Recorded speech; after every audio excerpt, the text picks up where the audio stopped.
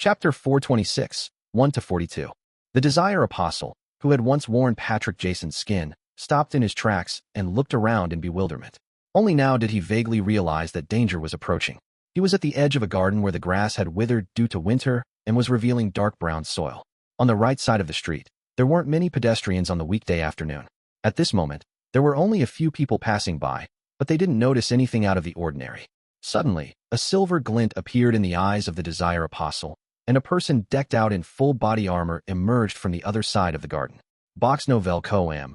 The armor was stained with congealed blood, diagonally from its left shoulder all the way down. It exuded a bewitching beauty and appeared to be extremely heavy. Every step it took slightly shook the ground. Upon seeing this blood-stained silver armor, the Desire Apostle felt as if he couldn't breathe properly, as if he had met his most terrifying nemesis. How are they here so quickly? They saw through my ruse so quickly? The Desire Apostle regained his calm and cold-bloodedness, fully focused on sensing the emotions and desires of the Beyonder inside the blood-stained silver armor. However, to his despair, the silver armor completely blocked his Beyonder powers. It was as if he had touched a rock, a piece of cold armor which had no one in it. The Desire Apostle had no choice but to raise his right hand, spreading out his giant bat wings, and bringing with it some blue flames that rapidly condensed. At that moment, a silver light flashed from his right palm, and his thumb fell to the ground. The wound was extremely clean. Amidst swooshing sounds and a flash of silver light, the remaining 9 fingers of the Desire Apostle were severed. The suitcase he was carrying also fell to the ground with a thud. The Desire Apostle's pupils immediately contracted to a needle point, and he flapped the pair of huge bat wings on his back to escape in another direction. The shadow under his feet shrank back without anyone realizing it, hiding in one spot. The Desire Apostle had only taken 2 steps when countless silver lights burst out from his body like blooming fireworks. The thick black liquid that covered his body splashed to the ground like raindrops.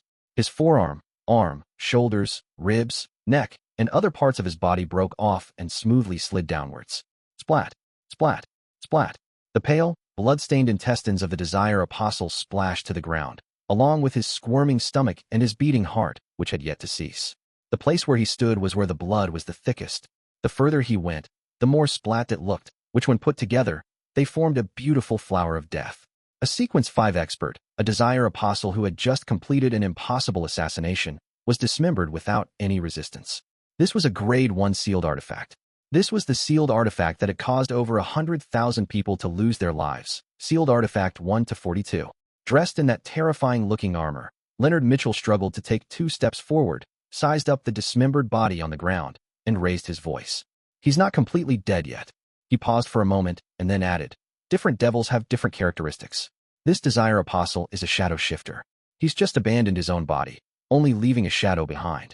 While Soul Assurer Soist instructed a number of Nighthawks and members of the machinery Hivemind to keep ordinary people at bay, he surveyed the scene and listened to Leonard. He took out his pocket watch and opened it. He asked with a serious expression, there's only 10 minutes left, is it enough? Don't force it. No problem. 1-42 has locked onto him. I can sense its excitement, Leonard said without hesitation. Soist spread his red-gloved fingers and said to the other Nighthawks, bring hot water with you, and follow Leonard closely. Once there are any problem, switch with him immediately and dig a bathtub on the spot. Also leave marks. The other team members, and I will quickly catch up. Tap, tap, tap. The blood-stained silver armor began running in pursuit. Despite looking heavy, it was incredulously fast. Soist watched as the few red gloves left before turning to look at a cancer. Deacon Bernard, take the rest of the machinery Hivemind members to that house. Watch the Duke's guards and anyone else that's alive at the scene. Watch. A cancer subconsciously returned with a question. Soist nodded seriously and said, how can the Desire Apostle be able to determine that the Duke would be coming to this house today, to the point of precisely pinpointing the time, and then perfectly luring the Spellsinger of God away? A cancer was instantly enlightened. Are you saying that a member of the Duke's guards or someone trusted by him is a partner of the Desire Apostle? Otherwise, there was no way that his timing could be that perfect. The so-called operation wouldn't have any chance of success otherwise. It can only be said that this is the most probable cause. We cannot eliminate the assumption that the Desire Apostle has a powerful clairvoyant. Soist didn't continue as he led a second batch of Nighthawks and followed the marks to reinforce the teammates up ahead. With a calm face, he led the rest of the machinery Hivemind back to the house of the Duke's mistress. He looked up at the pale sun behind the thin fog and knew that the situation in the whole of Backlund, and even the whole of the Lone Kingdom, or even the world would change because of what had happened today. In the darkness of the sewers, a shadow was advancing rapidly in a particular direction while clinging to the bottom of the stone wall. He wanted to take advantage of the fact that the blood-stained armor was tall and heavy, making it inconvenient for him to move around in certain narrow areas of the sewers, thus allowing him to shake him off his tail. Every time the shadow moved a certain distance forward, it would stop, frozen in place. His pitch-black surface continued to swell and solidify, as if it was trying to produce new flesh and blood, but due to a lack of materials, it failed miserably. The Desire Apostle let out a painful gasp, feeling that he could lose control at any moment in this state. After a short breather, he continued to run for his life, unable to afford the time to decrease the threat of the problem he faced. He was also afraid that the terrifying blood-stained silver armor would silently catch up with him. At the Quelag Club, Klein entered the lounge and took the newspapers to the toilet. He was afraid that the Desire Apostle would flee in advance, leaving potential danger for himself, Isengard Stanton, Kaslana, and the innocent private detectives. Therefore, he planned on heading above the gray fog to perform another divination to confirm the Desire Apostle's present situation and, thus, adopt a targeted strategy. After repeating the previous process of replacing himself with a paper figurine, he sat in the seat of the fool, conjuring Jason Barria's handkerchief and trying to divine his current location. In the dusky dream world, Klein saw the dark sewers. He saw a living shadow, and how his body seemingly appeared to fill itself with flesh and blood, only to constantly fail, as well as tiny black dust that kept being shed from his body. The scene climbed higher and arrived above ground, revealing a towering cathedral. Holy Wind Cathedral. Klein opened his closed eyes and understood the situation of the Desire Apostle. He hasn't been caught yet, but he seems to be heavily injured. His condition is in terrible shape, and it's filled with abnormalities. His suitcase is gone too. It must have been dropped when he was injured. Klein thought for a moment. Using divination, he recalled the map of Backlund and made it appear before his eyes. Similarly, he came up with a rough layout of Backlund's sewers.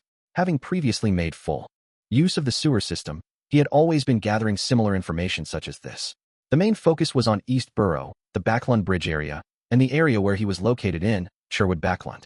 After some hard work, he had long completed the first stage of his plan of understanding the main layout of the sewer network.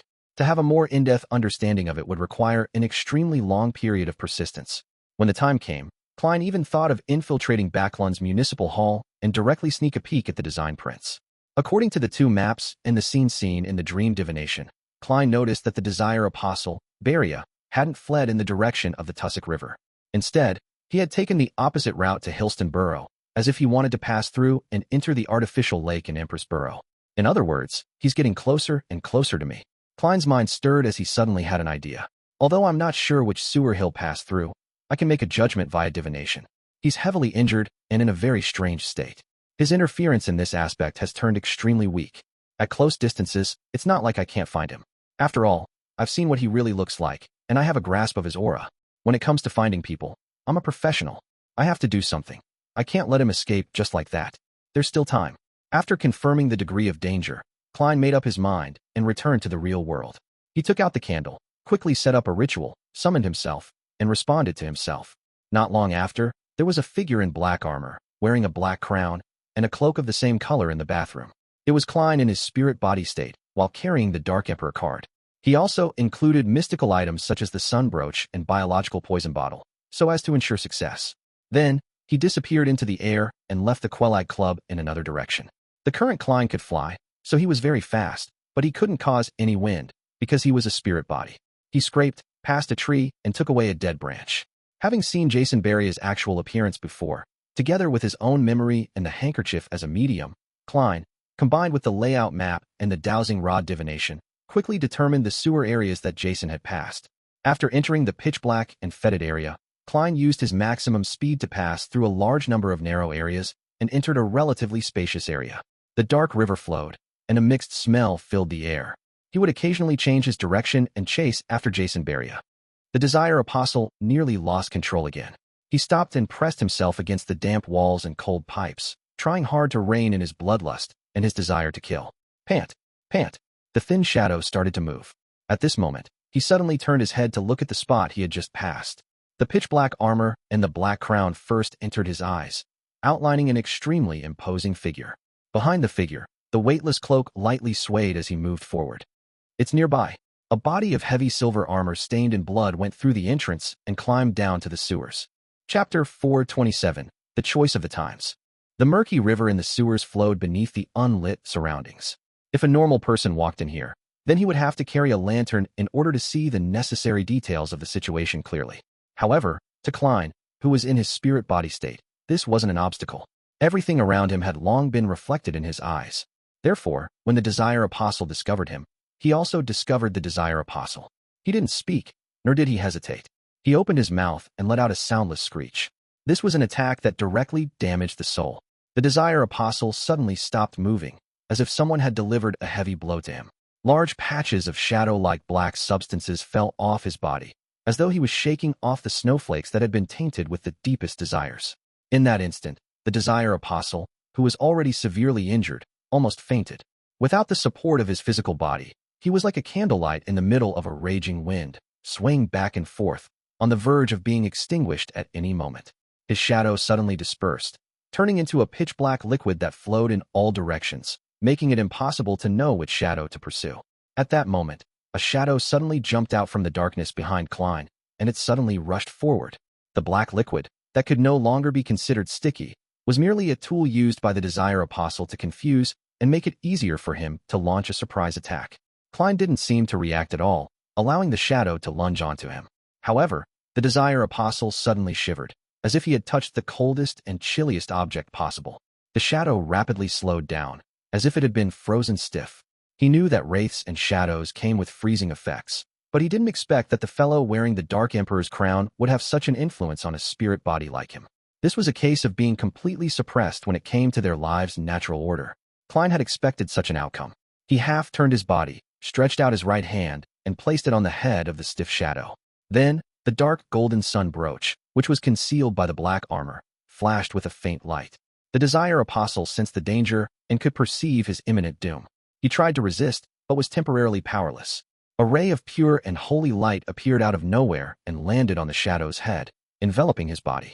The surroundings were suddenly illuminated as the black shadow struggled with all its might, but didn't stop evaporating. In just a blink of an eye, it had become abnormally thin, and its spirituality was filled with the radiance of the blazing sun and cries of indignation. Klein didn't give him a chance to catch his breath, and he summoned another pure and bright holy light. The feeling of daylight lasted for 2 seconds before the Desire Apostle fell to the ground, losing all signs of life. His body remained in his shadow state, thin as though it had no density. This Sequence 5 expert who had just assassinated a duke had died just like that. He didn't even have the time to pass on his last words. At the same time, Klein saw that the deceased spirit was on the verge of dissipating after suffering the blows. The Beyonder characteristic will take a while to appear. Should I mimic Miss Sharon by possessing the shadow and speeding up the process? But I don't know how. Klein began considering what to do next. Suddenly, he felt the ground tremble slightly. Relying on his spiritual intuition, he looked back at the place where he had passed by before. A tall, heavy silver armor was rushing over. Diagonally down from the left shoulder, it was stained with a large amount of solidified blood. Sealed Artifact 1-42. Klein's heart tightened. Without any hesitation, he wrapped the spirit of the Desire Apostle within him and ended the summoning. His original plan was that as long as the official Beyonders arrived, he would return immediately, even if he didn't manage to finish off the Desire Apostle, handing over the rest to them. The red glove in the blood-stained silver armor only saw a silhouette wearing a black crown and a similarly colored cloak before it disappeared without a trace. He narrowed his eyes, carefully examining the spot where the man had just been, and found the Desire Apostle who had lost his life. Clearing clues and destroying evidence, he said in a low voice. Tap, tap, tap. The red gloves who were behind him arrived one after the other. After returning above the gray fog, Klein wasn't in a hurry to channel the spirit. Instead, he directly left the mysterious space and returned to his body in the real world. He skillfully packed up the ritual items like the candles, and soon, the last traces were removed. After doing all of this, he once again created a double. He took 4 steps counterclockwise and arrived at the ancient palace above the gray fog. Here he could communicate directly with a remnant spirit, as a real spirit medium could do, without having to pray to anyone or use the help of a ritual. He had confirmed that when he communicated with Nimblewright Master Rosego's spirit, considering that the spirit of the Desire Apostle had been purified and might dissipate at any moment, Klein prepared himself to ask the relatively more important information. As for the potion formula for the Devil Pathway, he planned to consider it only at the end. In any case, even if he obtained it, he didn't plan on selling it, lest he would nurture a few cold-blooded serial murderers. Looking at the Desire Apostle with brown hair and brown, blank eyes, Klein emanated his spirituality and asked, "What were you plotting?" The Desire Apostle's connection had been completely severed off from the outside world by the gray fog, and could only reply in a muddled voice. "Assassinate Duke Negan." "Duke Negan? Him again? Who wants him dead so much?" Klein was stunned as he asked, "Did it succeed?" "Yes," the Desire Apostle answered calmly without giving any additional descriptions. In this state, he only replied to whatever he was asked. "Poor Duke Negan, the Lord of Storms wasn't able to protect you." Klein gestured the sign of the crimson moon on his chest. He didn't attempt to understand the details and directly asked, "Who instigated you to do so? Was it the organization that had commissioned Rear Admiral Hurricane Kalangos?" Klein recalled the assassination attempt. The Desire Apostle calmly said, "An organization, the most secret and ancient organization, most Beyonders don't know of its existence. Its members are said to have important figures in various fields, maybe the higher-ups of the various churches and militaries of different nations." Sounds familiar.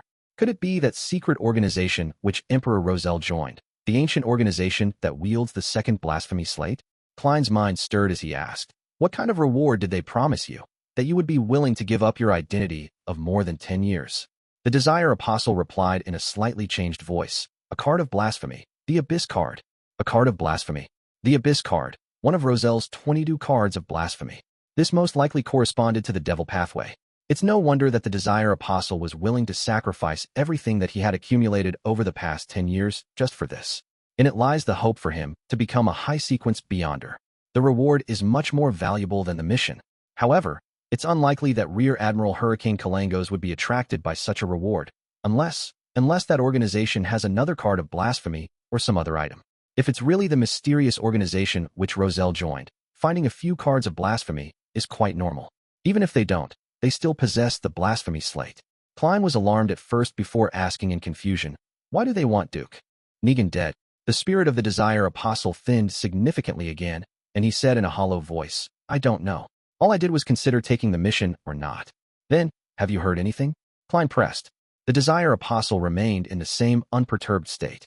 "I have heard that their purpose is the resurrection or awakening of the Creator. They interfere with the progress of history, making it fit their needs, in order to achieve their goals at a certain point in time. If the trend of the times aren't as they expect, then they will try their best to reverse it. Other than that, they just quietly watch from the sidelines, apathetic. Perhaps they wouldn't act or entrust something even once every few decades or centuries. A secret organization in the true sense of the word. It's consistent with Roselle's description of the powerful faction that secretly manipulates the world. It also seems related to the original creator." Seeing that the spirit body of the Desire Apostle was about to disappear, Klein quickly asked, "What is the name of that organization? How can they be contacted?" The Desire Apostle looked ahead emotionlessly, his figure quickly disintegrating.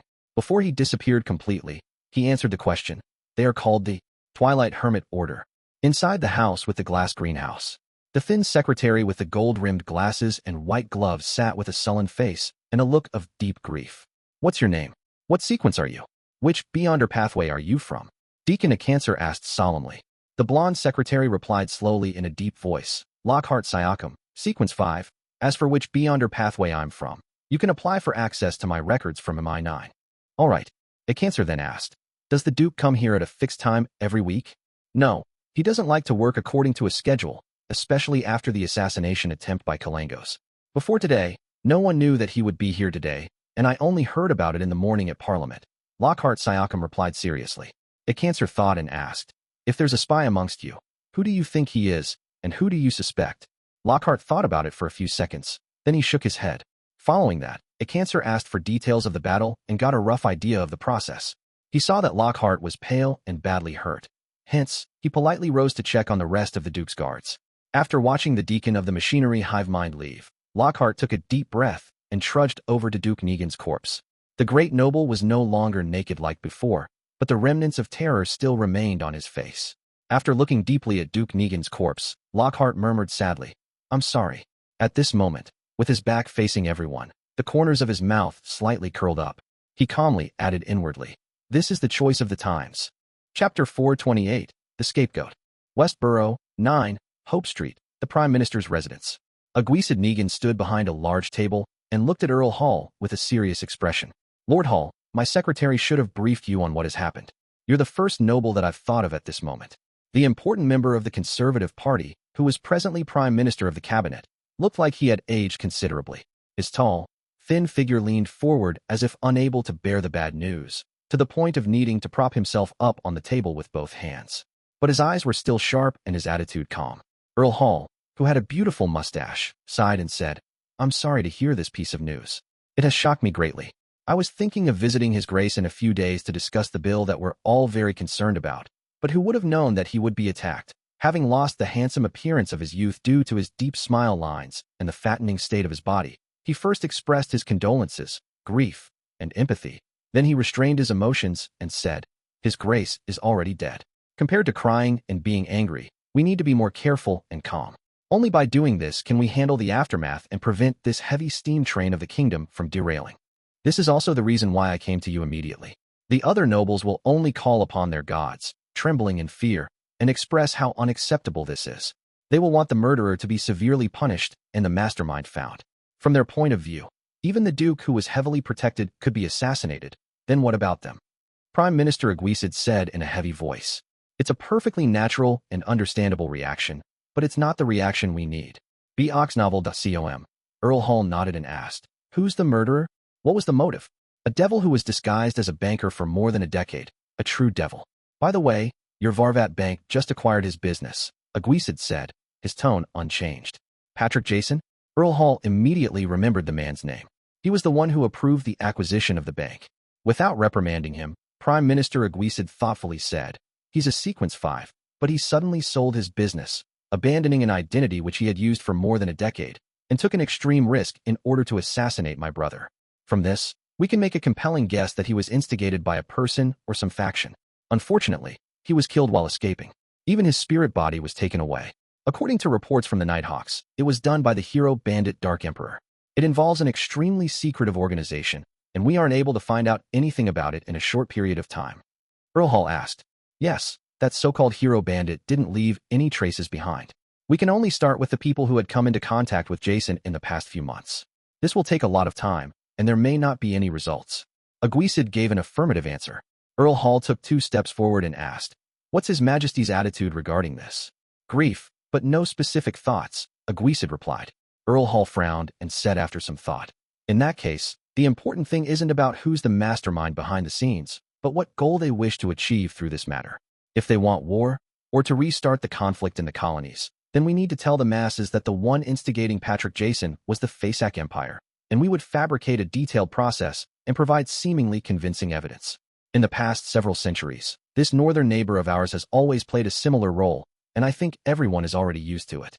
I don't think there's any doubt that it's very, very, very normal for the barbarians to do this sort of thing, and the masses will be afraid of them." Prime Minister Aguisid curled the corners of his lips, without intending to smile. "But we're making a series of changes that will take at least half of next year for us to stabilize before we have the ability to wage war." Earl Hall muttered to himself, "Then let's find a target that everyone will find acceptable. Hero bandit Dark Emperor is too mysterious, and likewise for the secret organization behind him. If it's made public just like that, it would definitely incur extreme panic. People are always afraid of the unknown. Yes, what about the Aurora Order?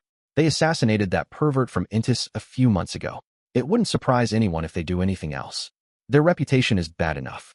Their situation has already been repeated by the papers numerous times, to the point of becoming a horror element or classic antagonist in many novels. Besides, it will effectively reduce the suspicions that others have on us. There will always be people that believe the previous assassination was us commissioning the Aurora Order. Also, while we're fighting against the illegal terrorist organization, let's clean up Backland. There are too many dangerous people hidden here." Aguisid answered tersely in agreement. "The Aurora Order isn't a bad target. We shall first use them as a target. When the next year comes, and we're ready, then we'll publish the results of the investigation, making an accusation that the one instigating the Aurora Order was the Fasak Empire.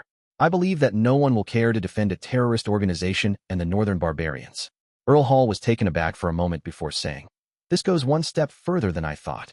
Without another word, Aguisid stood up and said, "I'm going to meet His Majesty now." Having said that, he looked at Earl Hall. "You have to be careful of your safety too.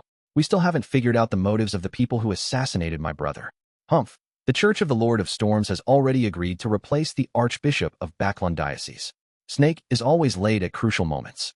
The believers of the storm are always irritable, irascible, stubborn, conceited, and easily maneuvered by others. Don't be prejudiced. For example, Lumi is very intelligent. Earl Hall let out a low laugh, and then he tapped his chest 4 times. Thank you, the goddess will protect me. The Twilight Hermit Order sounds very imposing. Returning to the real world, Klein stood up and pressed the mechanical button for the toilet. He walked out of the bathroom amidst the sound of running water and thought about the information he had just received from spirit channeling. He suspected that Twilight Hermit Order was the ancient organization with the second blasphemy slate, which Emperor Roselle had joined. To choose to have someone assassinate Duke Negan for the sake of a so-called historical process sounds a little absurd, but it also seems to make sense. Their goal is to revive or awaken the original creator. This is similar to the City of Silver's belief. Little Sun and company have never believed that the creator is dead. They can only accept that he has abandoned that piece of land and has been trying to get a response from him. Klein paced back and forth, letting his thoughts wander. After an unknown amount of time, he suddenly heard knocking on the door. It wasn't an attendant or maid from the Twilight Club, but the bespectacled Carlson, one of the machinery Hivemind members whom Klein had seen before. How did you get in? Klein asked deliberately. When Carlson saw that he was indeed in the room, he relaxed a little. Seeing that no one was around, he smiled. As a Beyonder, we often have all sorts of methods. He received news from Deacon of Cancer, learning of the Desire Apostle's death, and came to confirm my situation. As for my performance, it's rather successful. My illusion of a living person wasn't exposed, and I successfully pulled the wool over everyone's eyes. Klein's heart had stirred and said, "Your expression tells me that there's good news?" "Yes, Patrick Jason Beria has been killed. You're safe and no longer need to be protected by us," Carlson said honestly. Such feedback made Klein feel the potion inside his body to seemingly accelerate its digestion. Surprised and delighted, he asked, "Are you sure?" "Yes." Carlson gave an affirmative answer. "That's great," Klein said happily. Carlson looked at him and complimented him wholeheartedly. "Your detective instincts and logical thinking have given us a great deal of help. The deacon wrote that after this matter is over, a reward will be given to you in secret. Probably about £1,000. £1,000. Not bad, very generous. However, even if the bills in Jason's suitcase were of £5 or £1 denominations, and even if his jewelry isn't too expensive, it should still add up to about £50,000, right? Ma'am Mary of the National Atmospheric Pollution Council is probably worth that much if one counts her shares in the coin company. Yes, Jason's accomplice in luring Spellsinger of God away had probably taken some of the money. The remaining amount is probably around £20,000 to £30,000, but that's still nothing £1,000 can compare with. What a pity. I can't think of it that way. Maybe Jason's accomplice took all the wealth ahead of time. Klein felt a wave of disappointment and joy, and the reward from the machinery Hivemind was even more proof of the success of his performance during this period of time. It made him feel like he was only one step away from completely digesting the potion. This is something I should do. After all, the person being threatened is me. Klein smiled. He wasn't worried about retaliation from Jason's accomplice, because revenge was only a ruse. More importantly, he would be a Sequence 6 by then. Carlson nudged his glasses and said thoughtfully, "Sherlock, you're also a believer of God. We hope to establish a good relationship with you. In the future, you can inform us of whatever you encounter and gather." This is them developing me into an informant of the machinery Hivemind.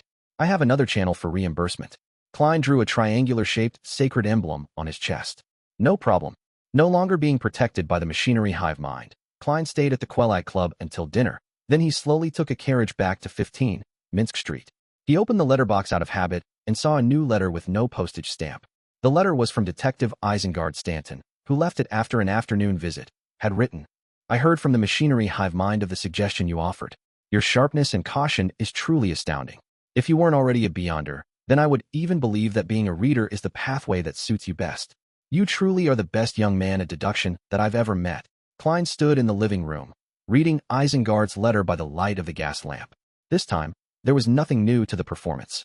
It was done step by step and conformed to the past performances. It didn't even have much of an effect, but there were enough people in the audience, and all of them were by my side, which allowed me to get feedback directly. Klein held on to the letter as he reflected over the matter. He half closed his eyes and felt something inside his body rapidly disintegrating and dissipating. Numerous illusory stars around him seemed to appear, and he could only feel a very weak attraction from the resplendent stars. On the last month of 1349, his magician potion was finally digested. Chapter 429, Various Parties. The street lamps at night illuminated the wet ground, which was sent splashing by the occasional horse carriage that passed by. Backlund was located in the middle of the kingdom, only dozens of kilometers from the Sonia Sea, and it rained frequently all year round. The highest temperature in July was only 28 degrees Celsius, and the lowest was around 2 degrees Celsius in winter. The weather seldom had a chance of dropping to 0 or lower, but this didn't stop people from feeling the cold here. Even the northerners from Fasak, who were used to living in ice and snow, sometimes couldn't bear the humidity that penetrated through their clothing and flesh. Klein stood behind the oriel window in a room which didn't have its fireplace lit. He looked at the tranquil scene outside and felt relaxed in his body, heart, and soul. As long as he gathered the ingredients and concocted the potion, he could immediately advance to sequence 6, becoming a faceless. The magician potion has been completely digested. The Desire Apostle was personally finished off by me, and he failed to escape. The Aurora Order's search of the Fool's believers is still going in circles. Apart from Mr. Azek being pursued by an unknown faction and the problem of the potion ingredients, I'm temporarily not troubled by anything. Klein leaned his body forward and took in a breath of air. He then looked at the fog that had condensed on the windows. The reason why he had risked his life to intercept the Desire Apostle was because he was afraid that the other party would have other plans and, thus, smoothly escape from the pursuit of the official Beyonders. At that time, he might be remembered for his crucial advice and be avenged afterwards. As a cold-blooded, a devil was unlikely to take the risk of avenging his comrades, but that didn't mean that they wouldn't choose to vent their anger on someone who nearly caused their death. This operation was definitely necessary. Perhaps someone from the Twilight Hermit Order is somewhere receiving him.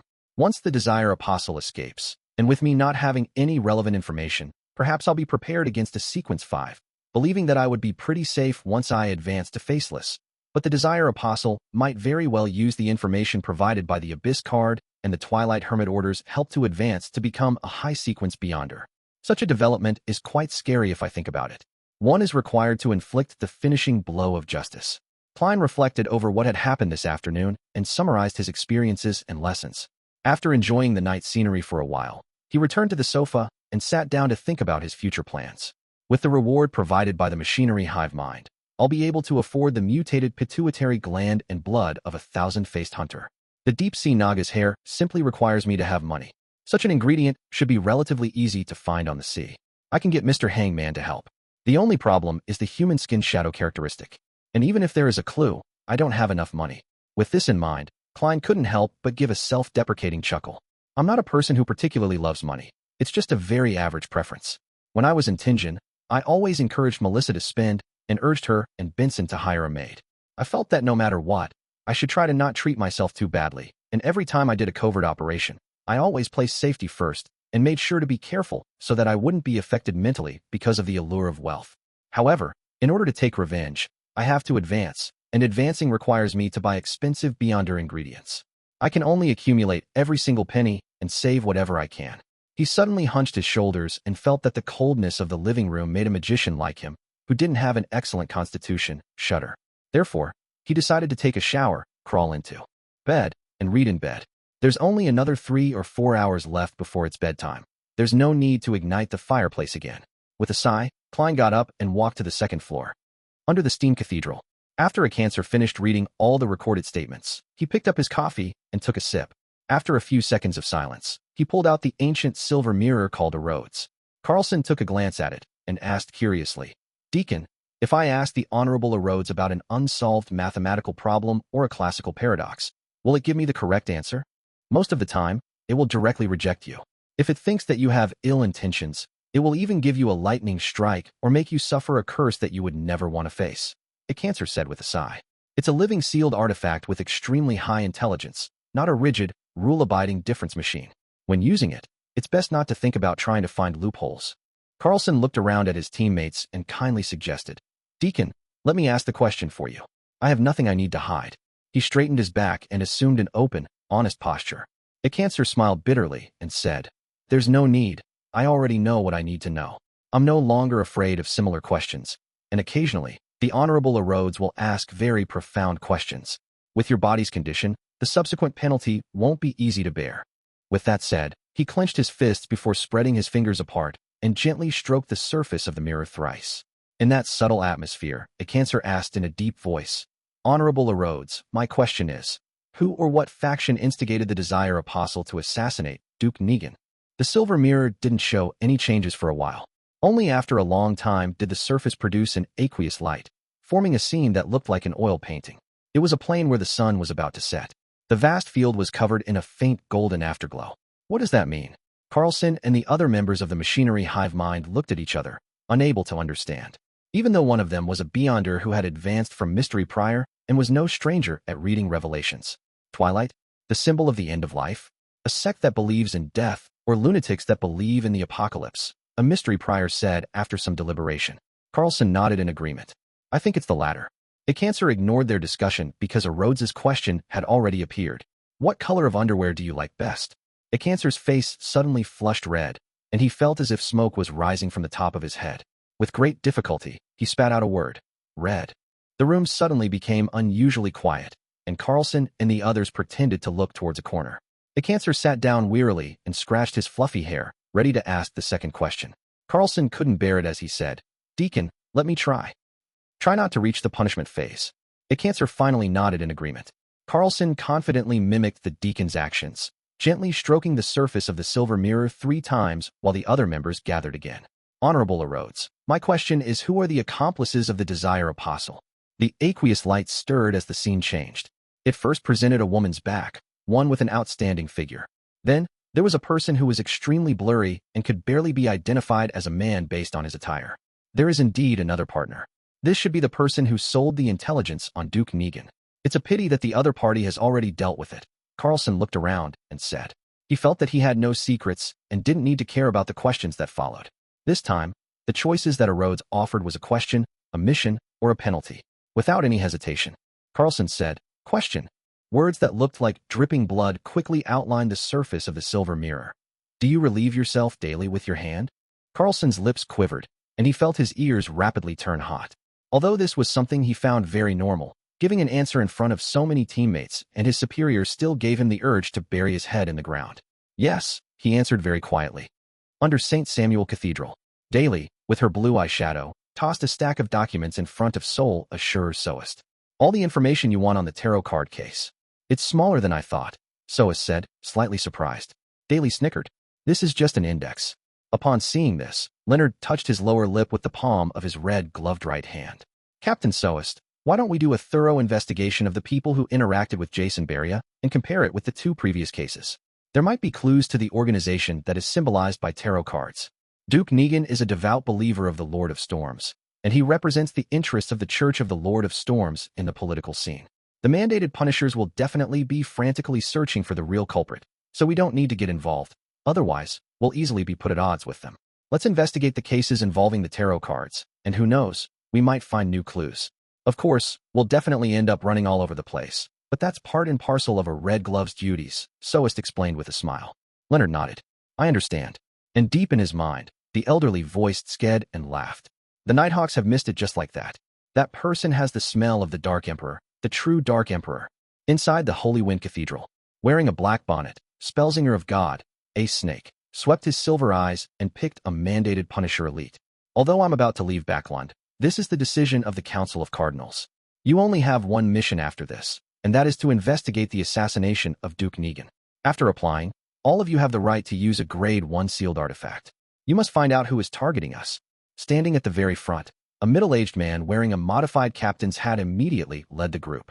He clenched his fist and lightly tapped his chest. As you command, Your Eminence. He was lean and had no particularly outstanding features, but there was an anchor tattoo on his neck.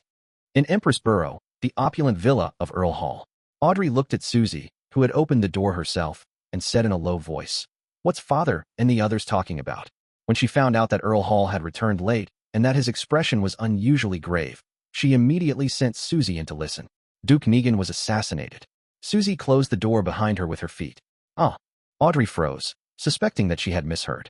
Although she had already experienced an assassination attempt on Duke Negan, she had never thought that this powerful noble would actually die. It's true. Susie gave an affirmative answer. Audrey instantly felt a little blank, finding it a little surreal. How could such a powerful noble, a person of flesh and blood, capable of speaking and laughing, the Duke who had given her a piece of land, die just like that? Suddenly, she felt the cruelty and coldness of the adult world. Who did it? Audrey asked subconsciously. A Sequence 5 devil, Sequence answered quickly. But he has already been silenced by the so-called hero bandit Dark Emperor. Ah. Audrey was stunned once again. How could it be the hero bandit Dark Emperor? How could it be Mr. Fool's adorer? He helped me resolve the problem of Duke Negan's previous assassination. This is a complete contradiction. Audrey immediately told Susie to eavesdrop again while she locked the door behind her and sat at the edge of her bed, praying to Mr. Fool. After she had finished reciting his honorific name and had described the assassination of Duke Negan, she asked with great trust, "Was your adorer present there?" After a while, she saw the endless gray fog and heard the voice of the fool. "Yes, he's looking for the organization that directed the Desire Apostle." As expected, it wasn't arranged by Mr. Fool. Was the reason why he had his adorer stop Kalangos last time also because of that organization that's pulling the strings behind the scenes? Audrey relaxed and asked curiously, "What organization is that? For it to gain your attention." A second later, she heard Mr. Fool reply in an unperturbed manner, "Twilight Hermit Order." Chapter 430, A Brand New Day. Twilight Hermit Order. What kind of organization is it? Why haven't I heard of it? When Mr. Hanged Man was filling me in on the general knowledge of the various factions, he didn't even mention anything about this. Audrey was both surprised and confused. As the gray fog faded away, Mr. Fool's aloof figure had vanished. Her eyes darted around as she quickly made a guess. This organization known as the Twilight Hermit Order sounds even more powerful and mysterious than the other underground powers such as the Aurora Order and the Life School of Thought. It's so unknown that even the knowledgeable and experienced Mr. Hanged Man, who's closely related to the Church of the Lord of Storms, doesn't know of its existence. And their plot was directed at a powerful noble of the kingdom, one of the most powerful people in the world. They might be the observers hidden in the deepest depths of the Beyonder world, the true controllers. They influenced the situation of the northern and southern continents, so it's no wonder that they would be noticed by Mr. Fool. The last time Mr. Hanged Man successfully got his adorer to help wasn't because the promised reward was sufficiently high, but because Mr. Fool himself was targeting Twilight Hermit Order. This organization is as mysterious as our tarot club. Audrey, for some inexplicable reason, became a little excited, and this diluted the impact Duke Negan's assassination had on her. There definitely aren't a lot of Beyonders who know of the existence of the Twilight Hermit Order, and I'm one of them, and we, the Tarot Club, are targeting them. Audrey stood up and walked to the full-body mirror in front of her. She raised her chin slightly, showing an abnormally beautiful angle. Staring at the girl in the mirror, Audrey slowly calmed down. This was the first time she felt it was imperative that she quickly raised her sequence. Even Duke Negan, a Beyonder under tremendous amounts of protection, can be assassinated, let alone Father who's just an ordinary person. Although based on the family vault situation, there are definitely many Beyonders in the family, and the Church of the Goddess will also provide additional protection. However, this doesn't ease my heart. Duke Negan's guards aren't any weaker than what we have. All the best, Audrey. Get to sequence 7 as soon as possible, then sequence 6, and then hide in the darkness. I'll be my father, mother, and brother's last line of defense. The capital of the Rorstad Archipelago, the city of generosity. The Blue Avenger was once again passing by, moored at the port, giving sailors a chance to indulge and vent. Alger Wilson changed into a robe embroidered with storm patterns and went to the largest cathedral on the archipelago, the Cathedral of Waves. It was classical in style, and it mostly used stone pillars and arch structures, and it had a towering dome and 2 clock towers. In the early days of colonization, the pioneers often had no time to build a cathedral, which brought about very serious consequences for them. Surrounded by tribes, jungles, and ancient buildings, they would often die mysteriously in great numbers for no reason at all, even after they had conquered the region. This situation, which had caused a great panic, gradually deteriorated after the cathedrals of the various churches were built, becoming something that happened only once in a while. Standing in front of the cathedral, Alger was in no hurry to enter. Instead, he looked through the narrow windows at the dark and mysterious atmosphere and the warm candlelight that illuminated the activity area. A few seconds later, he entered the grand prayer hall, clenched his right fist, and struck his left chest. He turned to the bishop facing him and said, "May the storm be with you.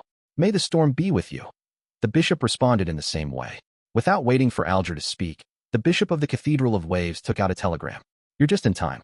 The Council of Cardinals has issued orders. Read it before praying." "What orders?"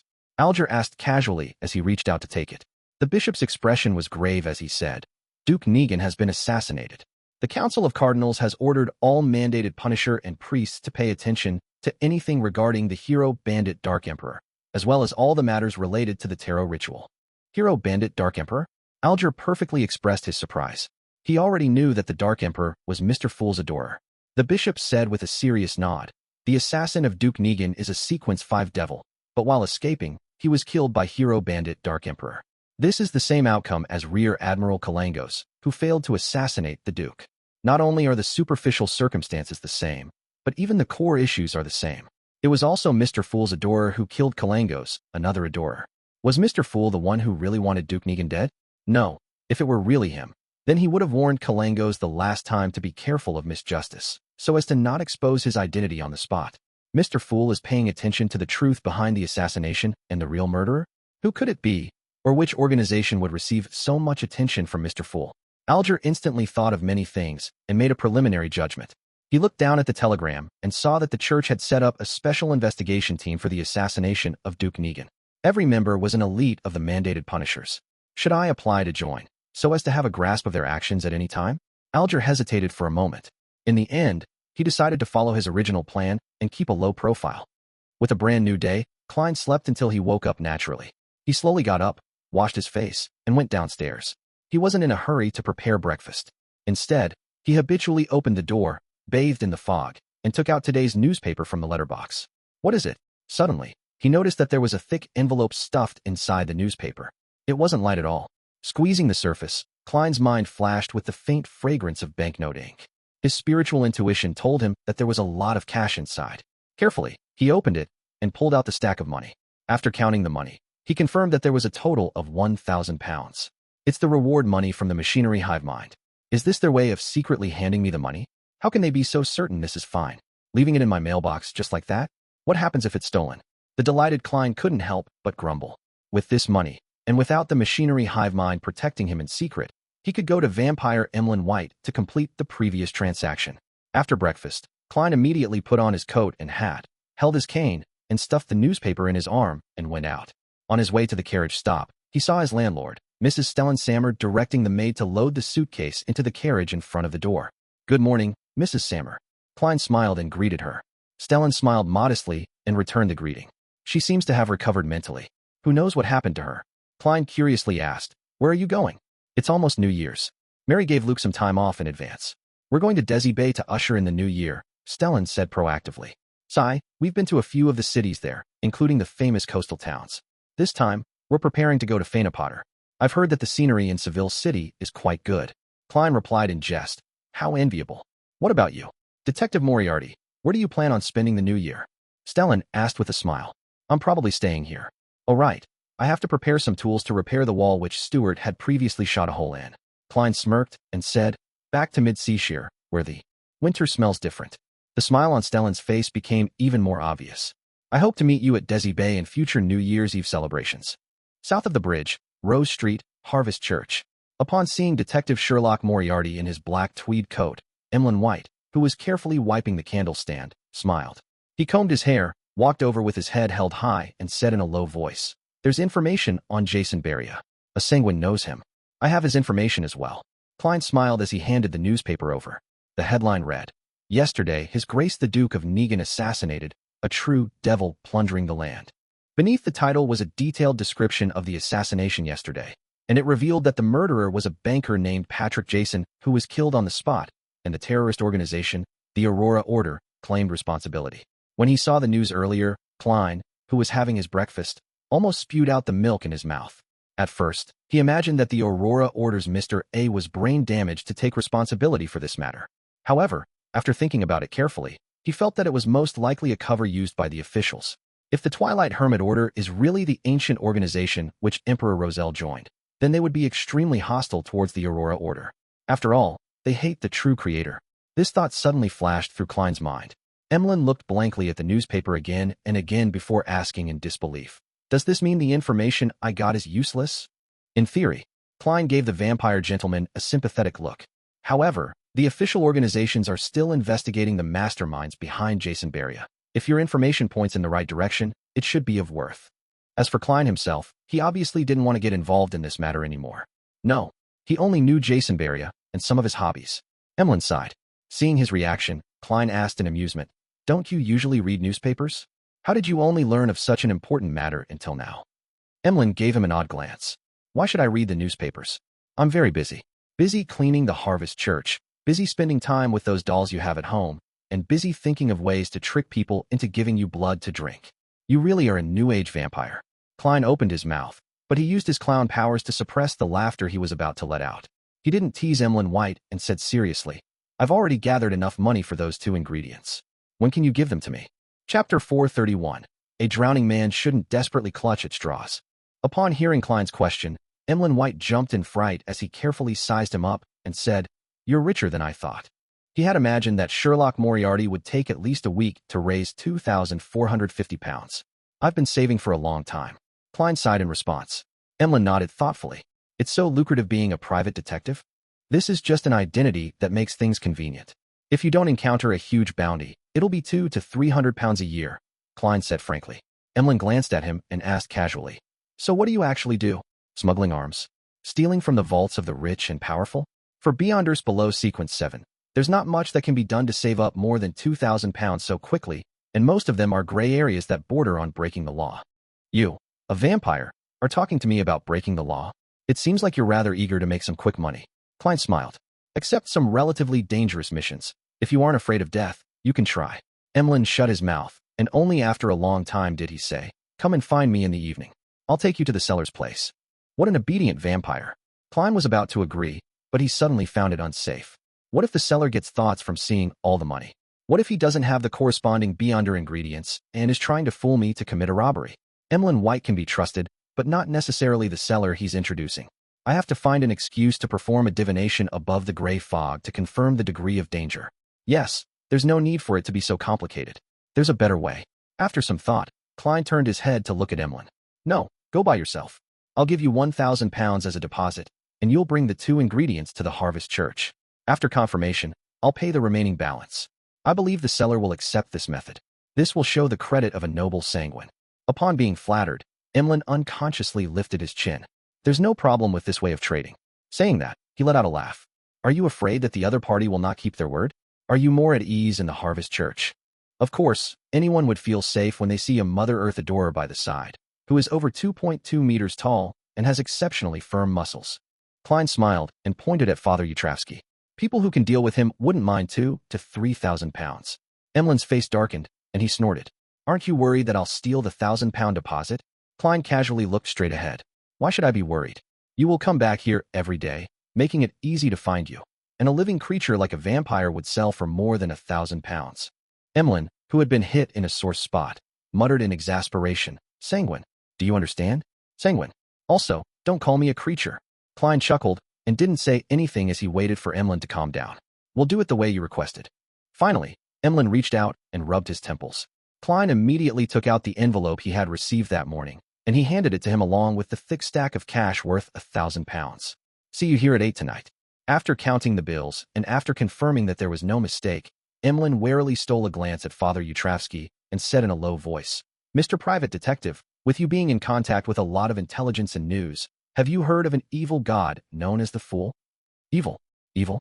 UF." Inwardly, Klein nearly threw out a profanity. He answered with the most normal expression, "Many people are searching for believers of the Fool recently. Are you planning on joining their ranks to obtain the relevant bounty?" Emlyn sighed and said, "No, I'm only considering whether I should ask this evil god or the evil soul to help me dispel the psychological cue. As you know, the rumors going around include his specific honorific name, and as long as it's converted into Hermes or Ancient Hermes, it's possible to get a response. What do you know about him? How much harm will he bring to his believers? Will he forcefully change the believers' views? Although it points to me, I still have to say, my dear vampire friend, you are like a drowning man desperately clutching at straws." Feeling mixed emotions, Klein said, "The Fool is very mysterious. Up to this day, apart from the news you already know, no one knows of his detailed situation. For example, how vast his clergy is, or what sort of corresponding prayer rituals there are. What puzzles me is that you aren't considering the 2 of your Sanguine's ancestor, the ancient goddess Lilith. As long as the ritual is correct and the offerings are appropriate, she will help you dispel the psychological cue." Emlyn leaned back slightly and stared straight ahead, saying nothing for several seconds. He seemed to instantly become sullen. After a brief moment of silence, he said in a low voice, "Before the cataclysm, the ancestor had already rarely responded to prayers. Only certain special circumstances allowed us to get her help. This does not include the removal of a psychological cue. In the legends of the City of Silver, the ancient goddess, Lilith, who represented the moon, had already had her authority taken back by the awakened creator, or perhaps she had fallen in some battle among the gods earlier on. Then, who is the one occasionally responding to the Sanguine's pleas? The primordial moon?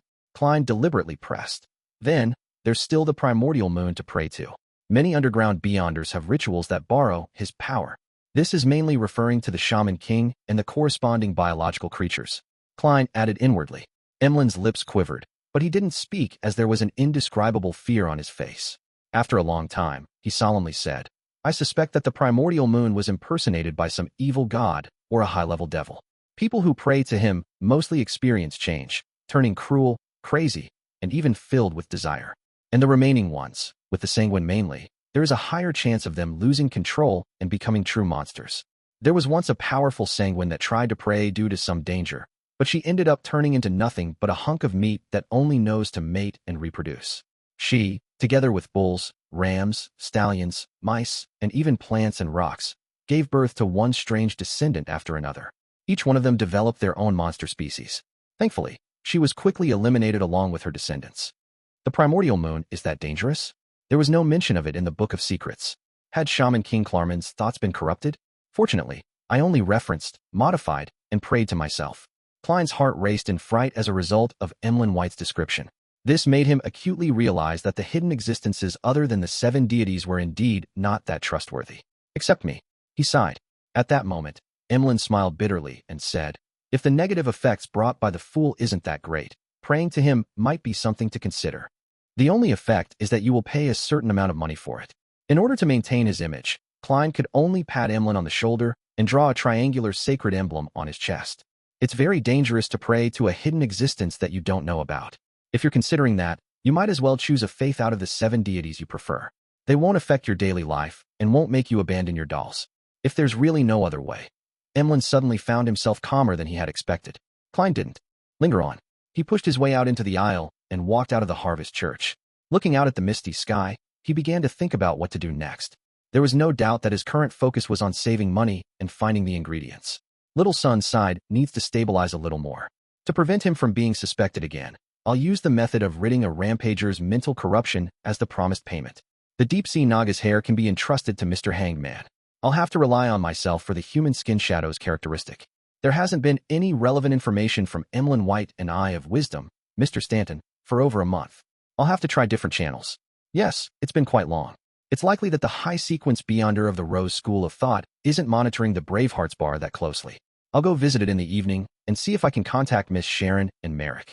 Klein quickly had an idea. In order to go to Bravehearts bar, he had to first go to East Borough and change his workers' clothes in the one-bedroom apartment he also rented on Black Palm Street. As he thought of this, he walked towards the carriage stop on the opposite side of the road. West Borough, inside Grim Cemetery. Furs Wall, who was dressed in a black veiled hat, quietly walked beside Dorian Gray, a member of the Abraham family. She had accompanied him to place flowers on Lawrence, Eliza, and company's graves. While walking silently, her thoughts were completely focused on the beyonder ingredient, the Spirit Eater's stomach pouch. She knew that she had already digested the apprentice potion, and as long as she could get the Spirit Eater's stomach pouch, she would become a trickmaster. However, she ultimately lacked the clues related to it, and the son, that she had the most expectations of being able to help her, didn't dare to hold a ritual or invite friends to hunt Spirit Eaters because of what had happened before. In order to advance as quickly as possible and escape the curse of the full moon, she had even asked Mr. Fool for help, hoping that his adorers could help her find the ingredients. In the process, she revealed that she had published her new book and was about to receive a fixed fee for the book, in order to prove that she had sufficient power to purchase it. She didn't fear that her real identity would be known by Mr. Fool, because she believed that Mr. Fool clearly knew it. In the secluded, quiet, and cold environment, Furs and Dorian stopped at Lawrence's grave. Looking at the photo taken after his death and reading the epitaph, he's a good teacher. Dorian Gray remained silent for a long time before sighing. How ironic, why? Furs asked in surprise. She had heard Lawrence mention that he was a public school teacher in Constant City, Mid-Seashire, and that was why she had used such an epitaph. This has nothing to do with you. It has to do with our family. Dorian gave a self-deprecating laugh and bent down to put down the flowers. After straightening his body, he looked straight ahead and suddenly spoke out. Furs, do you want to become a beyonder? The kind I described in my letter. Chapter 432, Contracted Creatures. Dorian Gray's question didn't surprise Furs at all. She had been prepared after keeping in contact with him for the past month, and she had even asked the experienced Mr. Hangman at the Tarot Club to decide what kind of expression and reaction she should use when faced with the question. Are there really such beyonders? Furs asked in surprise. Dorian gently nodded. Yes. He looked around to make sure that there was no one around. Then he walked up to a tree with fallen leaves and pressed his hand on it. Dorian's figure suddenly blurred, as if turning into a reflection in the water. When it was clear, he had already appeared behind the tree, his posture unchanging. Oh God, that's really amazing. Remembering the teachings of Mr. Hanged Man and Miss Justice, her mouth opened in a semicircle as she exclaimed. Dorian walked back, smiled, and asked, "Do you want to become such a beyonder?" Furs fell silent for a moment before she answered him, excitedly. Yes. Now that she was finally going to be a periphery member of the Abraham family, many things would be much easier for her in the future. Her heart was filled with genuine joy. Dorian laughed before turning his expression grave, asking in all seriousness, "Are you willing to be my student?" Furs nodded. Yes. Dorian let out a sigh of relief and then made a self-deprecating comment. "I'm not a good teacher. I even taught there's no need to mention the past anymore. In short, don't hold too high of an expectation." After considering it over this period of time, he had decided to learn from his previous experiences and lessons. He didn't tell Furs the situation regarding the Abraham family and only treated their relationship as one of teacher and student. That way, he didn't have to worry about the other party coveting his family's few remaining mystical items. "No, your explanations of mysticism are excellent. Really, Mr. Gray." "No, teacher." Furs quickly confirmed the relationship between them. Dorian looked at the tombstone, shook his head, and exhaled. "I wasn't planning on taking in any more students, but your noble character infected me. If nothing unexpected happens, I can give you the corresponding potion today." "Today?" Furs asked, surprised. Back when she went to Backlund Station to pick up Dorian Gray, she noticed that he was carrying only a very small suitcase, barely enough for a change of clothes. There was no evidence that he had any beyonder ingredients on him. Does he have his own resources and channels in Backlund, ones that belong to the Abraham family? Furs made a vague guess. Her original plan was to rely on the inconvenience of the distance between them to sell off the beyonder ingredients for the apprentice potion, and then tell him that she had successfully advanced to become a beyonder. This way, she was able to obtain a considerable amount of cash, as well as to avoid the tragic consequence of taking the apprentice potion again and having to spend time to digest it. Yes. Without explaining, Dorian pointed in the other direction. "Let's go see Labero and Alisa first." Taking a turn, they left Grimm Cemetery and returned to the house in Sherwood Borough which Furs and Zio had rented. For the past month or so, Zio, who had advanced to sheriff, had been leaving early and returning late every day in order to pay off her heavy debts.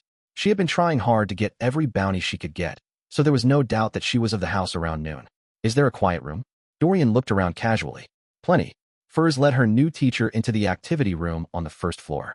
Dorian circled the room, checked the surroundings, and then asked Furs to light a candle mixed with a piece of dark red sandalwood. He closed the door and drew the curtains. He walked to the candle and took out 2 bottles of essential oil and some common herbal powders. Holding a ritual? Shouldn't there be 3 candles? Furs curiously watched from the side and didn't rashly open her mouth, as if she was stunned by the atmosphere. After finishing the first part of the ritual, Dorian took a step back and, with a serious expression, switched to the language of ancient Hermes. I summon in my name. Special spirit bodies roaming the upper realms, the void creature that loves music, Dorian Gray, Abraham's contract companion." Whoosh. There was a sudden gust of wind in the activity room, and with a sobbing voice, the flickering candle flames were tinged with a deep blue hue. The rings of light quickly spread out, forming a door that was beyond the concept of normality. A ball of semi-illusory and half-corporeal objects flew out from the bottom of the circle of light. Its entire body was colored a milky white. There were no eyes, nose, arms, or legs around it. Only an opening which resembled a mouth cracked open over its surface. Dorian grinned, opened his mouth, and began to hum a gentle folk lullaby. The ball swayed left and right, appearing extremely satisfied. After he finished humming, Dorian extended his hand. "Malmouth, give me the items that I deposited with you the day before yesterday." The ball jumped up and down as its body suddenly swelled while it opened its mouth extremely wide. Then, it spat out 2 beyonder ingredients which had strange lusters to them. To think that can be done. Furs stared in surprise. Dorian caught the apprentice potion's main ingredients, canceled the summoning, and ended the ritual. He turned his head and smiled at Furs. Even in the spirit world, void creatures like Malmouth are extremely rare. Under normal circumstances, summoning rituals will not point to them. An elder of a sufficiently high sequence must enter the spirit world and, after a long period of searching, make a contract with one of them. That way, it will allow subsequent descendants to complete a summoning ritual with their corresponding name. After the void creature arrives, a new contract can be made, making them closely connected to oneself and no longer summonable by others. So that's how it is. That sounds interesting, Furs said from the bottom of her heart. She couldn't help but look forward to the future. If I don't consider the curse of the full moon, or how ordinary beyonders are being suppressed and constantly facing danger, exploring this wonderful world would be the most delightful thing.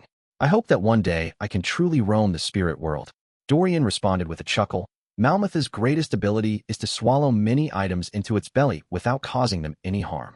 It's the equivalent of a mobile, hidden warehouse that almost no one can find. Of course, it can't store too much as its stomach has limited space. Also, it doesn't like people without talent in music.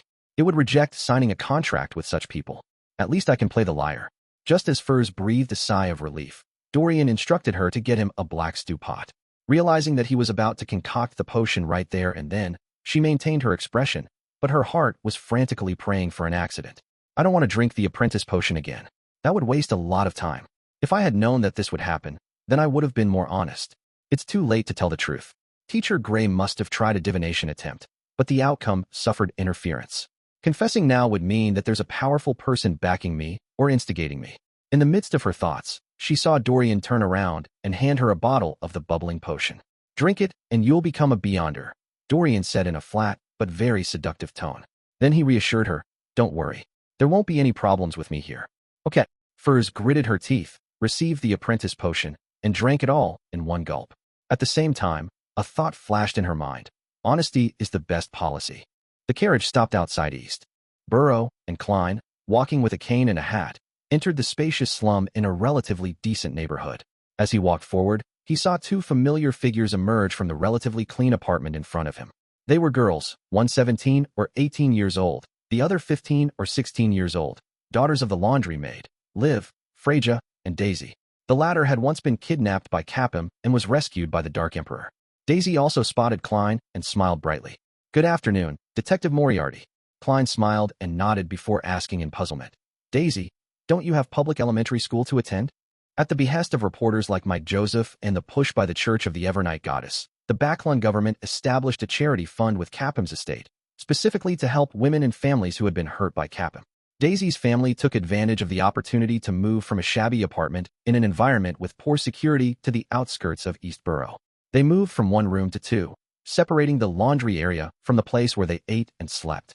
In addition, Daisy received a bursary for attending a public elementary school, and she was delighted that the charity fund was responsible for her tuition and meals costing 3 pence a week. What puzzled Klein was that the public elementary school only had breaks on Sundays, so Daisy wasn't supposed to be here at this time. The school is very close. I took advantage of the afternoon break to return and help Freja bring the washed and dried laundry to a client. She and Mother can't handle the workload, Daisy answered frankly. The immediate effect of her going to school was that the amount of laundry which Liv and Freja could do every day decreased, obviously lowering their family income. If it wasn't for Mike's help applying for a grant from the charity, then they wouldn't be able to maintain their present lives. Therefore, there was no doubt that Freja wouldn't be able to enter a public elementary school, and when Daisy and Klein talked about it, her eyes were filled with unconcealed envy and pain. Despite not even being 18 years old yet, all she could do was silently watch her sister attend school.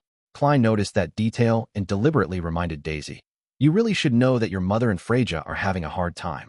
Treat them well. Daisy nodded seriously and said, I've thought about it. When things settle down, I'll teach Freja what I learned during the day at night and on Sundays. I'll be her only tutor. Freja's eyes suddenly blinked, and she couldn't help lowering her head. Good, very good. Klein praised her before bidding them farewell in a good mood, and he turned to another street. He went to Black Palm Street to change out of his worker clothes, and just after he left the apartment where he was renting a room from, he saw an old middle-aged man walk over. He asked with a kind face, Sir, have you heard of the original creator? Chapter 433, Intelligence Peddler. The original creator? Klein was stunned for a moment, and then he immediately thought of the intelligence that old Kohler had previously given him. Recently, there had been people preaching the faith of the original creator in East Borough, the dock area, and the factory district. It pushed the belief that he hadn't really passed away and that he existed in the body of every human being and every object. As long as one served him wholeheartedly and praised him, then not only would his believers be redeemed after death, but they would also enter his kingdom. They would also suffer tremendous improvements in their present life, for instance, having sizzling meat to eat every day.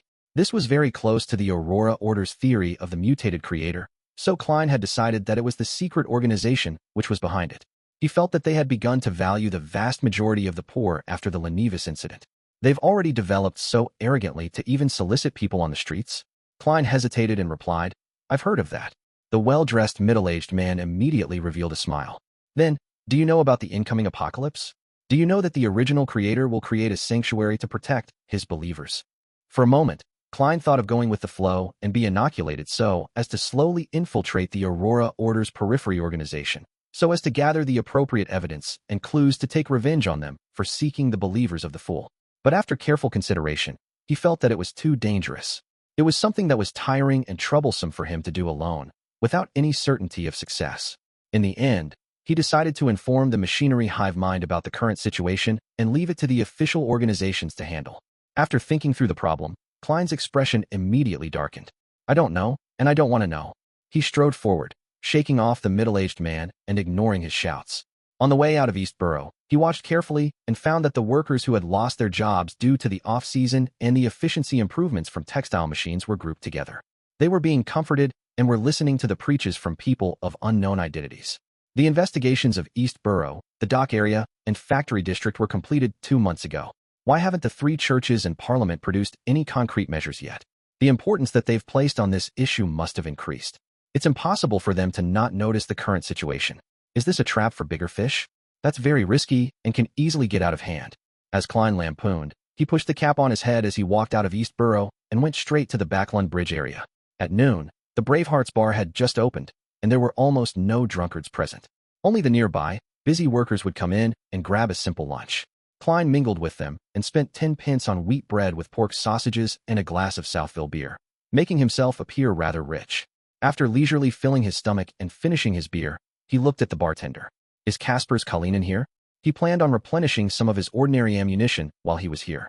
The bartender glanced at him. It seems like you haven't been here in a while. Kasper's is dead. It said that he was a little restless while sleeping at night, wrapping himself in a tight bundle and suffocating himself in the end. Haha, I don't really believe that kind of thing would happen. I've only heard about such things in ghost stories, but that's what those black and white dogs say. Black and white dogs were referring to the police who wore black and white checked uniforms. Suffocating himself to death? That sounds like mysticism. Was it because the Rose School of Thought's high-sequence beyonder was unable to find Miss Sharon and Merrick, and thus, they chose to kill someone to vent their anger? Where's the bearing of being a high-sequence beyonder? In that case, Kasper's wasn't able to contact Miss Sharon. Perhaps they've already left Backlund. Kasper's wasn't prepared for the dangers of the beyonder world. If it were me, I wouldn't have returned to the Bravehearts bar. I would have taken all the money I saved up and go to another city for a change in environment. However, under normal circumstances, a high-sequence beyonder wouldn't specially deal with such ordinary people. At most, they would force a mediumship ritual without considering the aftereffects, as expected of the self-indulgent Rose School of Thought. To think a high-sequence beyonder would actually do such a thing. While feeling surprised, Klein also felt pity for the black market arms dealer. The bartender wiped a cup and continued. If you wish to buy some stuff, there's a new dealer. Who? Klein asked in passing. Old man. He's in billiard room 3. The bartender said without looking up. Klein immediately stood up, slowly walked towards that familiar place, and knocked on the unlocked door. Come in.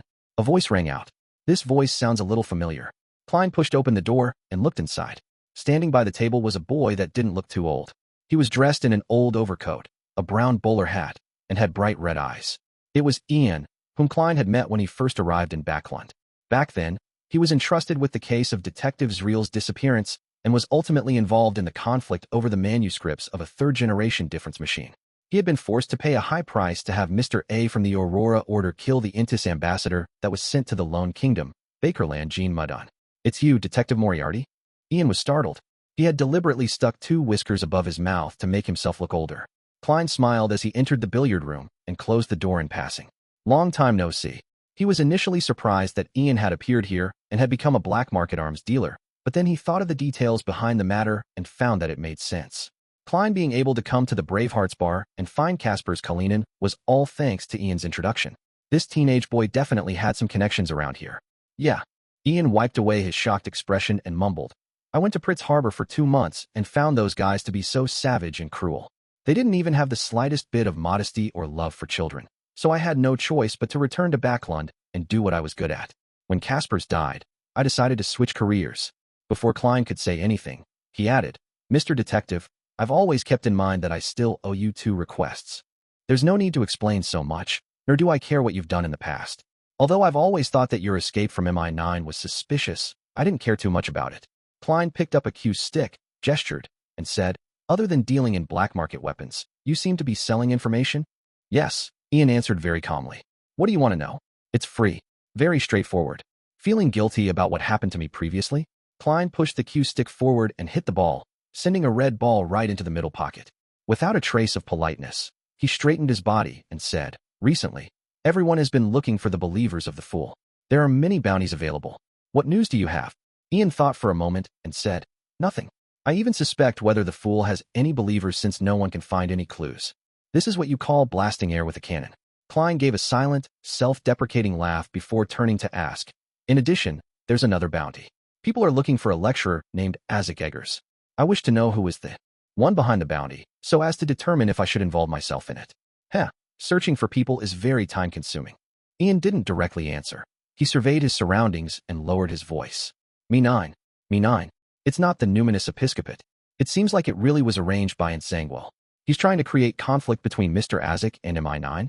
Perhaps he knows some secret that he shouldn't be aware of? A series of thoughts flashed through Klein's mind. Finally, he smiled and said, looks like I don't have to worry about the bounty being false, but I'm afraid that the circumstances as to why Isaac Eggers is being pursued by MI9 is because he knows some secret.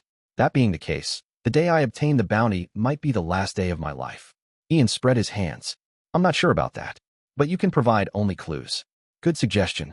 Without asking any more questions, Klein spent 5 solely, replenished some of his ordinary ammunition, and left the Bravehearts bar. He got on the rental carriage and looked out the window at the gloomy weather. Suddenly, he felt a little wistful. Kasper's Kalinin is dead, which also means that Miss Sharon and Merrick will give up this base.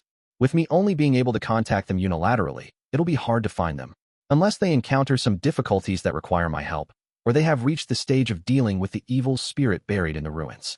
Otherwise, I'll likely not be meeting them again. Although they can't be considered friends, we've cooperated with each other twice. I could interact with them as a beyonder without hiding my face. Now, there are 2 fewer people of such people. If it wasn't for the Desire Apostle, I would only have an oddity like the vampire, Emlyn White, who I can talk about mysticism with without any disguises. Thankfully, as he was sighing silently, an ethereal voice suddenly sounded in his ears. Is there something? Klein instantly shuddered, and only when he saw who was sitting in front of him did he heave a sigh of relief. He laughed in exasperation and said, Miss Sharon, do you always appear all of a sudden like this? Dressed in a Gothic regal dress and a matching soft black hat, Sharon was sitting quietly on the other side of the carriage, her face as pale as ever. I'll knock on the window next time. Sharon nodded without emotion. She didn't repeat the question, but she looked quietly at Klein in a reserved manner. Knocking on the window all of a sudden? That's equally scary. Klein was in no hurry to mention the matter about the human skin shadow, and instead he asked, has the high sequence beyonder left? Yes, Sharon said tersely. Klein was slightly relieved as he warned her. It could also be a trap. As he said this, he remembered something and quickly added, I've finished reading the Book of Secrets, and I've obtained the corresponding information from other sources that praying to the primordial moon is prone to problems. It's best not to try. All right. Sharon didn't ask why. She paused for a second and said in an ethereal voice, the primordial moon and the chain god seem to be archenemies. Because they can switch sequences? Or could there be other reasons? Klein thought as he directed the conversation to what really mattered. Miss Sharon, do you know of any places with the characteristic of a human skin shadow? Like a puppet, Sharon listened quietly before nodding her head. Yes. Chapter 434, Tomb and Bounty. She knows? Klein was overjoyed and quickly asked, where? In his heart, he was already prepared to pay the consultation fee.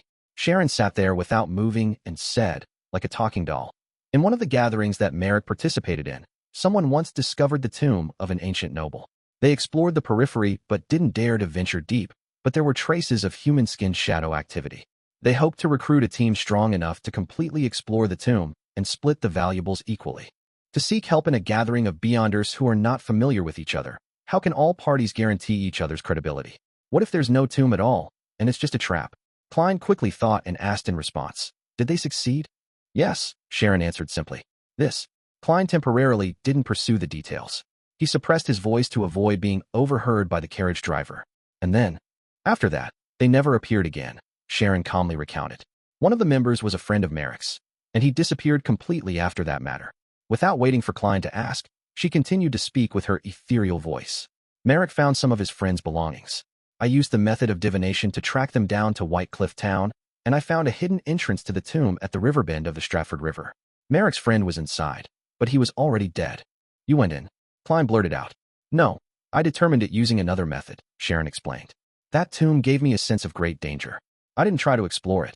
At this point, she looked at Klein with her blue eyes. Without the help of a sequence for Beyonder or a sealed artifact of a corresponding level, it would be best not to venture deep into that tomb. Even you find it very dangerous. I don't need to go above the gray fog to divine it to know how terrifying it is. Klein looked down at the floor of the carriage and thought for a few seconds. Do you know which ancient noble's tomb it belongs to? Sharon did not pause in her reply.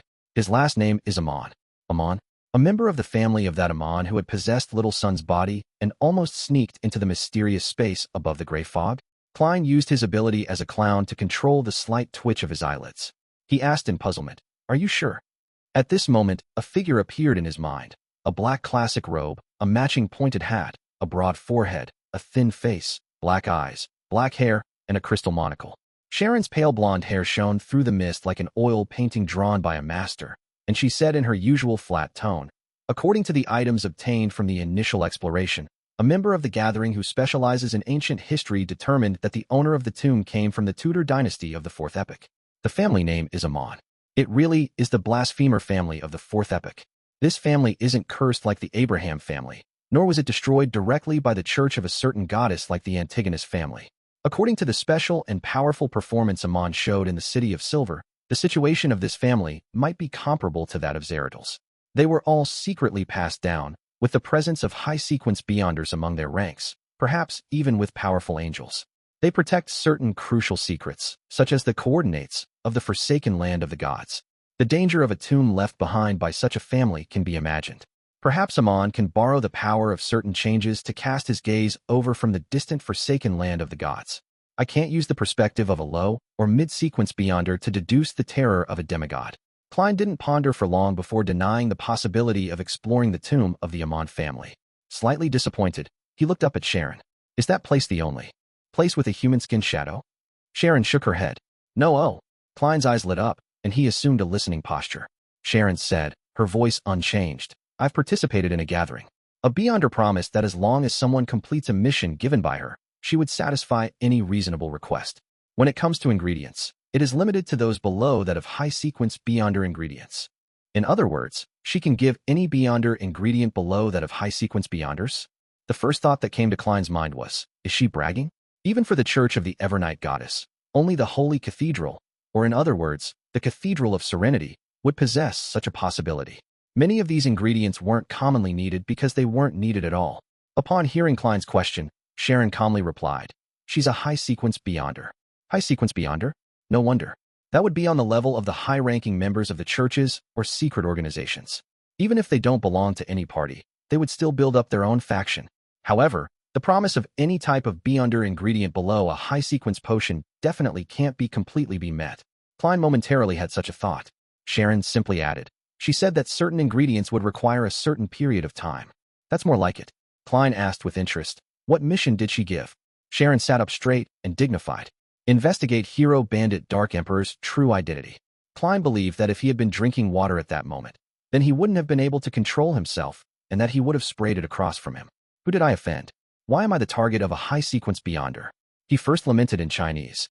Then he quickly analyzed the possible parties. Members of the Twilight Hermit Order? Because the Hero Bandit Dark Emperor had killed the Desire Apostle, Beria? Members of the Aurora Order? They drew links to the Fool from the tarot cards I left during the Capum incident, and they decided to investigate the Hero Bandit Dark Emperor? Members of the three churches, and MI9? Just to find out the truth about the Capum affair? Every one of them is possible, and none of them can be ruled out. Klein didn't show any abnormalities as he deliberated and asked, Why is she investigating the true identity of the Hero Bandit Dark Emperor? No one knows, Sharon replied in the simplest of terms.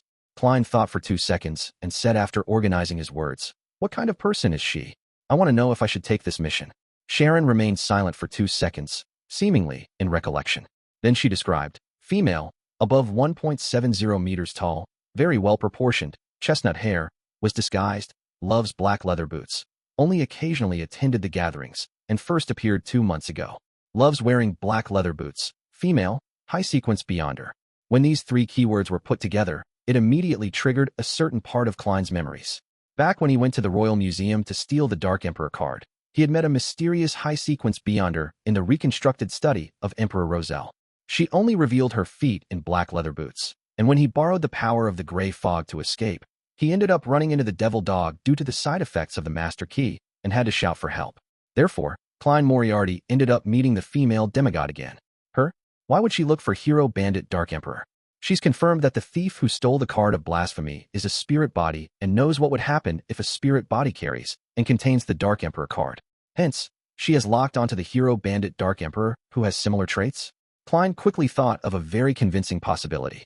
The only thing that confused him was how the other person knew that he had taken the Dark Emperor card and not any other cards, such as the Abyss card or the Sun card. Unless she was targeting the card of blasphemy, and she had investigated beforehand that it was the Dark Emperor card. Well, Miss Sharon said that she joined the gathering for the first time more than 2 months ago. This matches the timing of Roselle's exhibition. Later, she occasionally participated without leaving Backlund, or perhaps she returned regularly to search for the enemy who had taken the Dark Emperor's card. Klein's thoughts blazed through his mind as he gave a faint smile. I'll keep an eye out for her. I hope there's something to be gained. She can forget about getting anything her entire life. He added inwardly without hesitation. Sharon nodded almost imperceptibly and said nothing more about the human skin shadow. Obviously, she only had 2 leads, but it was still better than the vampire Emlyn White and Eye of Wisdom Isengard Stanton's circle. Klein slowly exhaled, concealing his inward disappointment, and said with a respectful tone, You and Merrick aren't troubled by the curse anymore, are you? There's only one Scarlet Lunar Corona, Sharon answered calmly. The person who wore the Scarlet Lunar Corona was immune to the full moon's effects, a dream item for mutants. That is to say, one will be fine, and one will be in the same situation as before. When affected by the full moon, Merrick will be driven to insanity, while Miss Sharon will lose her strength. It appears Merrick is the one using it. Klein thought as he changed topics. Have you found a way to remove a rampager's mental corruption on the Beyonder characteristic left behind by Wraith Steve? He casually asked this question without much hope. In his heart, he believed that there was a greater chance with the sun. No, Sharon appeared like she was talking about someone else. Perhaps I will sell you this method in the future and hope that you have saved up your gold pounds. Klein tersely acknowledged and was suddenly unsure of how to continue the conversation. He paused for a few seconds before asking, Where's Whitecliff Town? Backlund suburbs, south of the bridge, Sharon answered succinctly. She looked into Klein's eyes again. Nothing else. Nothing. Klein first shook his head and then asked, Can I tell others about the tomb? Sure. Sharon's figure rapidly faded before she disappeared from the carriage. Perhaps it was to conceal herself, as she never had the habit of using perfume, thus leaving behind an empty environment once more. Chapter 435, Aggregation Effect. 8 p.m., Harvest Church. After changing back into his usual attire, Klein looked around once as he pressed down on the edge of his hat. Then, he walked into the hall and headed for Emlyn White, who was standing before 3 rows of candles on the right side of the hall.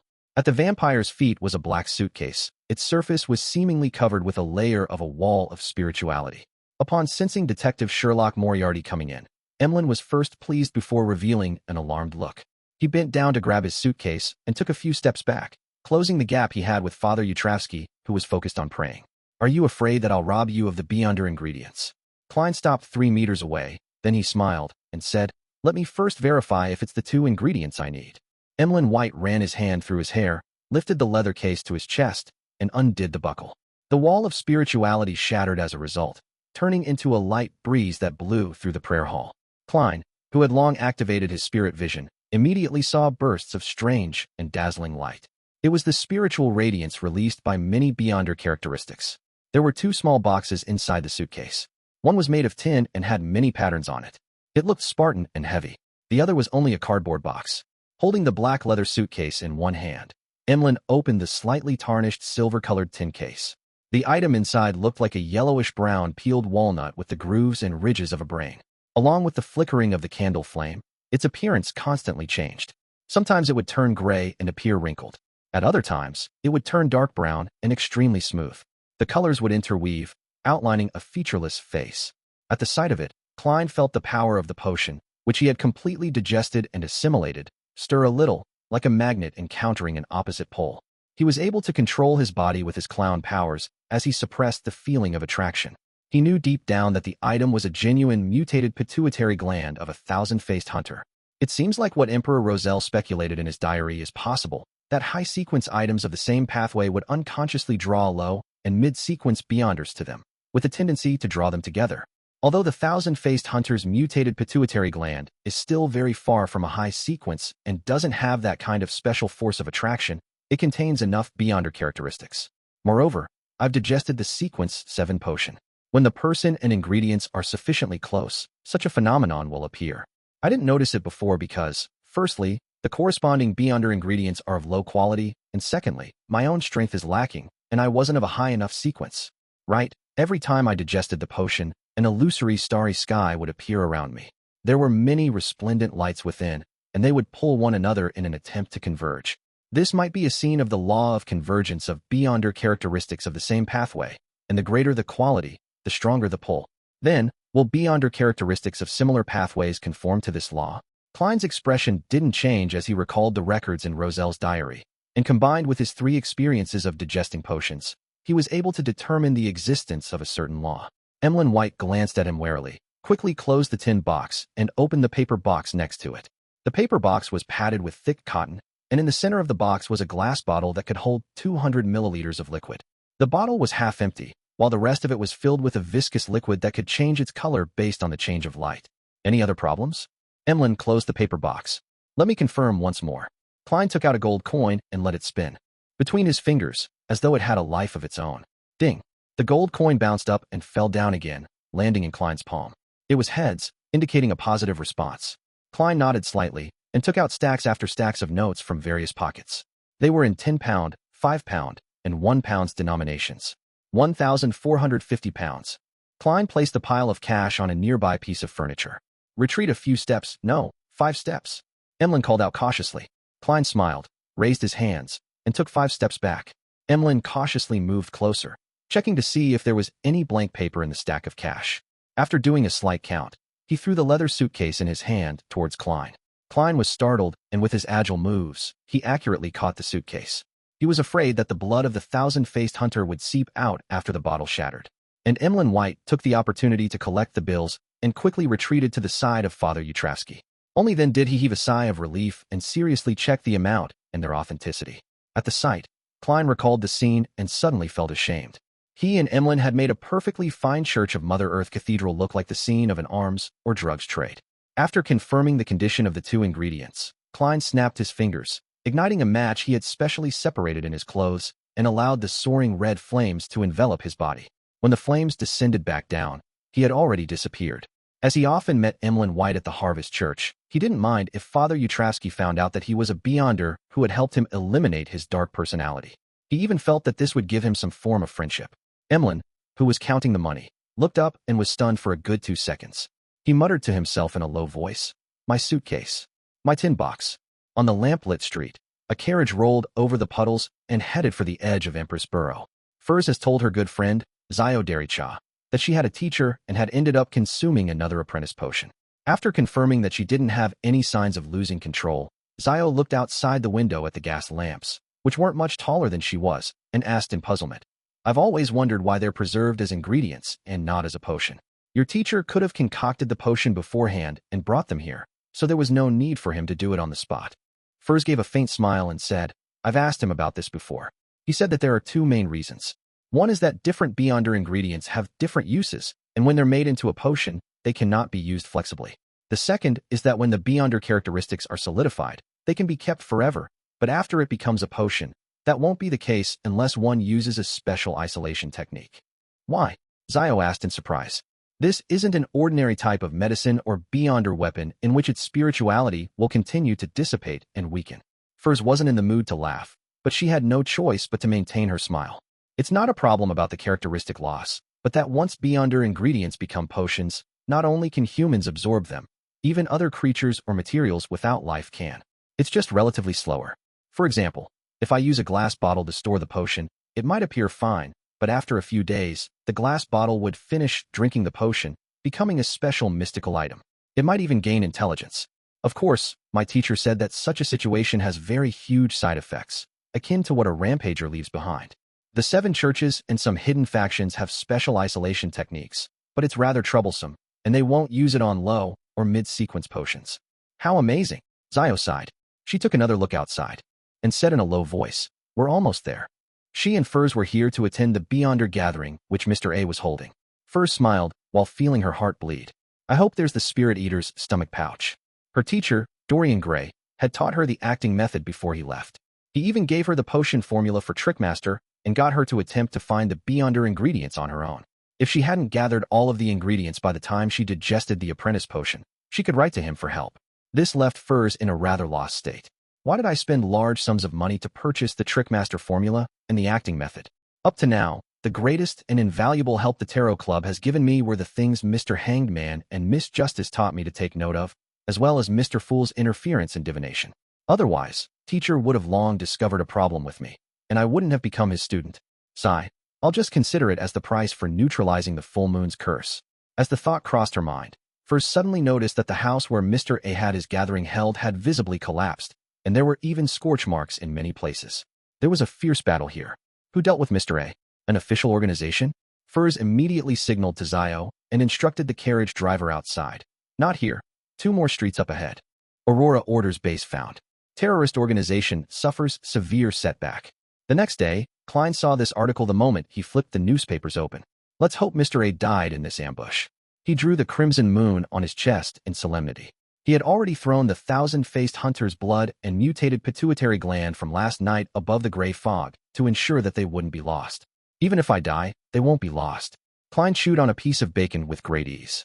After last night's transaction, his cash reserves had fallen back below 1,000 pounds, leaving him with only 735 pounds, which was only enough to buy a deep-sea Naga's hair.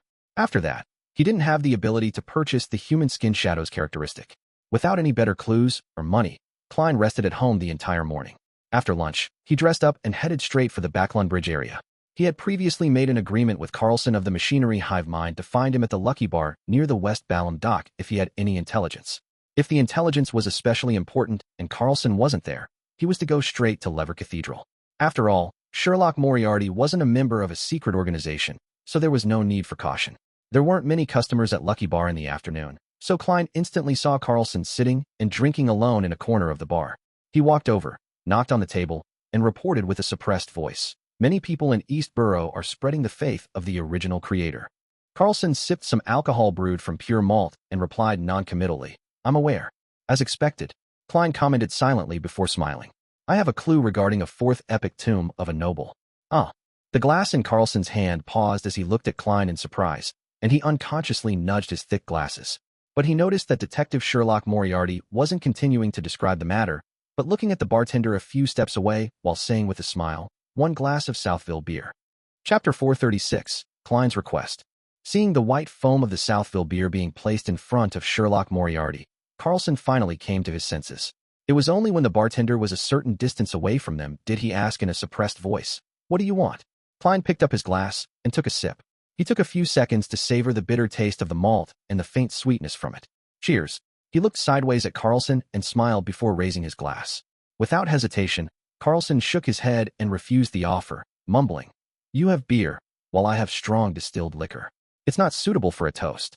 Klein was only going through the motions, so he once again took a sip of his Southville beer, looked straight ahead, and chuckled. "What I want is very simple. I'm not sure what's inside the tomb, so I can only describe it rather vaguely. Well, I hope that I can choose an item from the spoils of your tomb exploration. I'm not greedy, and my request will not involve high-sequence items. I wouldn't dare to take it even if they were one of the options. If you find nothing or there are only high-sequence items, then I don't want anything. Of course, I believe that when the latter happens, you wouldn't be stingy with giving me a sum of cash that's consistent with my contribution."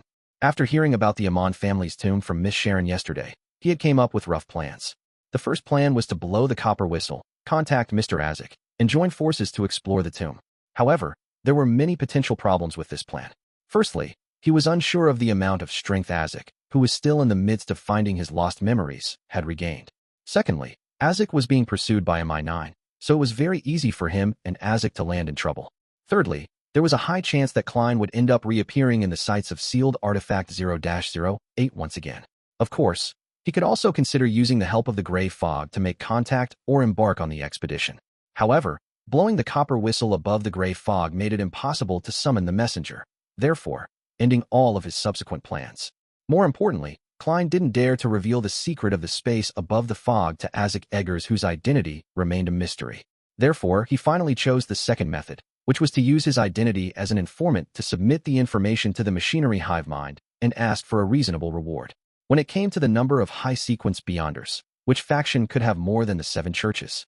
According to what Klein knew, there were close to 10 high-sequence Beyonders in the Church of the Evernight Goddess. In other words, nearly half of the 13 archbishops and 9 high-ranking deacons had reached or surpassed sequence 4. This wasn't considering the adorer of the goddess, the Pope, who helmed the church. Even if the situation regarding the Church of the God of Steam and Machinery was inferior in this aspect, it couldn't be that inferior. Their Archbishop of the Backlund Diocese, Horamic Haydn, was a high-sequence Beyonder. And as such, for an Orthodox Church, with all its resources accumulated to date, it wouldn't value the mid-sequence items very much. Klein believed that he could negotiate a reasonable price. Simply put, the core element of the second plan was find an organization for any difficulties. Upon hearing Klein's offer, Carlson paused for a second, then blurted out, "Aren't you a believer in God?" "I've always had the goddess in my heart." Klein drew a triangular sacred emblem on his chest. "It is because of my belief in God that I've told you this information, not to the Nighthawks through Mr. Stanton. God said to let those who wish to be strong, be strong. Only by becoming stronger and having more money can I have more access to different channels and resources, and thus provide you with better and more effective information." In order to convince the machinery Hivemind, he had specifically spent the morning reading through the Steam and Machinery Bible that he had bought earlier. He then found a few sentences from the deity that met his requirements and memorized them. Carlson was momentarily unable to provide a rejoinder. He just sat there, stunned, to the point of forgetting to drink. Seeing this, Klein quickly added, "Moreover, this will help you establish a harmonious and efficient relationship with new generation informants. As long as you spread the news of the rewards I receive as a result of this, as well as keeping your promise without going back on your word, then I believe that the other informants will be deeply moved and be greatly motivated to do their best to gather useful information for you. Of course, I wish that you use my pseudonym when advertising this." Carlson listened with a blank face, picked up his glass, and gulped down a mouthful. He almost choked. "Cough. Sherlock, the real you is completely different from what I remember about you from before." He sighed. The detective Sherlock Moriarty in his memories was good at analysis and reasoning. He was extremely calm and polite, and, with a great sense of justice, had offered very effective advice. He was an outstanding believer in God. Yet now he was. Klein took a sip of his beer and chuckled. Everyone has their different sides. Using a single facade to face everything is prone to error. This is a problem you have to pay attention to when making deductions. After calming down for a moment, Carlson stood up and said, "I have no right to agree to such a request. I will report it immediately, so wait here for a while." "All right." Klein waved to the bartender and added a serving of potato wedges. By the time he leisurely finished his food and beer, Carlson returned to the bar with the deacon of the machinery Hivemind, a Cancer Bernard. The Cancer looked around, and seeing that there was no one around, he said in a deep voice, "There's no problem with your request, but there's one condition to add on. Items with strong side effects and curses are not among the items available for selection. What I want is an ingredient." Klein immediately laughed. "All right. Dare I ask again if is this your personal decision or the response from the higher-ups?" "I have the right to make such a decision." The Cancer used his hat to press down on his fluffy hair. "But since it concerns an aristocratic tomb from the 4th epoch, I had sent a telegram to the Archbishop, and he didn't object to it in his reply." "All right." Klein drew another triangular sacred emblem on his chest. "I'll give you the information now." The Cancer shook his head subconsciously. He looked around and pointed to a billiard room. "Let's talk inside. This deacon, who is always publicly placed on trial by the mirror called a Rhodes, is quite experienced." Klein murmured and followed a Cancer and Carlson into the billiard room while making sure that the adjacent rooms were empty. Klein paused for a few seconds and said with some deliberation, "The thing is, there was a Beyonder who found a hidden tomb at the mouth of the Stratford River in Whitecliff Town. He searched the periphery and found some items. After that, they recruited people and did further explorations, but no one returned. If you search carefully over there, you will definitely find the corresponding traces." After listening carefully, the Cancer asked, "Are you sure it's an aristocratic tomb from the 4th epoch?" "The items on the outside can prove that they're members of the Tudor dynasty's Amon family," Klein answered truthfully. He then warned him, "The Beyonders who died in there weren't weak at all, and there were quite a few of them. I believe that this tomb isn't something that can be explored by those below high-sequence Beyonders." Amon. A Cancer frowned instinctively. It could be seen that, as a deacon, he had the authority to know some ancient secret history. Without waiting for Klein to emphasize it again, he looked up and said, We will collect the relevant information first before we act. A fourth epic aristocratic tomb is very dangerous. Don't tell this information to anyone else, or explore it yourself. Otherwise, you and your friends will only lose their lives. If I dared, I wouldn't be sitting here. Klein gave a self-deprecating laugh and said, my reputation has always been good. After making the deal, he watched a Cancer and Carlson leave before putting on his hat and sauntering out of Lucky Bar. Towards the nobles of the fourth epoch, as well as the Amon family, the machinery Hivemind will still be very cautious. They'll have to have at least several days of preparing before they take action. Prudence. Klein's random thoughts froze on a single word. He thought of another thing that could be described as being prudent. After Roselle had joined the ancient organization suspected of being the Twilight Hermit Order, he had actually never mentioned its name in his own secret diary, which was written in Chinese. Each time, he would refer to it by referring to it with the appropriate characteristics. This level of prudence was a very suspicious phenomenon. Why didn't Emperor Roselle dare to mention the name of that organization, even when it's written in Chinese? This is completely different from the style of writing, where he dared to write anything in his diary. What was he afraid of, or what was he worried about? Could it be that as long as he said or wrote down the name of the Twilight Hermit Order, then they would be made aware of it no matter which language he used? Does one of their members, or a sealed artifact they possess, have such abilities? A guess popped up in Klein's mind, but there was no way to confirm it unless he was willing to take the risk. I'll first assume it's true and that I haven't been perceived by them, because the channeling of the Desire Apostle's spirit had been done above the gray fog. Informing Miss Justice of it was also done in response to a prayer using the gray fog. Well, it's almost Monday, and I have to remind Miss Justice at the Tarot Club not to say or write down the name Twilight Hermit Order. As for the reason, she can understand it by herself with me simply giving her a look. Klein quickly made his next arrangements and strode out of Lucky Bar. Seeing that it was still early, he took a horse carriage to the Quellite Club, intending to spend the afternoon there. As soon as he entered the hall, he saw the equestrian teacher, Talon Dumont. This descendant of blue blood was seated in a corner, holding a glass of scarlet grape wine. His face was rosy, and he was sipping it in high spirits. You seem to be in a good mood, Talon. Klein smiled and greeted him. Talon chuckled and said, because the new year is coming. Then, rather excitedly, he asked, Sherlock, do you know what it's like to really like someone? Klein showed a fake smile. I'm sorry, I'm still single. Talon finished the rest of his wine, stood up, waved his hand, and said, that's a pity. Well, I have to get busy. By the way, thank you for introducing Mr. From his cage. Klein recalled the investment of the bike project and sincerely expressed his gratitude. When are you free these days? I'd like to get you to bring me around to sample some of Backlund's delicacies. After the new year, Talon put on his hat and walked with a smile to the reception hall. Has this fellow entered the season of love? Klein couldn't help but mutter. Just as he turned around and took a few steps, he suddenly heard a heavy thud. Klein jerked his head back and saw Talon Dumont on the ground, his left hand clamped tightly at his chest where his heart was. His body was convulsing nonstop. Klein hurried over. But at this moment, Talon had already spat out all of the white foam on his mouth, losing his last breath of life. In just a few seconds, he had turned into a dead corpse. Chapter 437, Obituary. This wasn't the first time Klein had seen someone familiar die in front of him, but it was the most abrupt and unforeseen death. The expression on Talon Dumont's face when he had asked about what it felt to really like someone was a vivid expression of hidden excitement and flaunting, but one which couldn't be directly shared due to the need of being careful as a result of certain factors. That was too fast.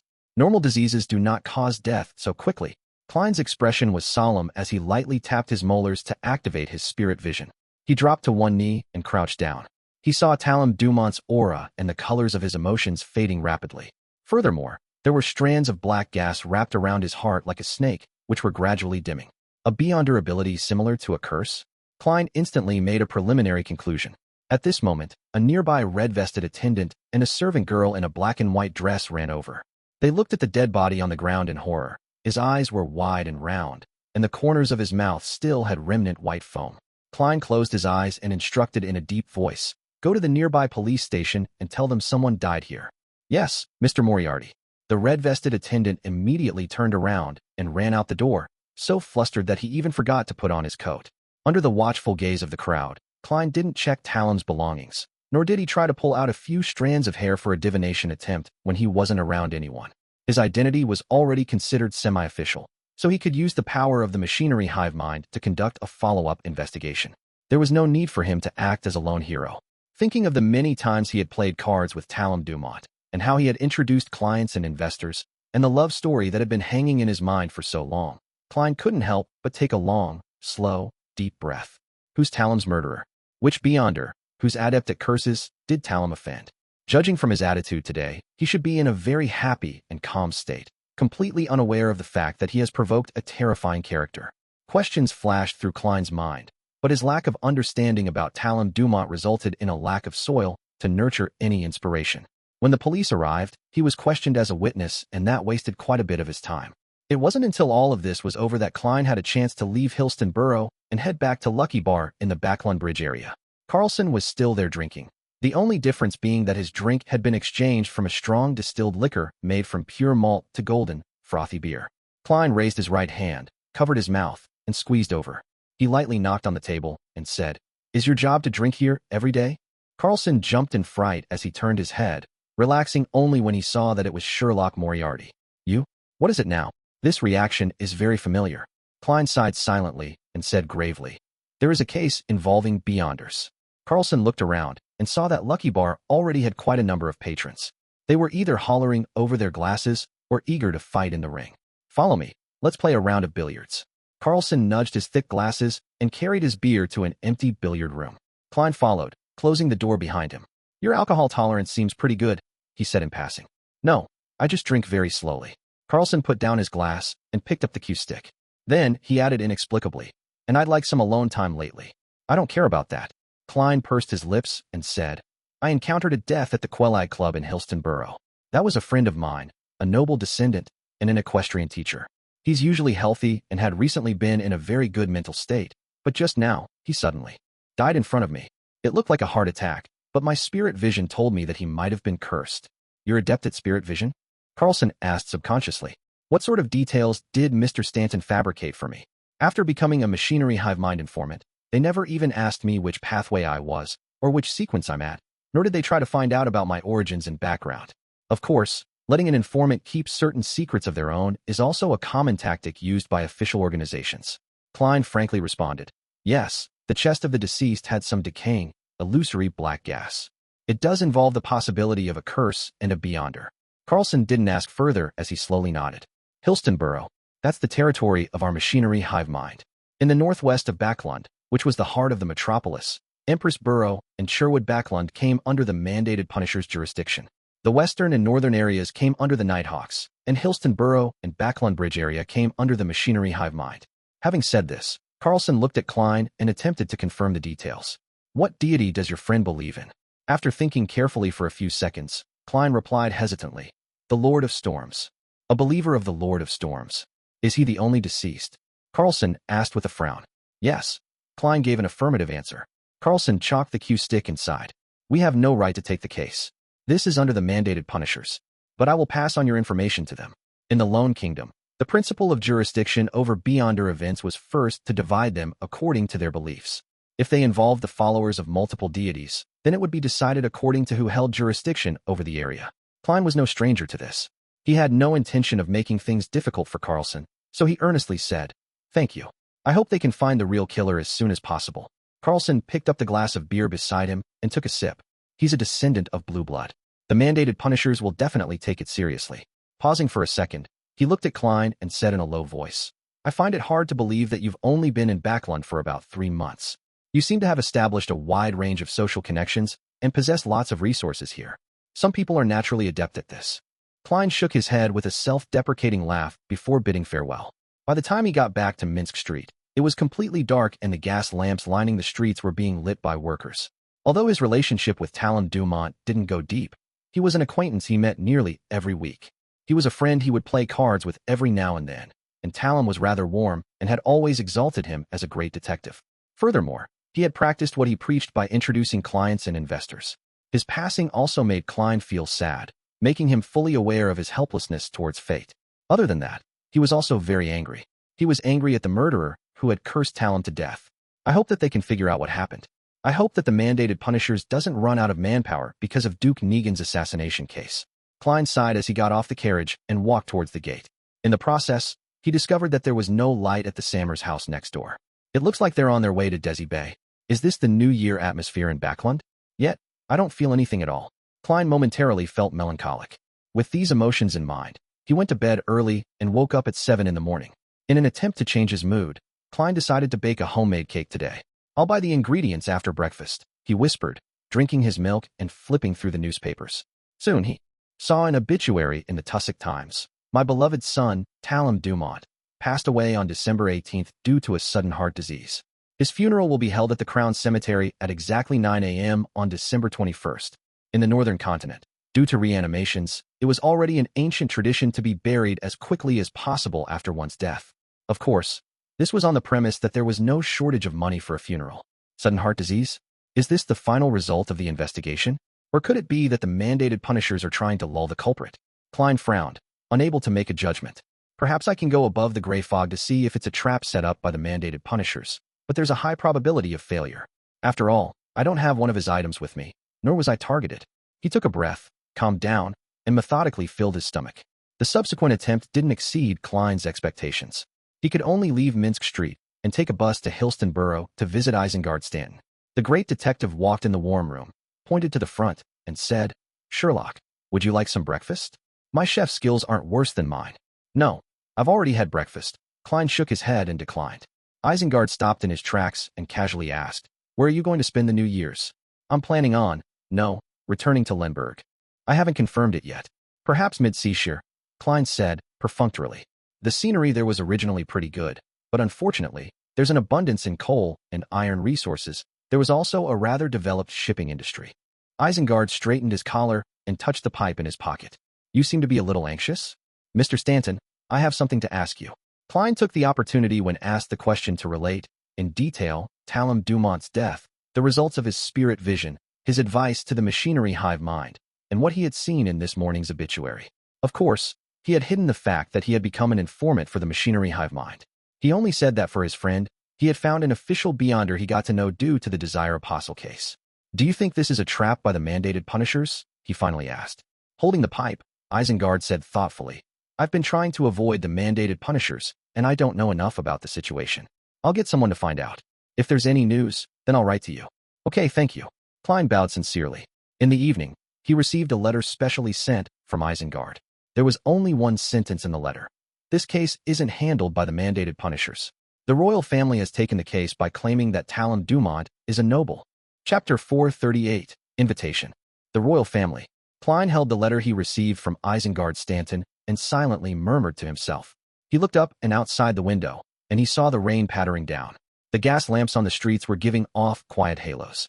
Inside the living room, the coffee table was neat and tidy, with a few stacks of newspapers placed in the corner. There was silence all around him. Klein sat on the sofa as he leaned forward a little. He sat there silently for a long time. After nearly 10 minutes, he exhaled and shook his head.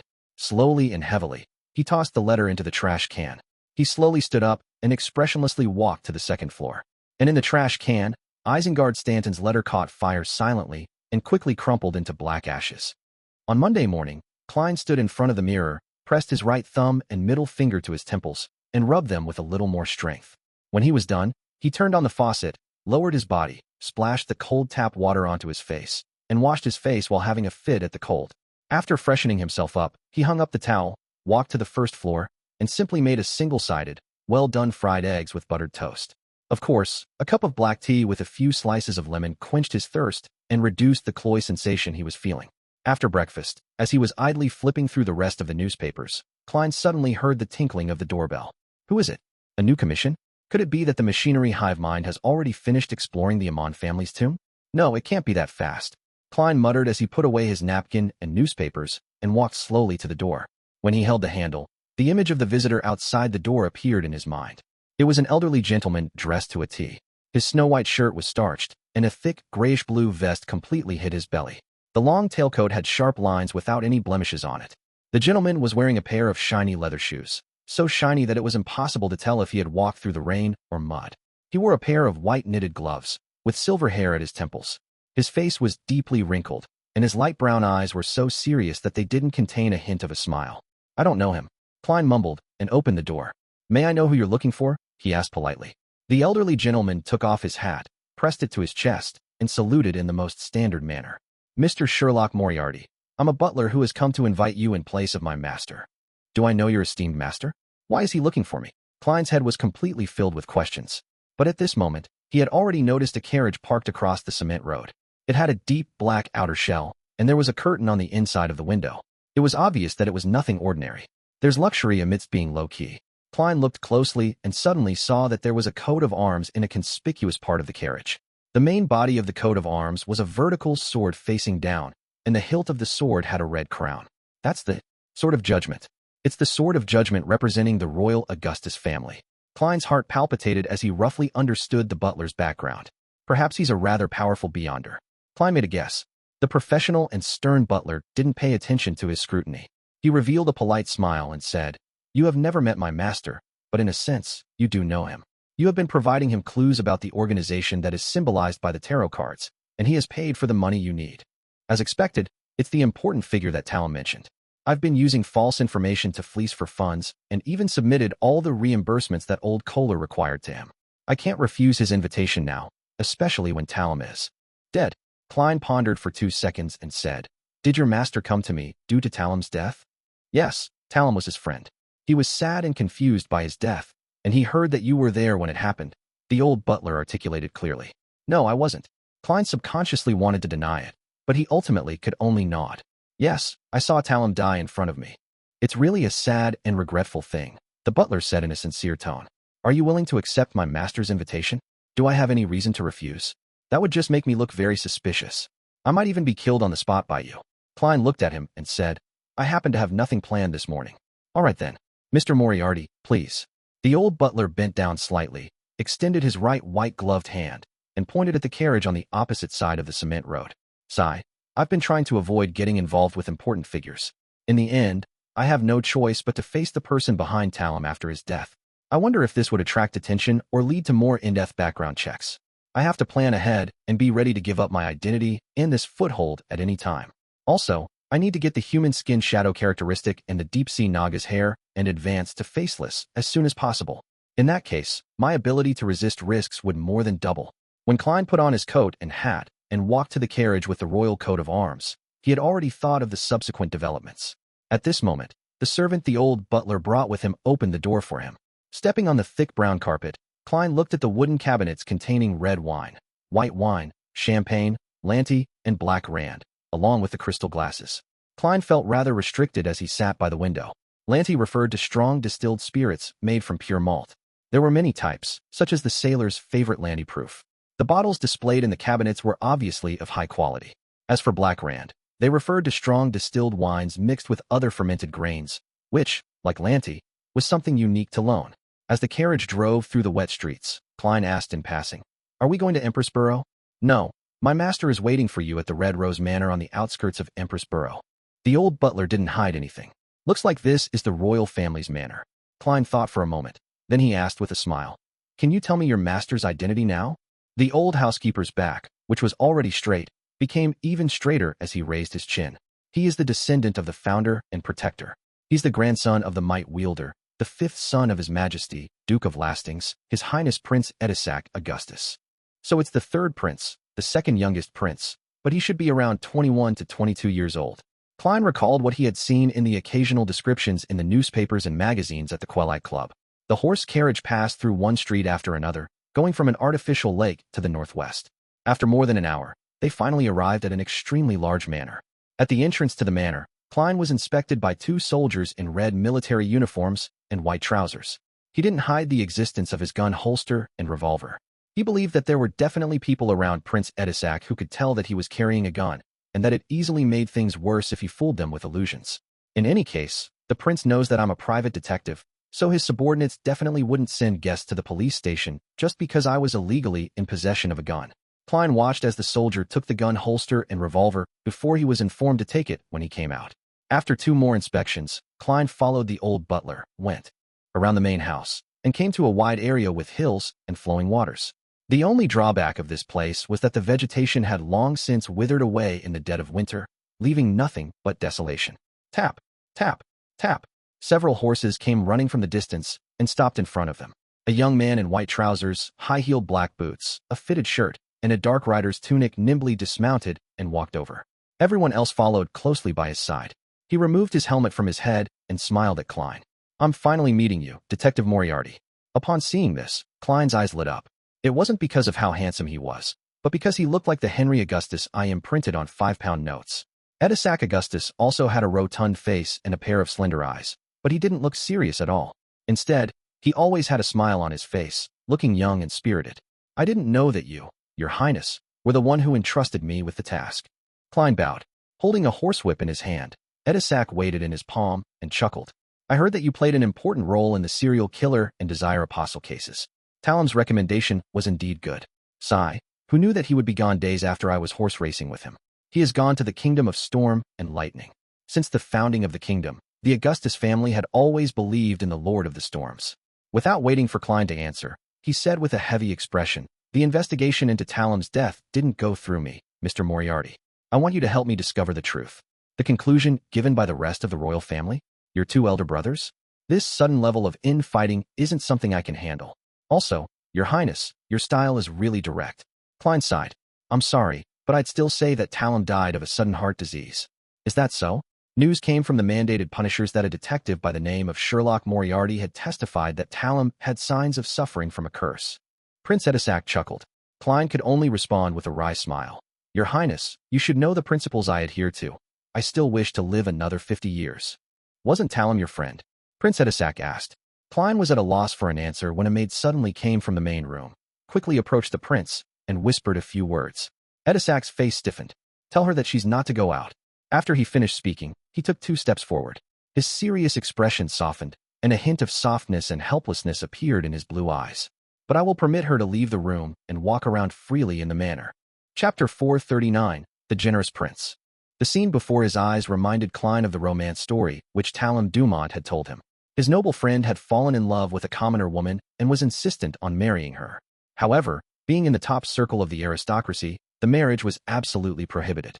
Talem had been vexed over this matter, and he had even considered the prospect of hiring a murderer, but in the end, he managed to persuade the woman to leave his friend on her own accord. Could the main character of this story be Edisac Augustus? The situation is very consistent in all aspects. As a prince, marrying a commoner is practically treason in this era. Since the founding of Loan, the spouse of a direct descendant of the Augustus family could only be a noble woman. From what I've just heard, Edisac has brought that commoner woman back, and he has even grounded her as punishment? True love. In a split second, the story of a tyrannical prince and a pitiful frail white flower took shape in Klein's mind. He looked into the distance, enjoying the midwinter scenery. That's not what it really looks like. When spring comes and the grass sprouts, you'll see a golf course of the highest quality. Prince Edisac dismissed the maid, raised his whip, and pointed around. Golf? Klein asked, simultaneously knowing the answer to his question. Prince Edisac motioned his guards and attendants away, leaving the old butler and Klein to follow him by his side. He strolled on the desolate plains, chuckled, and said, Yes, golf. This is a truly aristocratic sport that even the owners of most magazines and newspapers have a hard time getting involved in. Although I don't like Roselle, I have to admit that the fantasy-like ideas he had have given us a world with plenty of fun. If you can figure out the truth to Talem's death, this place will always be open to you. It was indeed Roselle. Klein let out a light breath. Seeing that he didn't respond, Prince Edisac continued to lament. There is much to learn from Roselle in every way, but his attitude towards feelings makes me sick. Of course, this is the common nature and style of most of the Intis aristocrats, and it's also the source of their infatuation with luxury and debauchery in their lives. Looking ahead at the slow stream, Edisac said in a mature tone that was beyond his years, 99% of people are not geniuses like Roselle. In order to succeed and establish a great enterprise, one must first understand what they really want, and for that, they must be willing to pay the price and never turn back, while persisting all the way. As he said this, his tone became slow as he laughed at himself and said, Before this year, I had always thought that I liked the daughter of Earl Hall very much. She has perfect looks, an elegant demeanor, a rich fortune, a distinguished family, and a very powerful father. She's someone that no prince can find fault with, but now I understand that what I'm really attracted to is something that I yearn to have even in my dreams. It's a unique temperament and profound soul born from experience. I'm not saying that Miss Hall is lacking in temperament, but that wasn't what I want, admire, or like. Your Highness, your tone, attitude, and expression are now almost identical to Talem just before he died. Don't suddenly die in front of me.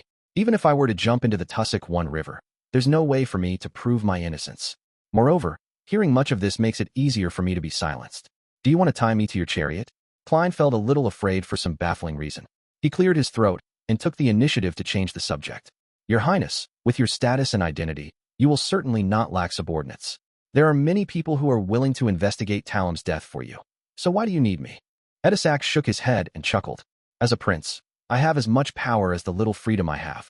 There are many things I can't let the people around me do, as there are too many eyes on me. You're a great detective with brains, and you have a good relationship with Talam. You were there at the time, so I don't think there's anyone better suited than you. Don't worry, if there really is a problem, then I can definitely guarantee your safety. Such a promise is like toilet paper in the bathroom. Klein couldn't help but silently lampoon. With Prince Edisac already saying this much, he felt that there was little chance of him leaving Red Rose Manor if he refused again. He could only sigh and say, Actually, I'm as angry as you are about Talam's death, but reality has kept me calm. Edisac smiled. What can I do for you? Talam's hair, either his flesh and blood, plus something he carried around with him. Klein made the request. Okay, then I'll have these delivered to your house. Edisac agreed at once, and then asked curiously, That's all? Klein didn't stand on ceremony. I will only know what kind of help I need when I have a preliminary lead. Your Highness, it's best that you give me a way to communicate with you. A private detective who frequently visits this manor would definitely arouse suspicion. Edisac nodded and said as if he was prepared. I'll have someone secretly rent the house next door to you. 13, Minsk Street. When you need to make contact, write a letter to your neighbor about visiting and put it in the mailbox. As for the reward, you should know that I'm not a stingy person, even if it ends in failure. As long as you contribute and take the risk, you will still receive the corresponding income. If you do find out the truth, I'll give you a reward sufficient for your retirement. This prince does things really swiftly and decisively. Retirement, that would be at least 3,000 pounds. Klein secretly sighed. All right, may the spirit of Talam be at peace in the kingdom of storm and lightning.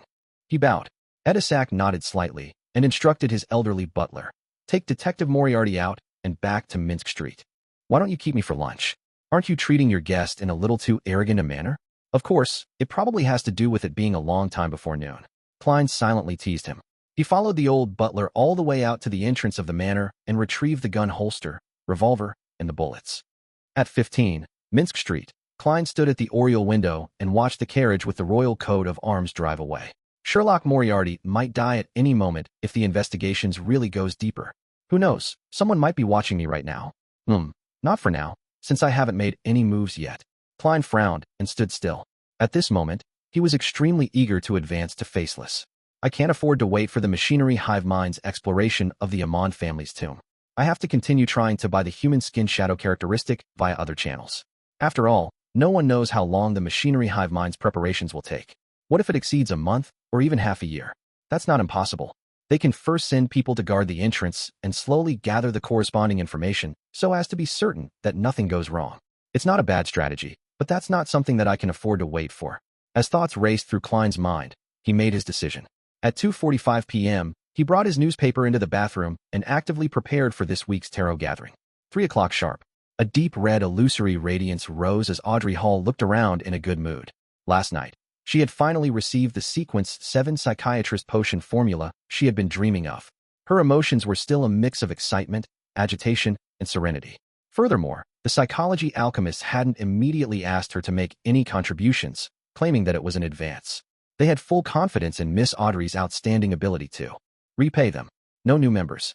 Audrey stood up and gazed at the very end of the long bronze table. She raised the corners of her skirt and bowed. Good afternoon, Mr. Fool, good afternoon. Her light and cheerful voice broke the unchanging silence above the fog, and it allowed Klein, who had been feeling a little depressed, to temporarily be rid of the troubles that the outside world had on him. He nodded slightly and responded to the members' greetings. When she sat down again, Audrey brought the other members into view and created a dynamic scene with the previous observations. When bowing, Mr. Hangman silently sized up Mr. Fool with inconspicuous curiosity. Then, he looked towards Mr. World in anticipation. In other words, with him having a deep relationship with the Church of the Lord of Storms, he knows about the details of Duke Negan's assassination and is aware of the appearance of hero bandit Dark Emperor. He has the desire to investigate the hidden truth behind this matter. There appears to be an outcome regarding the werewolf beyonder characteristic which Mr. World had entrusted him to sell, and he has also probably found the human skin shadow characteristics or the deep-sea Naga's hair. The son's emotions are very stable and relaxed. This means that he believes that the City of Silver's surveillance on him has been lifted. What did he rely on to make this judgment? Has he been reallocated to the so-called exploratory teams? Furs is a little depressed despite feeling relaxed. She passed the Abraham family member's test and has become his student, but she was forced to accept something that was disadvantageous to her. Mr. World is as cold and deep as ever. Perhaps when I reach sequence 7 or 6, I'll be able to grasp his emotional changes and thoughts. Well, the Fool is still as mysterious, powerful, and unfathomable. A series of thoughts flashed through Audrey's mind. She looked at the figure shrouded in the gray fog and said, "Honorable Mr. Fool, I have obtained 3 new pages of Roselle's diary." It was a copy she had requested from the psychology alchemists. However, as she had only mentioned it last night, Escalante only had the time to give her 3 pages in such short notice. "What kind of reward do you want?" Klein asked with a smile. Audrey replied sincerely, "Can you just treat it as the reward for answering my previous question?" As she said this, she had an inexplicable feeling of flaunting herself. "Mr. Hanged Man and the rest of you still don't know the existence of the Twilight Hermit Order. Phew, how envious. I wonder what problem did Miss Justice seek guidance for in private. I'll write to teacher when I get back, and I'll ask him if he has Roselle's diary. No. To the outside world, notebook." Furs immediately had the desire and motivation. Under the Hanged Man's suspicious gaze, Klein nodded without any care. "Sure." Audrey quickly produced 3 pages of tawny diary entries and passed them on to Mr. Fool. Klein took them and read them. On the first page, it wrote, January 13th, contact with Mr. Door stabilized. Chapter 440, Angel Family. Just as Klein picked up the diary, Audrey added, "Mr. Fool, I still have 10 diary pages which will be given to you later. It is for the payment for your previous blessing." She repeated her private promise so as to not let Mr. Fool think that she had forgotten about it. And the reason why she had provided payment for the information regarding the Twilight Hermit Order was to first settle the debt, while having the intention to show off a little. The payment for the blessing. Furs ruminated over these words and suddenly realized an important oversight on her part.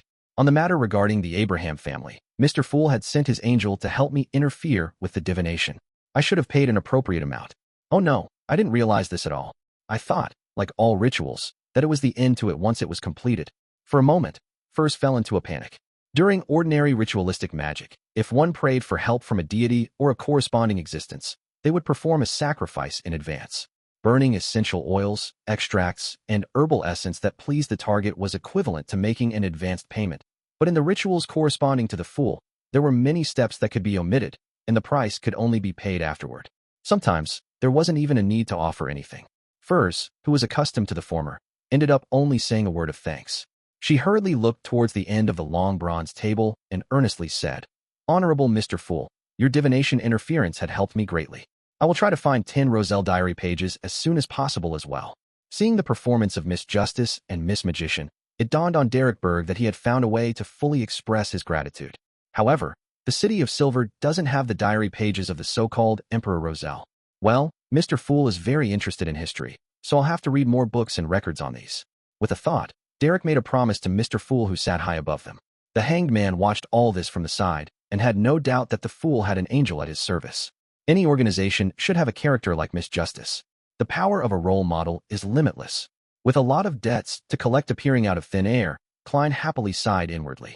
As the high and mighty Mr. Fool, he always found it awkward to directly ask for compensation, and he had always believed that helping the members of his own organization was a normal and reasonable thing to do, without the need for him to make it so reliant on transactions.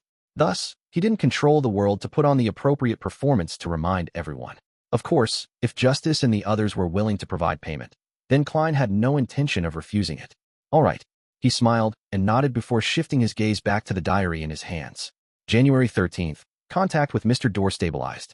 The powerful Beyonder, who's lost in the darkness and trapped in the storm, didn't rush me to complete a complicated and difficult ritual so as to help him return to the real world. He seems to have understood that he has to come up with something that would move me, instead of giving me 3 intangible wishes, in order for me to consider whether I should take the hidden risks of saving him. Mr. Door temporarily didn't mention this matter and instead, with great interest, chatted about my tarot card creation. Haha, the word creation should be written with quotation marks. From this point, it's apparent that Mr. Door is able to make contact with the real world at particular times and through particular methods, and he should be able to observe a lot of details. While talking about the moon card, I thought of a matter Zeradal mentioned. He said that the life school of thought worships the moon, but not the Evernight goddess. Yes, I added the second half myself. Hence, I asked the 4th epic expert, Mr. Door, about this question. He chuckled and similarly didn't give a direct answer. However, compared to the furtive seer who speaks half-truths, making me want to beat him up. He's a lot more frank. He told me that if he were to choose a card from the tarot cards to represent the Evernight goddess, he wouldn't choose the moon, but the star. That makes things very interesting. I pressed, who is the real owner of the moon? His reply was even more worthy of relish. He said with a laugh that the moon currently has no owner. If I didn't misunderstand him, then he means that the peak of the moon's pathway is empty. The sequence 0 is empty. That's not right. Isn't there a primordial moon? Upon seeing this, Klein suddenly had this thought. He had already anticipated that the moon card didn't represent the goddess. Whether it was the faith of the life school of thought, the attitude of the vampires, or the records in the Book of Secrets, they all vaguely pointed out that Evernight wasn't the moon. In contrast, vampire ancestor Lilith and the primordial moon resembled the sequence 0 of this pathway in more ways. According to the City of Silver's history lessons, Lilith had most likely fallen in the Dark Epoch, the Second Epoch. However, the primordial moon was an existence that people still believed in and sent responses to even to this day. Of course, those who prayed to her wouldn't end up well. Why did Mr. Dorr say that the moon had no owner at the moment? As seen from the Book of Secrets, the primordial moon still existed during the Fourth Epoch. Klein almost frowned. Soon, he came up with 3 guesses. First, Mr. Dorr didn't know enough about the hidden primordial moon, but that was a very low possibility. Second, that the primordial moon was actually the disguise of another deity, not essentially occupying the position of the moon's sequence 0 pathway. Third, that she was a sequence 1 of the moon's pathway or was in disguise and had the corresponding sealed artifact. And one more possibility, it's the response from the moon pathway's uniqueness. Klein muttered silently. The most important Beyonder ingredient in the sequence 0 potion formula described by the Dark Emperor card wasn't all of the sequence 1 Beyonder characteristics, but something called uniqueness. Different pathways had different uniquenesses. A true god was unique. Other than the first guess, the other possibilities aren't small. What is the Beyonder pathway of the moon? Klein turned to the second page of the diary and was lucky enough to discover that it was connected to the previous page. I continued pressing, but Mr. Dorr refused to say more. He thinks that I'll rescue him by whetting my appetite. Dream on. I hid my curiosity and scoffed at Mr. Dorr for not being respectful enough to true gods. He casually replied to me. This is the attitude a Fourth Epoch noble has to the deities. This guy is too good at acting. However, I really am interested in the nobility of the Fourth Epoch, so I took the opportunity to ask. Mr. Dorr told me that in the Tudor dynasty, there were 5 noble families: Abraham, Antigonus, Amon, Tamara, and Jacob. Each family was known as an angel family, and they possessed tremendously terrifying strength. Angel family, just the name itself raises many problems. It really makes one yearn for it. Mr. Dorr said that the number of angel families in the Fourth Epoch exceeded the 5. There were the Zeratul and Zoroast family, which had always been loyal to the Solomon Empire, the Augustus, Sauron, Einhorn, Castilla families of the Trunsoist dynasty, and the furtive Anariel and Beria families, as well as the Demonis family, which stemmed from a true goddess, which was one step up from the angel families. So the last winner of the Fourth Epoch was the Trunsoist dynasty, but where did their royal family go? The 4 angel families, Augustus, Sauron, and the others, divided up the northern continent. Just as Mr. Dorr said.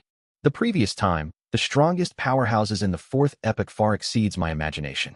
However, most of them have been buried in the ashes of history. Even the Sauron family has waned, destroyed by me. In another 1 to 2 millennia, perhaps the Augustus family might no longer exist. Only the true gods appear capable of forever illuminating the real world.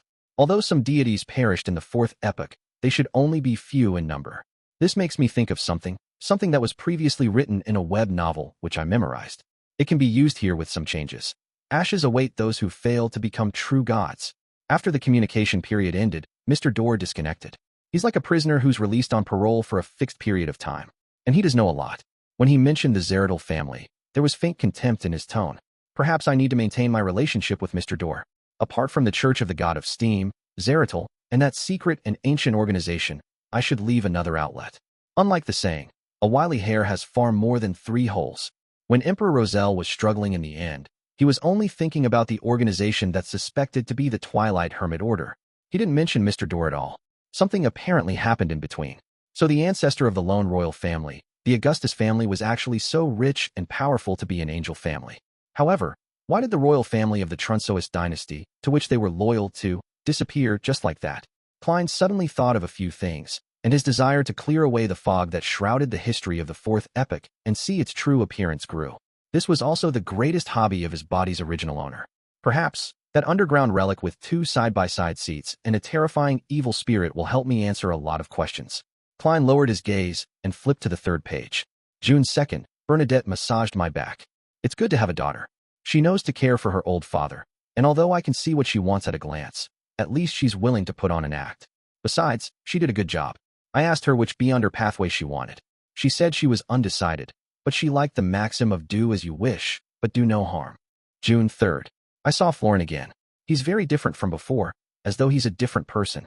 No, he still had his original memories and some of his distinctive characteristics, which is enough to prove that he's him. What exactly happened to him to experience such a huge change? Perhaps a metaphor could be used to describe it more precisely. Some monsters are physical sutures, while he is a monster of mental sutures. June 5th. I obtained an ancient book. It actually mentions the primordial demoness name, not one of an honorific name. Her name is Cheek, but that's a man's name. Is this ancient book fake? Chapter 441. Channels increase. Cheek. Was the primordial demoness also a man in the past? Klein almost raised his hand to his chin. He had once guessed that it was because of the existence of the evil goddess, the primordial demoness, that led to the assassin pathway having members of the opposite sex turn into a female after sequence 7. Who knew that Roselle's diary would indicate that the primordial demoness might have been a male in the beginning as well? This depicted 2 problems. First, the primordial demoness wasn't a naturally born deity, and they had only relied on potions to reach sequence 0. Second, the purely feminine changes in this pathway were inherent in its beyonder characteristics. Roselle had once speculated about the truth behind the law of beyonder characteristics conservation. He suspected that all beyonder characteristics originated from the original creator, so there's no increase, and that the total amount is conserved. Assuming that this is true, does this mean that the creator who created everything is all-inclusive, masculinity, femininity, and gender-neutral all in one? And the demoness pathway is a representation of pure femininity? Of course, that ancient book might actually be fake. There's a lot of information in Roselle's diary entries today. With thoughts flashing through his mind, Klein let the diary disappear in his hands. You can begin, he smiled and said to Justice, the Sun, and the others. Alger looked towards the world immediately. Your werewolf characteristic has been sold. An artisan paid £1,200 for it. According to our agreement, I will receive £200. Also, I found clues to the hair of a deep-sea naga. £100 a strand, and you want 5 of them in total. If you're fine with this deal, then I will complete it as soon as possible. Klein had promised a higher share of the werewolf's beyonder characteristic because he knew that the hanged man had spent more effort and taken on a risk that far exceeded what vampire Emlyn White had spent. At this point, he thought for a moment and controlled the world to reply. No problem. Give me the 5 strands of deep-sea naga hairs and £500 in cash as soon as possible. Now, only the human skin shadow characteristic remains, and the amount of money I have has increased to £1,235, which isn't enough. If I don't want to wait for the machinery Hivemind's exploration of the Amon family's mausoleum, I'd have to wait to receive another £500 to £1,000 before I can buy it immediately when I see it. Klein subconsciously wondered what other items or knowledge he could use to exchange for money. Of course, this was on the premise that the target of these transactions was able to pay the remuneration in cash. Hearing this, Audrey raised her hand very slightly, and without hiding anything, she said, I'd like to purchase 3 ingredients. A pair of eyes from a mirror dragon, 50 milliliters of its blood, as well as a fruit from the Tree of Elders. Miss Justice has gotten the formula for the psychiatrist potion. Klein made this judgment in an instant, and the hanged man came to a similar conclusion. I will write to my teacher and ask him if he has one of these ingredients. First thought for a moment. Derek nodded and said, I'll also take note. Corroded mirror dragons aren't rare, same for the Tree of Elders. In the City of Silver, there's also the beyonder characteristic left behind by a psychoanalyst. However, it's hard to make transactions for them, and it's easy to be suspected. Psychoanalyst was the ancient name of psychiatrist. When their conversation reached Klein's ears, he immediately manipulated the world and made the dummy hoarsely and gloomily say, I'll ask around in my circle. Oh right, continue helping me find the human skin shadow characteristic. All right. Audrey confidently turned her head to face the person opposite her. Mr. Hangman, I'll also look out for the wind-blessed potion formula you need. She had already joined the psychology alchemists and had a secret organization backing her. With them, many ingredients were no longer in short supply. She could obtain them as long as she paid the necessary price. Furs repeated, I'll write to my teacher and ask. Upon seeing this development, Klein felt rather gratified. After a long period of hard work, the Tarot Club had finally developed 2 major channels, the psychology alchemists and the Abraham family. Many things would become simple. The world chuckled and said, "Your answers fill me with hope, but you must also take care to protect yourselves and proceed in a way that would avoid arousing suspicion as much as possible." "Mr. World, you rarely talk so much." Audrey smiled in reply. "I got a little too pleased and momentarily forgot the world's original character profile." Klein immediately remedied the situation and made the world chuckle and say, "All of you have become sufficiently valuable. I hope that this kind of transaction can last for a very, very long time. That's why I'm reminding you." "Thank you." Audrey gracefully expressed her gratitude. At that moment, Derek hesitated and said, "I'll give it a try as well. I've recently completed several patrol missions, but there's nothing out of the ordinary." "Very good," Klein said to himself, making the world shut his mouth. After a brief moment of silence, Alger looked thoughtfully at Miss Justice. "I would like to know the details of the assassination of Duke Negan. What kind of reward do you need?" "Why ask me? As someone close to the Church of the Lord of Storms, shouldn't you already know the full details of this case?" Audrey was surprised for a moment, but then she understood the meaning of Mr. Hangman's words. He wants to ask about the organization or force that instigated the Desire Apostle, but he doesn't think it's right to ask the fool directly, thinking that it would be too sudden and invasive. So he took a roundabout way by asking me to open up the topic, gently shifting the focus to the things he wants to know.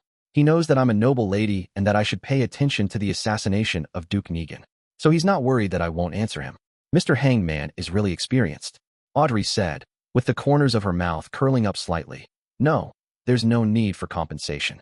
Isn't it the purpose of our tarot club to freely exchange common knowledge amongst each other regarding their respective regions? Only by doing so can our tarot club expand at a rapid pace." She thought to herself, quite possessively. "Your words shame me." Alger was stunned for a moment before he pressed his hand to his chest and leaned forward a little. Klein, who was shrouded in the thick gray fog, inwardly laughed dryly.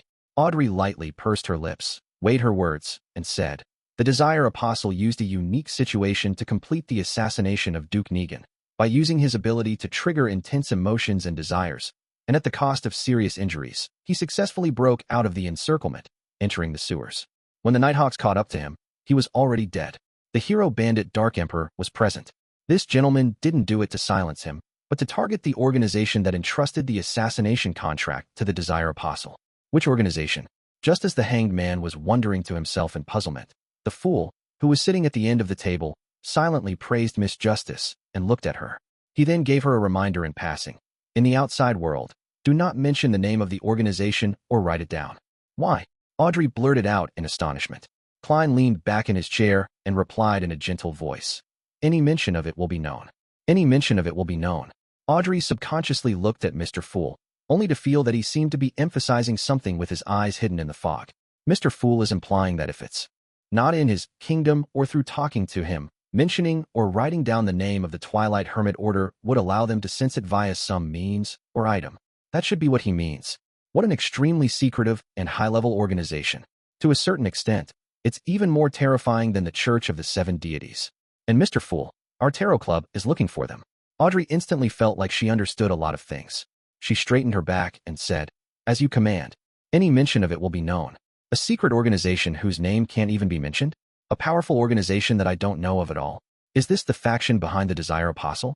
Mr. Fool had sent his adorer to search for them? This high-level situation in the world really is more complicated than I thought. There are even more secrets that I have no way of knowing." Alger slightly nodded his head, feeling both shocked and agitated at the same time. At this moment, he had the urge to pay Mr. Fool for the name of the organization. However, after thinking about it carefully, he felt that there was no need for that. Although understanding the situation involving the higher-level entities would help him perfect his plans for the future and play an important role in certain situations, he, who was currently at the bottom of the mid-sequence levels, had no way of making contact with matters related to the mysterious organization. What he needed the most right now was the formula and ingredients for Windblessed, so he had to save up enough wealth for them. After succeeding my advancement, I could seek an opportunity to consult Mr. Fool. Alger made a note of this. Furs was confused by what she heard. Things like the Desire Apostle and the organization in which any mention of it will be known were completely different from what she had read in the newspapers. There are indeed many secrets behind the assassination of a duke. It's a pity that the organization's name cannot be written down. Otherwise, I can use it as the villain of a future novel. It will definitely be a classic. I still owe 10 diary pages and haven't bought the Spirit Eater's stomach pouch. There's no need to spend the money in order to understand such high-end matters for the time being. Well, The secrecy and knowledge circulating in the Tarot Club are 10 times greater than Mr. A's gathering, or more. Furs restrained her curiosity as a writer. As for Derek, he didn't know who Duke Negan was, so he didn't care who was behind the assassination. He sat silently and was reserved, as though he were in class. When the matter regarding the Twilight Hermit Order was over, Furs looked around and probingly asked, "Lady and gentlemen, do you have a way to solve the problem of accumulating too many Beyonder characteristics of the same level?" Chapter 442, Exploration Mission. Alger looked at Furs and returned with a question. "You were forced to drink a second apprentice potion? Why did you figure it out so easily? It's as though you were there to see it." Furs uncomfortably cleared her throat and said, "Yes, let's just pretend that's what happened. What solutions do you have? What do you need me to exchange for it?" Alger glanced at Mr. Fool, but seeing that he had nothing to say, he replied in a calm and low voice, "You don't need payment, because it will certainly not be able to satisfy your needs." Without waiting for Miss Magician and Miss Justice to ask, he casually explained, "High-sequence Beyonders can independently decide whether or not to pass on their Beyonder characteristics to their descendants, and how much they will inherit as a result. Sequence 6 and Sequence 5 will naturally pass a part of it in an uncontrollable manner. Although the quantity isn't a lot each time and wouldn't affect the Beyonder's strength, their sequence will regress if they have enough children. Such a child is born with high spiritual perception and a certain level of incomplete Beyonder powers." Audrey suddenly came to a realization, understanding the origins of some special people. The Hanged Man nodded. "Yes, they're equivalent to half a Sequence 9, with a certain amount of characteristics. If they want to become a Beyonder, they can only choose the corresponding path. Of course, such people might not be a result of inheritance. It might be the result of them gaining the blessings of a deity or the corruption of an evil spirit. There are many factors that can cause the same degree of influence. Also, when high-sequence Beyonders have children, they might give birth to someone who's already at Sequence 5. This is one of the rare instances when one can advance without losing control. So that's how it is." Audrey sighed with satisfaction. To her, knowing more mysteries was more enjoyable than getting a nice dress or jewelry. Furs also came to a realization as she pressed. "Then what about Beyonders at Sequence 7, 8, and 9? Theoretically speaking, their Beyonder characteristics will not be passed down to their descendants, but that is not absolute. If there's an excessive amount of Beyonder characteristics, there's a chance for them to be passed down as well. That is to say, if you're pregnant with a child, there's a way to effectively reduce the remnant potion in your body. No, one might not succeed, but 3 or 4 will stand a higher chance." 3 or 4. Furs stared agape. Klein, who had learned all of this general knowledge from Roselle's diary, couldn't help but think of a joke. "Miss Magician, in the future, you can say to your child that you were a free gift won from drinking a potion. Although it seems that, according to Mr. Hangman, the burden can be reduced the moment a child is conceived, having a child would still require almost 40 weeks of trouble. No, more than that, it's impossible to leave the child after it's born, right? After grasping the acting method, even if the process subsequently becomes more difficult, 2 months will definitely be enough time to digest it. It might not even take that long. After all, it's just a starting sequence." Furs forced a smile and said, "I understand. The best way is still to rely on acting to digest it." Alger gave an affirmative answer. "That's the case for Sequence 7 and below. After that, digestion would easily take a year or so, 2 to 3 years, and then 5 to 6 years. When that happens, giving birth to a child would be a simpler plan," he added inwardly. There were a few seconds of silence as the two women digested the knowledge they had just gained. This was the first time they had known that having a child had such uses. For Derek, this was common knowledge. He adjusted his posture and said, "I've been assigned another exploration mission." "Where to?" Alger tilted his head and asked. "It's still the half-destroyed temple of the fallen creator," Derek answered without sounding too grave. "It sounds like there's a certain guaranteed level of safety." Audrey didn't interrupt. The Hanged Man pondered for 2 seconds before asking, "Is the Shepherd Elder still in prison?" "Yes. This exploration will be led by the chief." The son didn't hide the facts. "This way, the danger level will be much lower than last time. You can give it a try." Alger couldn't help but look at Mr. Fool once more. Unable to read any thoughts from the other party's blurry eyes, he continued to speak to the son. "This should be your last inspection before the surveillance is completely removed. Previously, the information you made known was that Amon is archenemies with the fallen creator. They wouldn't mind exposing themselves to spoil the other's plans. This time, by heading to the fallen creator's temple for exploration, as long as you don't reveal any abnormalities, the 6-member council will basically determine that you're no longer under Amon's influence." Mr. Hangman sure is experienced. It's as if he was planning the operation. Derek kept it in mind before asking, "What else do I need to pay attention to?" At the very end of the long bronze table, the Fool, who was quietly watching, opened his mouth. Flesh and blood, ravings. Klein had only said 2 words, leaving the Tarot Club members to comprehend them on their own. This was the demeanor of a great figure. The hanged man pondered for a few seconds. Then he said to the son who had thanked the fool, "In particular, don't look at what you shouldn't, don't listen to what you shouldn't, don't eat what you shouldn't, and don't touch what you shouldn't." "What are those that shouldn't be seen or heard?" Derek asked, puzzled. The hanged man said with a deepened voice, "After entering the temple, everything is included." "Then, how should I explore?" Derek asked in surprise. The hanged man chuckled. "Aren't there other members? Isn't there a chief?" It really is Mr. Hangman style. Audrey subconsciously wanted to cover her face with her hands, but the education and habits ingrained in her had told her that such actions weren't graceful, so she forcefully changed the way she moved, stroking her drooping hair and pushing it behind her ears. The son felt that such a method was quite unacceptable. Upon noticing his reaction, Alger secretly cursed before saying, "What I mean is to listen to your chief's instructions. Only do what he allows you to do. At any other times, do not take matters into your own hands." "I understand. Thank you, Mr. Hangman." The son instantly relaxed. "Phew." Alger exhaled and turned to the woman opposite him. "Miss Justice, I wish to know the political changes in Backland after Duke Negan's passing." Audrey recalled the information she had heard, both directly and indirectly in recent times. Duke Negan's death has divided the House of Lords. Although his eldest son is about to inherit the nobility title and become a member of the House of Lords, his prestige isn't enough to calm the dispute. Nearly 10 members of the House of Lords have jointly proposed that the newly conferred nobility should also have a chance to obtain a fixed seat as a member of Parliament.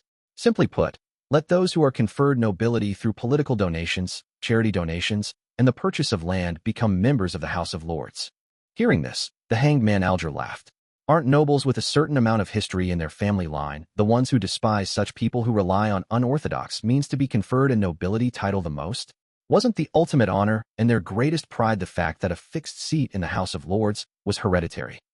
Ignoring the inadvertent mockery, Audrey calmly explained, "When you have tens of thousands of pounds, hundreds of thousands of pounds, or even more debts, you will also make the same choice." Owing money wasn't a fatal threat to many nobles, but the debtor could apply to the court and use their lands as payment for the debts. Without the minimum amount of land needed for a noble title, their status as nobles would be on the verge of collapse. And then, Alger didn't continue to harp over the previous question. Audrey gave a rough description. This kind of dispute has put many bills on hold, including, but not limited to, the raising of workers' salary, the improvement of working hours, and revising the poor law. It's gratifying to see that the Civil Servant Unified Examination is still progressing steadily and hasn't stopped, and the investigation into the air pollution in Backland is also going in depth. There will be no war for the time being, the hanged man whispered, and he went on to talk to the other members. Worried that staying too long in the bathroom would arouse suspicion, Klein announced the end of the tarot gathering after they were done. After returning to her room, Audrey didn't rush to get up. She first quietly sorted out the things she needed to do after this. Looking at the mirror in front of her, she played with the accessories on her earlobes. With a slight smile, she silently muttered to herself, "There will be a psychology lesson tomorrow afternoon. I can tell Miss Escalante that I've met someone in a Beyonder circle who's looking to buy the human skin shadow characteristic and has promised an abnormally generous price for it. I wonder if the psychology alchemist will be interested in it or not. Also, I mustn't forget Roselle's diary and the wind-blessed formula. Yes, I have to find the psychiatrist ingredients as quickly as possible. Audrey, you can't be lazy. Susie is already a sequence 8, so you can't let her overtake you." After pacing back and forth in the room, First finally made up her mind and pulled out her chair. She grabbed a piece of paper and a pen and, after mulling over it for nearly a minute, began to write to Dorian Gray. She described how she learned of someone who requested the characteristic of a human skin shadow and the wind-blessed potion formula, as well as her curiosity over the Roselle notebook. The capital of the Rorstad archipelago, the city of generosity. Alger Wilson walked out of the hotel and headed for a secret underground market. His target was the hair of a deep-sea naga. He had no intention of missing a human skin shadow if someone had it. "I'm short on money." Klein sat in the living room and sighed again. He still needed quite a bit of cash to ensure that he could purchase the items directly when he received clues regarding the human skin shadow's characteristics. Klein thought for a long time, wondering if he should find other channels to sell the Beyonder characteristic left by the interrogator and stop waiting for Miss Zio to save up her money. After an unknown period of time, the sound of the doorbell rang, breaking the afternoon silence. Chapter 443, a one-man performance. The visitor was a man in a dark green postman uniform. He smiled at Klein in a fawning manner. "Are you Mr. Sherlock Moriarty?" he asked. "Yes." Klein could vaguely guess the purpose of the other person's visit. The visitor raised his right hand and handed over a palm-sized item that was wrapped in layers of black gauze. "Please sign and accept your package." Klein deliberately revealed his doubts. "Shouldn't you give me a slip and let me go to the corresponding post office for collection?" The Lone Kingdom's postal system was a perfect replica of the Intis system, and even the flaws were copied quite significantly. Anything that couldn't be stuffed directly into the mailbox, no matter what it was, would only be given a collection slip by the postman, making the recipient go through the hassle of collecting it himself. "Haha, because it's rather precious, so I have to personally deliver it to you," the postman said after a momentary shock. "It seems you're not professional enough to be a real postman." Without further questions, Klein accepted the package, pen, and slip before signing them. He closed the door and returned to the living room. He didn't rush to open the package, but he took out a gold coin and threw it into the air. "Huh." Klein caught the gold coin and looked down to see if it was heads or tails. A number faced up, indicating a negative response. "There's no latent danger." Klein nodded slightly and put away the gold coin. He touched the paper figurine in his pocket and carefully opened the package. After one layer after another of black gauze was removed, the objects inside clearly presented themselves to him. They were a pale gold-colored, elegantly patterned pocket watch, a handkerchief stained with dark red blood, 7 or 8 brown short curly hair tied together, and a stack of notes. Talam's belongings, his hair, his blood, and his daily records are all present. Prince Edisac sure is a very efficient man. It's not even nighttime. Klein looked at the items on the coffee table and suddenly felt that there were many people staring at him at that very moment. An ancient angel family with a heritage of more than 2,000 years would definitely have an unimaginable background.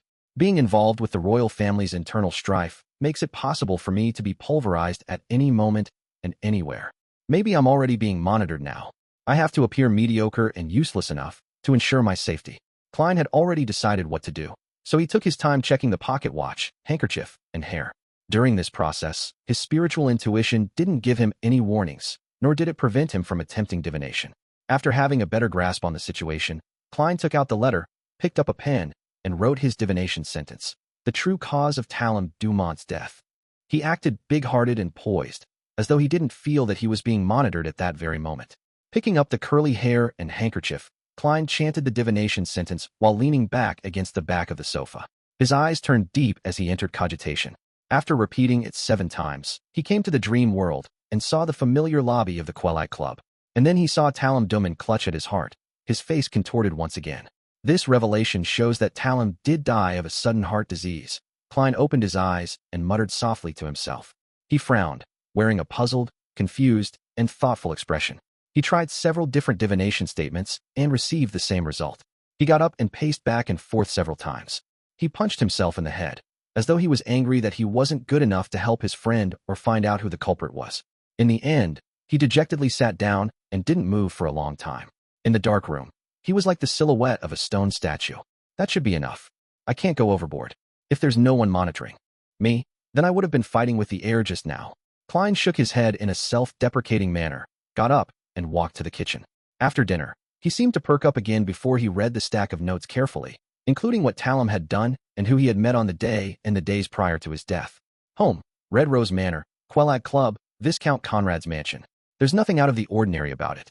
Klein picked up a sharpened pencil and drew circles, marking out the places he would visit and the targets he would ask about in the next few days. After doing all of this, he let out a long sigh. Without confidence, he packed up his things, washed up, and went to bed. In the middle of the night, when the red moon was hidden by layers of clouds, Klein suddenly opened his eyes and woke up. He got out of bed, opened the door slowly, and went into the bathroom next door, hiding himself with a paper figurine substitute in the process. Walking 4 steps counterclockwise, he arrived above the gray fog and sat down at the seat, which belonged to the fool. His eyes had become clear, no longer dispirited, dejected, and pessimistic.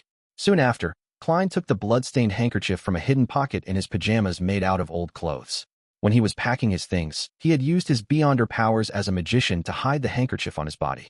After taking a deep breath, Klein conjured a pen and paper, and he wrote down the divination sentence that was no different from the beginning. The true cause of Talam Dumont's death.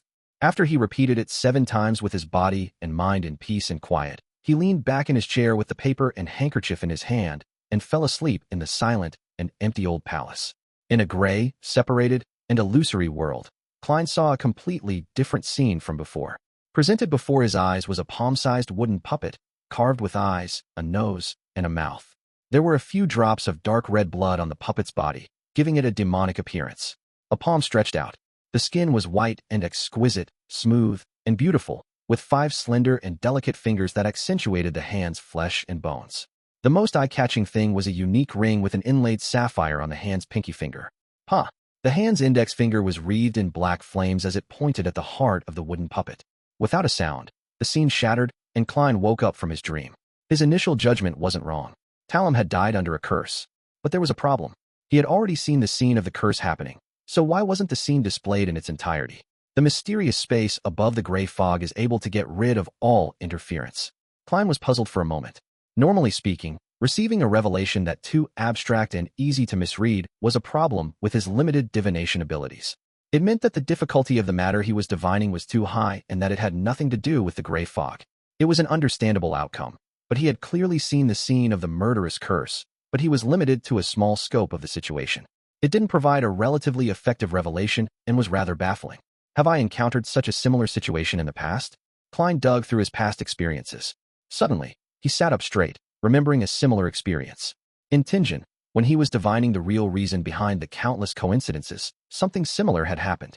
He could clearly see the house with the red chimney, but he couldn't reach its Zangwil and sealed artifact 0-08. This is the power of someone or something that's at the level of a grade 0 sealed artifact that's resisting the power of the gray fog. Klein's eyes abruptly narrowed. No, not necessarily. There are still quite a few possibilities. I have to confirm it again. He put in a lot of effort in order to calm down.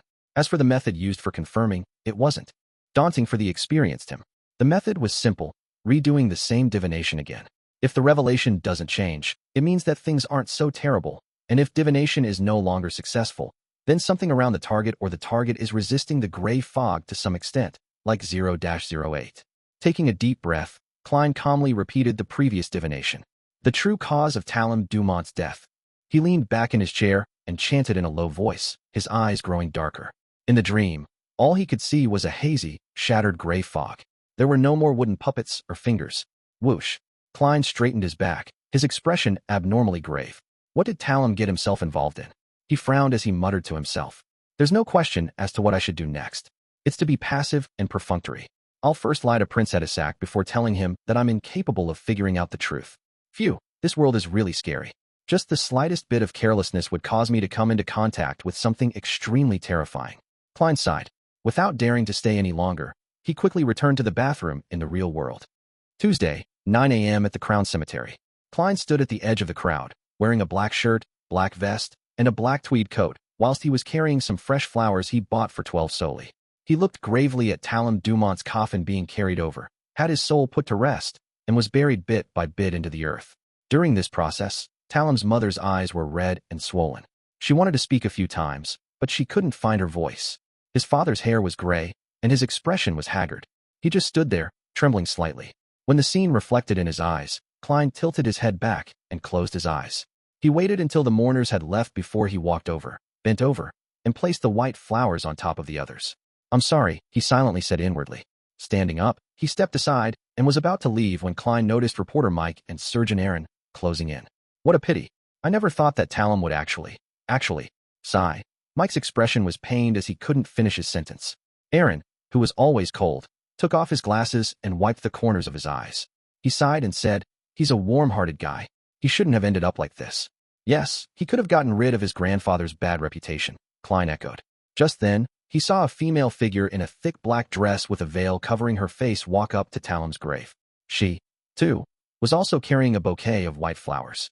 Klein looked away, not paying much attention, just keeping watch through the corner of his eye.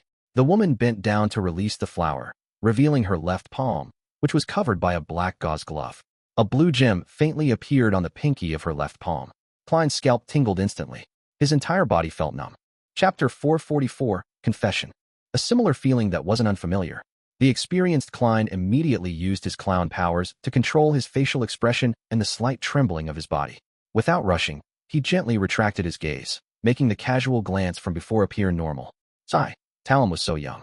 He wasn't even married and has no children. Klein sighed as he went with the flow. He had said this because it gave him a plausible explanation for his subtle reaction towards the woman who had offered the flowers. He had turned sad having seen a woman who had some connection with Talum, associated her to marriage and family, and then finally how his friend had passed away at an early age. Yeah, actually, at his age, he should have been married 4 or 5 years ago. Unfortunately, the matter with his grandfather left him with an extremely strong psychological trauma. He had always rejected marriage, and only recently did he improve. Reporter Mike sighed. At this moment, the seemingly normal Klein seemed to have a cluster of thorns stabbing at his back, slowly piercing into his skin and flesh, causing him to feel extremely tense. The girl in the black dress with the sapphire ring on her left-hand pinky had straightened her body and calmly surveyed her surroundings.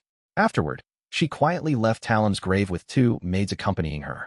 She silently walked further and further away from Talum's grave. Phew! Klein secretly heaved a sigh of relief. The feeling of his back being stabbed quickly turned into a cold sweat. Just who was she, and why did she come to the grave to offer flowers? Talum's lover? However, how could Talum, who had no wealth or status, have a relationship with a terrifying person who is involved with a Grade 0 sealed artifact, or that of a demigod? This isn't a novel. Furthermore, she should be the one that used a curse to kill Talum. This matter runs deep. Klein listened quietly as Mike and Aaron recounted Talum's past.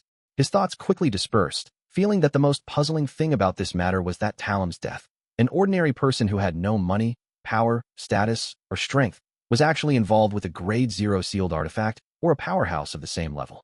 This was simply inconceivable. Asterisk, but this isn't an isolated case.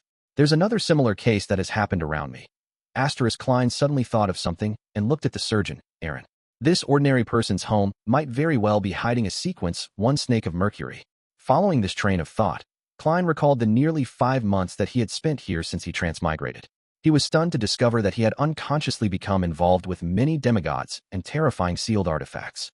The woman who had killed Talum, the snake of Mercury, Septon, the blasphemer Amon, the mysterious woman at the Royal Museum, a high sequence beyonder of the Rose School of Thought, 0-08, 1-42, in Zangwill, the mutated sun's sacred emblem, the Antigonus family's notebook, Mr. Isaac Eggers, who's suspected to be a descendant of death, Mr. Dorr, the Twilight Hermit Order. Each name flashed through Klein's mind, and every single one of them made him feel like drawing in a cold breath. He calmed his heart and carefully thought, these don't include the true creator and the eternal blazing sun, who are ranked high above these. Strictly speaking, I can be considered to be among their ranks. After all, I came from a dark divination, and I'm a strange alternate world soul who controls the strange gray fog. Could this be another crest of the times after Roselle? So all the demigods and terrifying sealed artifacts are making an appearance in real life. As these thoughts flashed through Klein's mind, the grief-stricken reporter Mike and surgeon Aaron excused themselves. He then left the cemetery at a leisurely pace. Just as he was looking around for a rental carriage, a familiar carriage drove out of a secluded spot and stopped in front of him. Although the coat of arms on the black carriage was skillfully concealed, Klein was still able to recognize it as Prince Edisac's carriage. Without a sound, the door of the carriage opened, and the old butler with his meticulously combed hair alighted. He politely made a gesture of invitation. His Highness is waiting for you. All right. Klein didn't feel guilty at all as he entered the spacious and warm carriage. Prince Edisac was dressed in a dark blue coat with a large collar and a golden ribbon across his chest, which made him look very abnormally noble. He rubbed the diamond brooch, and his long and narrow eyes showed hints of a sigh. I'm restricted even when participating in the funeral of a friend. I couldn't appear in person and could only watch from afar, sending someone to offer flowers for me. This is the royal family's lack of freedom. If Talum's grandfather hadn't lost his aristocratic title, then you wouldn't have to avoid anything. Klein abided by Prince Edisac's gesture and sat across from him. Edisac picked up a cup of blood-red wine and said, "Sigh. I had originally planned to find an opportunity to help Talum's father recover his aristocratic title, but unfortunately, instead of going deep into the subject, he asked, Sherlock, did you receive the package?" Yes. Klein answered any questions he was asked, never giving any additional descriptions. Edisac nodded slightly. Any progress? I made several divinations using Talum's hair, blood, and belongings, but all of them led to the conclusion that he had died of a sudden heart disease. Klein used his emotionless, smooth narration to imply that my sequence isn't high enough, my standards are limited. Although I'm good at divination, the other party is stronger, and I'm sure that I can't figure out the truth. Edisac looked disappointed and sighed. How do you plan on continuing the investigation? Starting with the people Talum came in contact with a few days before his death and the places he went, Klein replied according to the plan. Edisac looked at the old butler. There will definitely be no lack of threatening interrogations or bribery. Pay Sherlock £100 for his investigation fees. Yes, Your Highness. The old butler took out a stack of bills that he had prepared earlier. £100 straight out? Once again, Klein felt Prince Edisac's generosity. I'll do my best. He took the £100 in cash and pocketed it without counting it in detail. I hope that we can put Talum to rest. Prince Edisac clenched his right fist and tapped the left side of his chest. He turned his head to look out the window at Crown Cemetery, which wasn't too far away. His friendship for Talum still remained strong. Klein sighed before he was led out to a carriage by the old butler. In Empress Borough, the opulent villa of Earl Hall, Audrey looked at her psychology teacher, whose long hair reached her waist, and she pretended to carefully look from side to side. She immediately lowered her voice and said, Miss Escalante, I recently joined a new Beyonder gathering. There were high offers for a human skin shadow characteristic and the wind-blessed potion formula. Different people. These are likely mid-sequence items, right? It sounds quite interesting. All right. Will the psychology alchemists be interested? Escalante was startled. She pondered for a few seconds and said, I'll ask when I return. All right. Audrey responded briskly, as though she were simply intrigued by such mid-sequence transactions. Escalante retracted her attention and said in a serious tone, Miss Audrey, although you are already a Sequence 8 Beyonder, you have yet to receive formal education in mysticism. You still don't understand enough about the techniques and applications of a spectator and telepathist, as well as the foundation theories. Starting today, I'll guide you to become a true Beyonder. That's what I wish, Audrey said sincerely. The huge golden retriever, Susie, who was sitting by her feet, wagged its tail happily, as if happy for her mistress. Having made up his mind not to work, Klein took the carriage back to 15 Minsk Street. He opened the door and was just about to take off his hat when he froze. His spiritual intuition told him that a stranger had entered the living room. Someone had entered his room. He barely hit his tracks. Is it considered a warning? Having a warning is better than not having one. Klein stood in the hall for a long time in silence. Immediately, he turned around and went to the steam cathedral in a rental carriage. The cathedral towered over the chimneys and clock tower, the former representing the power of steam, while the latter represented the beauty of machinery through the hanging of its intricate clocks. It was neither the weekend nor noon or the evening, so there were only a few devotees in the hall quietly praying. Klein sat down in the aisle, leaned his cane, took off his hat, and pretended to pray for 10 minutes in front of the sacred emblem. Then, he picked up his things and walked along the aisle to the altar. He said to the bishop standing to the side, I wish to make a confession. Good, God is watching you. The bishop, who had a kind face and hoary hair at his temples, walked to the confessional by his side. Klein followed closely behind and closed the door. He sat down on a chair and said to the bishop through the wooden board, I confess that I didn't adhere to my principles when facing danger, and I chose to retreat. What were you thinking at the time? The bishop gently asked. Klein immediately described in detail about Talum's death, his suspicions, the reminder from the machinery Hivemind, Prince Edisac's entrustment, and, after how he failed to obtain any answers from his divination, he expressed his heartfelt cowardice in the face of the royal family's strife. The reason he didn't go straight to Carlson was that he was afraid that not only was he being watched, but Prince Edisac's men were also watching him from the shadows. Once he made his intentions clear, he couldn't be sure if he would encounter another calamity. The Steam Cathedral was the headquarters of the Church of the God of Steam and Machinery, and it was one of the 3 great holy temples. No one could spy on whatever happened inside. What Klein intended to do was to use the Church of the God of Steam to convey his true thoughts and avoid getting caught up in a deeper conflict. Simply put, it was to comply with what his heart wanted. The bishop listened quietly and answered without changing his tone. Your choice derives from human instinct. God will not blame you. Go back. God will protect you. That's good. Klein understood the hint and quietly left the Steam Cathedral. Standing on the street outside, looking at the misty sky, he sighed silently. I need to advance as soon as possible. Chapter 445, Live Broadcast. Lightning streaked across the sky, illuminating the pitch-black city walls. Carrying a leather bag on his back and the axe of hurricane in hand, Derek Berg stood outside the doorway to a cave with nearly 10 of his teammates. Lifting his eyes up, he saw that, between the stone cracks of the city wall, the dry and hardened black soil was crusting, but a bunch of tenacious weeds had grown out. They were densely packed and resembled human hair. At that moment, he hurriedly withdrew his gaze and looked towards the city gate when he heard light footsteps. As the lightning and darkness alternated, a tall figure slowly walked over, carrying 2 straight swords which were crossed on his back. Then his pale, disheveled hair, his ancient eyes, his twisted, deep, old scars, and his perennially unchanged brown coat and flaxen-colored shirt entered Derek and the others' sight. The approaching person was the chief of the 6-member council of the City of Silver, Colin Iliad, a powerful demon hunter. After greeting him, Derek subconsciously looked at the chief's waist. There was a leather belt divided into many compartments, each with a different metal bottle inside. This was a symbol of an experienced and powerful demon hunter. Derek had previously heard his parents mention that demon hunters were good at discovering the weaknesses for different monsters, identifying the uses of various materials, and were able to use their special cogitation state against the former. With the latter, they could concoct corresponding magical medicine, holy ointments, essential oils, and special imprints. Then, through consumption, smearing, and using these items, they could achieve the effect of restraining the target. In a sense, experienced, knowledgeable, well-prepared, and sharp demon hunters were the nemesis of the vast majority of monsters.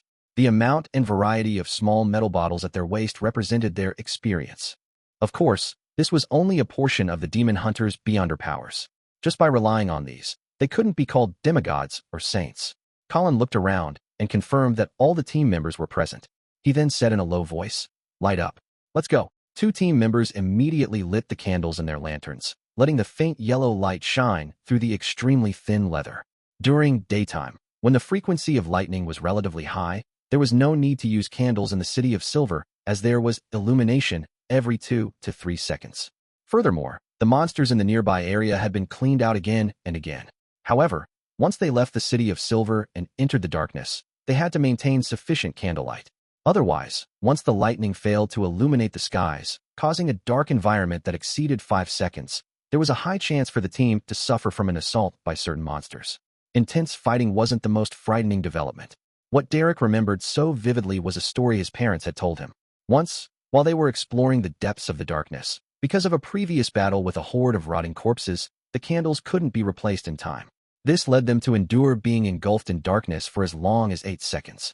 When the lightning flashed again and the candlelight appeared, they were stunned to see that only 5 of their original 8 teammates remained. The other 3 had vanished in silence, never to be seen again. Taking a deep breath, Derek gripped the axe of Hurricane tightly and walked in the middle of the team, following the chief in a predetermined direction. A bolt of lightning flashed, causing the plains covered in tall black grass to appear like an eerie oil painting. The exploratory team of 10 Beyonders walked along the path filled with craggy gravel, venturing deep into the black grass. The lightning subsided, and the dense darkness instantly swept over them, almost completely engulfing them. The yellow candlelight pierced through the leather and, weakly, swayed to and fro, guarding the surrounding area. Eastborough, in a greasy and cheap coffee shop.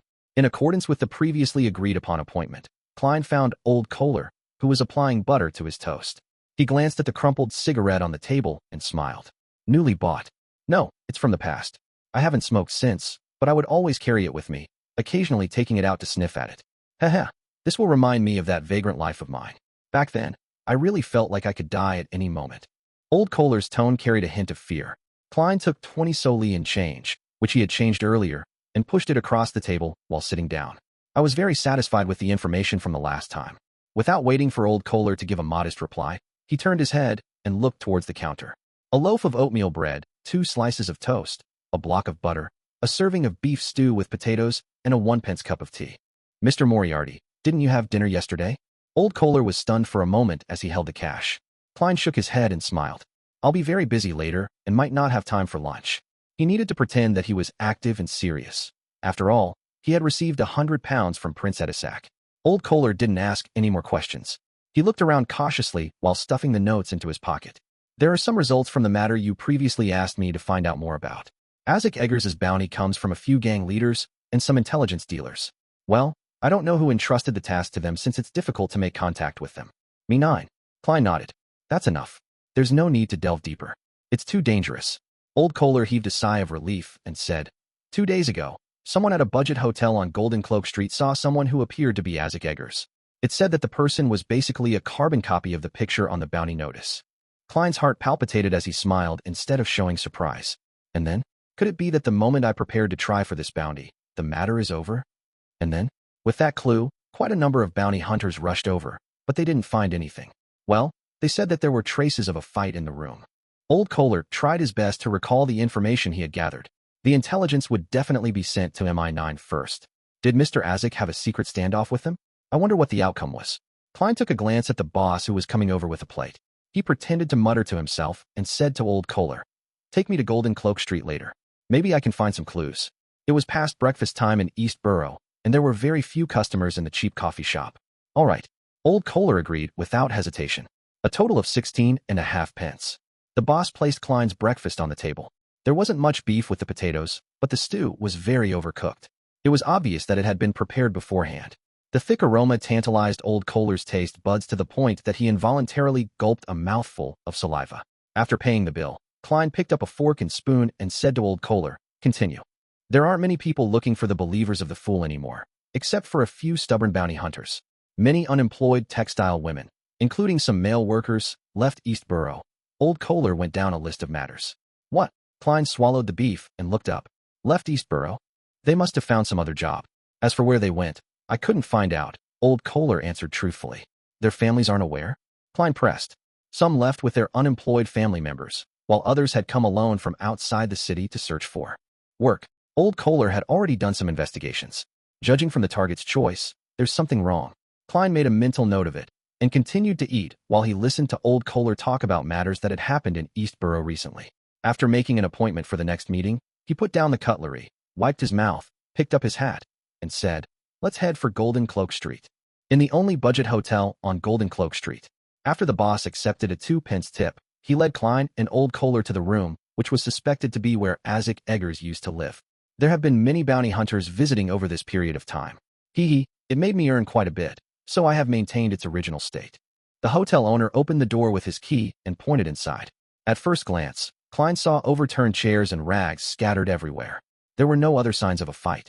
With his considerable spiritual perception, Klein cast his gaze under the bed. After staring for 2 seconds, he walked over and bent down to pat the bed. Dust flew into the air with a poof as a gray rat jumped out from under the bed. It looked normal, without any problems, but in Klein's spirit vision, its aura only had the colors, black and green. The rat turned a corner and climbed up a wall, exposing its belly to Klein's eyes. In that soft spot, its flesh was green with flowing pus. One could see that his internal organs had similarly rotted away. Klein thoughtfully looked back at old Kohler, who wasn't paying attention to the rat. Has the bounty for Isaac Eggers been withdrawn? No, old Kohler shook his head in confirmation. Klein examined it again. He then stepped out and said, "Let's go. There's no valuable clues." 15, Minsk Street. Klein, who had been busy all day, lay down on his bed and entered the dream world. Scenes that were continuous at times, and at other times fragmented, swept past, and all of a sudden, Klein woke up. He knew that he was dreaming. A power has invaded my dreams. Klein maintained his previous dazed state, casually sizing up his surroundings. He found himself in a suburb of fertile fields. A river flowed over from the distance and made a turn around the cliff in front of him. One side of the cliff was bare, revealing a pure white rock. Looking from afar, it seemed to have a kind of holy beauty. Nearly 10 men and women wearing black coats or dark jackets surrounded a hidden underground entrance to the bay. Among them was Klein's acquaintance, a Cancer Bernard. Whitecliff Town, Stratford River Creek, Machinery Hivemind. Are they exploring the Amon family tomb? But why would there be scenes of it in my dreams? Klein was puzzled. At that moment, he saw the water on the surface of the river undulate, rapidly forming a line of white words. Your loyal and humble servant, Rhodes, is here to report to you on the exploration situation. Klein's mouth turned agape, momentarily losing the ability to speak. Then, a voice echoed in his head. Tell me, why would a perfectly good mirror be a snitch? Chapter 446, Machinery Hivemind's Combat Style. In an instant, Klein switched to his unfathomable state as the fool who overlooked everything. He nodded and said, "Not bad." Ahead of him, the river surged, and the white words squirmed and changed before taking shape again. What follows is the exploration process your loyal servant, Rhodes, has recorded. You can choose to speed up or skip certain scenes at any time.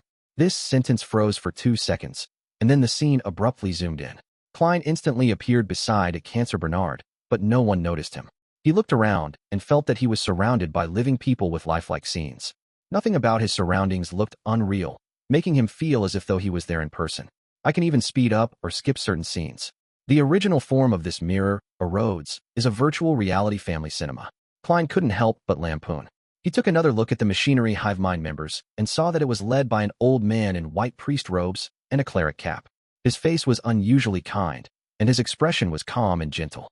Your Grace, everyone is ready.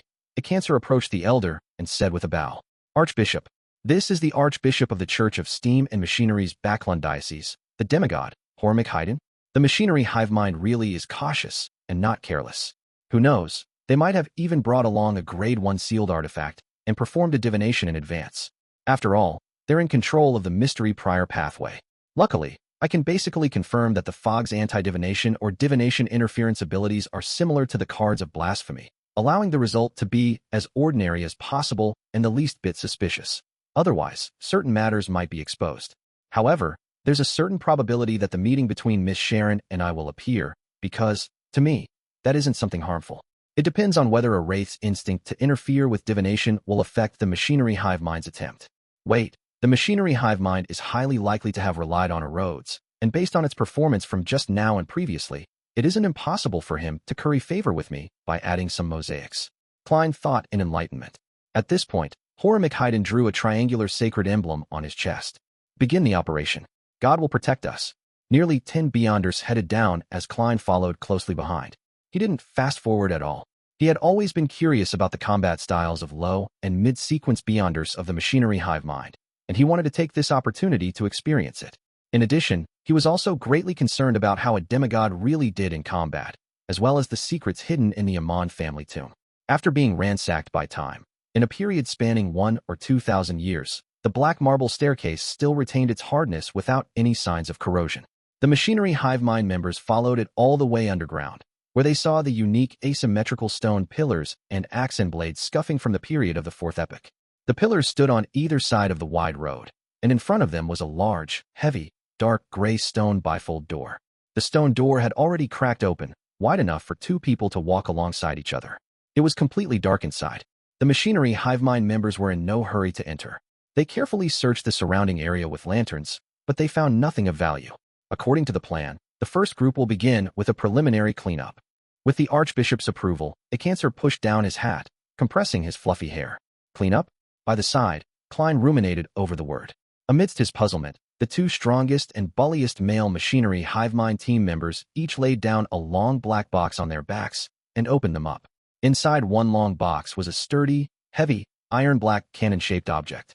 Its surface was engraved with dense and arcane patterns.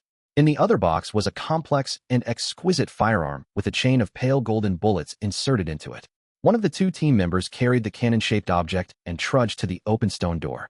Another machinery hive mind member picked up the peculiar gun, adjusted the bullet chain, and followed slightly behind.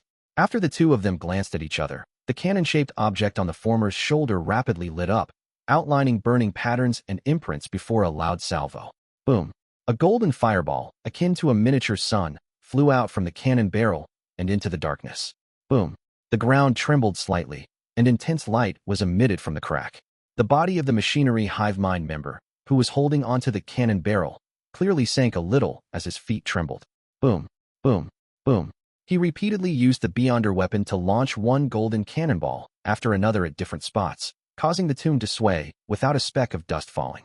After he came to a stop, the team member with the peculiar gun stepped forward and pulled the trigger. Duh, duh, duh, duh, duh. The sound of machine gun fire echoed as one pale golden bullet after another flew out, purifying the danger in the depths of the darkness. Isn't this the bombardment effect I've always wanted? Furthermore, they're using Beyonder expendables like purifying bullets and exorcism cannonballs. How extravagant. Is this the combat style of the machinery hive mind? Klein stared with his eyes wide open and his mouth slightly agape. After the series of savage bombardments, a cancer raised his voice above the rumbling echoes and said, Group 2, do the follow-up cleanup. There's more. Klein felt a little numb from what was happening. The second group was also made up of two team members who used scrolls made of different kinds of leather. They chanted simplified incantations, activated the scrolls, and tossed them inside. The construct behind the stone door was suddenly shrouded by gentle and pure light. Droplets of golden holy rain pattered down, cleansing everything in the area. Klein looked at this scene and suddenly found it somewhat ridiculous. Wait, aren't you guys here to engage in archaeological studies? Aren't you professional archaeologists? Aren't you afraid that the tomb would collapse from using such cleanup methods? While these thoughts flashed through his mind, the second team was done, and they shouted at a cancer. Deacon, as expected, the construct's structural integrity hasn't been destroyed. They were clearly prepared. All right, continue forward. A cancer gave the order. Klein walked in the middle, through the stone door, and saw piles of dirt and debris on the ground. It was impossible to tell what kind of monsters had once been active here, and no one could guess the functions of the mechanisms that had been set up here. After these cleaning up procedures, as long as one didn't dodge in advance, no beyonder below that of high-sequence beyonders would be able to withstand it. Klein once again gained a deeper understanding of what the aesthetic of violence was like and what it meant to be simple, direct, and unreasonable. In what followed, the previous scenes were repeated over and over again. The machinery Hivemind team members smoothly approached, exploring one area after another, occasionally harvesting some beyonder characteristics that were beginning to gather. There are no murals, seeing the main tomb chamber in sight. The Archbishop of the Church of the God of Steam, Hivemind, stopped and muttered to himself in puzzlement. Klein, who was considered half a historian, was equally puzzled. Generally speaking, a noble family member's grave would more or less express their position and honor when they were alive. And when a grave became a tomb, or even a mausoleum, it was very common for a mural to be used to describe its master's life when it possessed enough space. In even older and more obscure eras, this wasn't rare, and it was even the most common method. The first thing humans learned was drawings, not writing. Thus, it really was a little strange that there were no similar murals in the tomb of a fourth epoch noble family. Upon hearing the Archbishop's question, Acancer immediately ordered the men to spread out in groups of 2 to search the vicinity for relevant traces of murals. Watching from the sidelines, Klein couldn't help but want to fast forward a little to immediately see the outcome. At that moment, he noticed that the 2 machinery Hivemind members in the left corner had suddenly turned into 3. One of them looked identical to Acancer Bernard, his fluffy hair propping his hat high. Klein was first stunned before he made a guess. The moment he had the thought, Acancer walked over to the team member closest to him. Any discoveries? He cleared his throat and lowered his voice. The team member turned around warily, but immediately relaxed when he saw that it was Deacon Acancer. No. Before he could finish his sentence, the Acancer in front of him suddenly turned into a piece of human skin and enveloped his body. The pale human skin tightly wrapped around him, and his face began to form the outline of his facial features. During this process, there were no additional sounds, nor were there any abnormal movements that were triggered. All of a sudden, the human skin began to emit rays of light. Just like the rising of the sun, the human skin immediately turned translucent and quickly soared into the air as if it was being burned. A black whip immediately lashed out, striking its body, causing its movements to clearly slow down. In such a battle, slowness was an original sin. One beyonder weapon after another, burning scrolls, and pale golden bullets were released towards the human skin. After a brilliant burst of light, countless ashes fell from the sky. All of them coruscated faint light and slowly struggled to gather together. It really is a human skin shadow. Klein turned his attention to the machinery Hivemind members who had just been attacked. The man pulled at his collar and pulled out a protective charm. There were many symbols and magic labels related to the sun on it. Thankfully, the Archbishop got us to wear these things. He held the lantern and sincerely praised. It was only then that Klein realized that his brooch had the quality of the night, his ring had the intensity of the storm, and his belt exuded the sense of physical strength. Although they aren't all mystical items, most of them are in the category of charms and beyonder weapons. Even if their effects will quickly decline, they're still worth a lot. If you weren't an artisan or a rich beyonder, there's no way to gather that much. Is this the combat style of the machinery Hivemind? Burning money. Klein felt a sudden setback, and it took him a long time to recover. At that moment, the human skin shadow characteristic gathered and took form. It was like a huge diamond with countless sides reflecting light, and each side reflected a different face. The faces were densely packed, layered, and left one dizzy. I'm just short of it. Klein was overjoyed. After the machinery Hivemind handled the spoils, they continued to search for the murals, but they didn't find any traces of them. They had no choice but to gather again and head for the passageway that led to the main tomb. Chapter 447, Portrait. After another series of bombardments, the passage into the main tomb was revealed to the members of the machinery Hivemind. The ground was littered with debris. The diamond-shaped beyonder characteristic that reflected a human face lay silently at the bottom of the right wall, glowing with the light of 2 other objects. The entire tunnel, including the 2 walls that lined the sides and the stone ceiling, was filled with potholes. However, one thing remained undamaged. It was a frame that was hung up ahead about 7 meters away. It was brown in color, and the wood grain was obvious, but only the side of the frame was revealed. Without anyone mentioning anything, all the beyonders present could tell that it was strange. At this moment, the Archbishop of the Church of Steam and Machinery, Hivemind, stepped forward and said in a gentle voice, "This is likely to be the specter portrait frame that belongs to the Amon family, according to the records. As long as one walks into its range and is illuminated by it, their spirit body will instantly be separated from their flesh and blood, turning into a portrait and be forever sealed inside. In this state, Even if the portrait is replaced, there is no way of rescuing the person without the corresponding methods. If the duration of being sealed is too long, the body would already be dead. Then, even if one grasps the correct method to remove the seal, the spirit will quickly dissipate. As he spoke, Hivemind moved forward, step by step, closing in on the strange frame. Klein was a bit worried, not daring to watch the demigod fight against the sealed artifact, but he quickly realized that he was just watching a scene provided by the magic mirror, Erodes. What was there to be afraid of? This is very normal. It's just like watching a horror movie or playing a dark game. Klein calmed himself as he quickened his pace and caught up with Hivemind. The demigod archbishop quickly reached the confines of where the mystical item that needed to be sealed was. He wore a white priest robe and a clerical cap, and his figure gradually appeared in the glass on the surface of the picture frame. Glass? Glass in the fourth epoch? Seems to be the case. There has at least been glass in the fifth epoch's history all this time, and there has been no mention of who invented it. Klein waited with great interest for the battle between the demigod and the strange sealed artifact. Hivemind's upper body fully appeared within the spectre portrait frame, but his eyes didn't lose their luster. He walked towards the frame, face to face. The silhouette within the painting flickered, as though it was constantly shrinking, yet it was unable to succeed. Hivemind stopped, took out a large, almost opaque black cloth he had long prepared, and he covered the spectre portrait frame. The frame trembled a few times, but in the end, it was completely covered by the black cloth and turned silent. Hivemind seemed to be unaffected as he effortlessly removed the spectre portrait frame and finished wrapping it with the black cloth before tying a knot on its back. This isn't mystic. Didn't you say that your spirit body would be absorbed into the frame and be turned into a portrait? Why is the archbishop fine? Is this the uniqueness of a demigod, or is it because of another reason?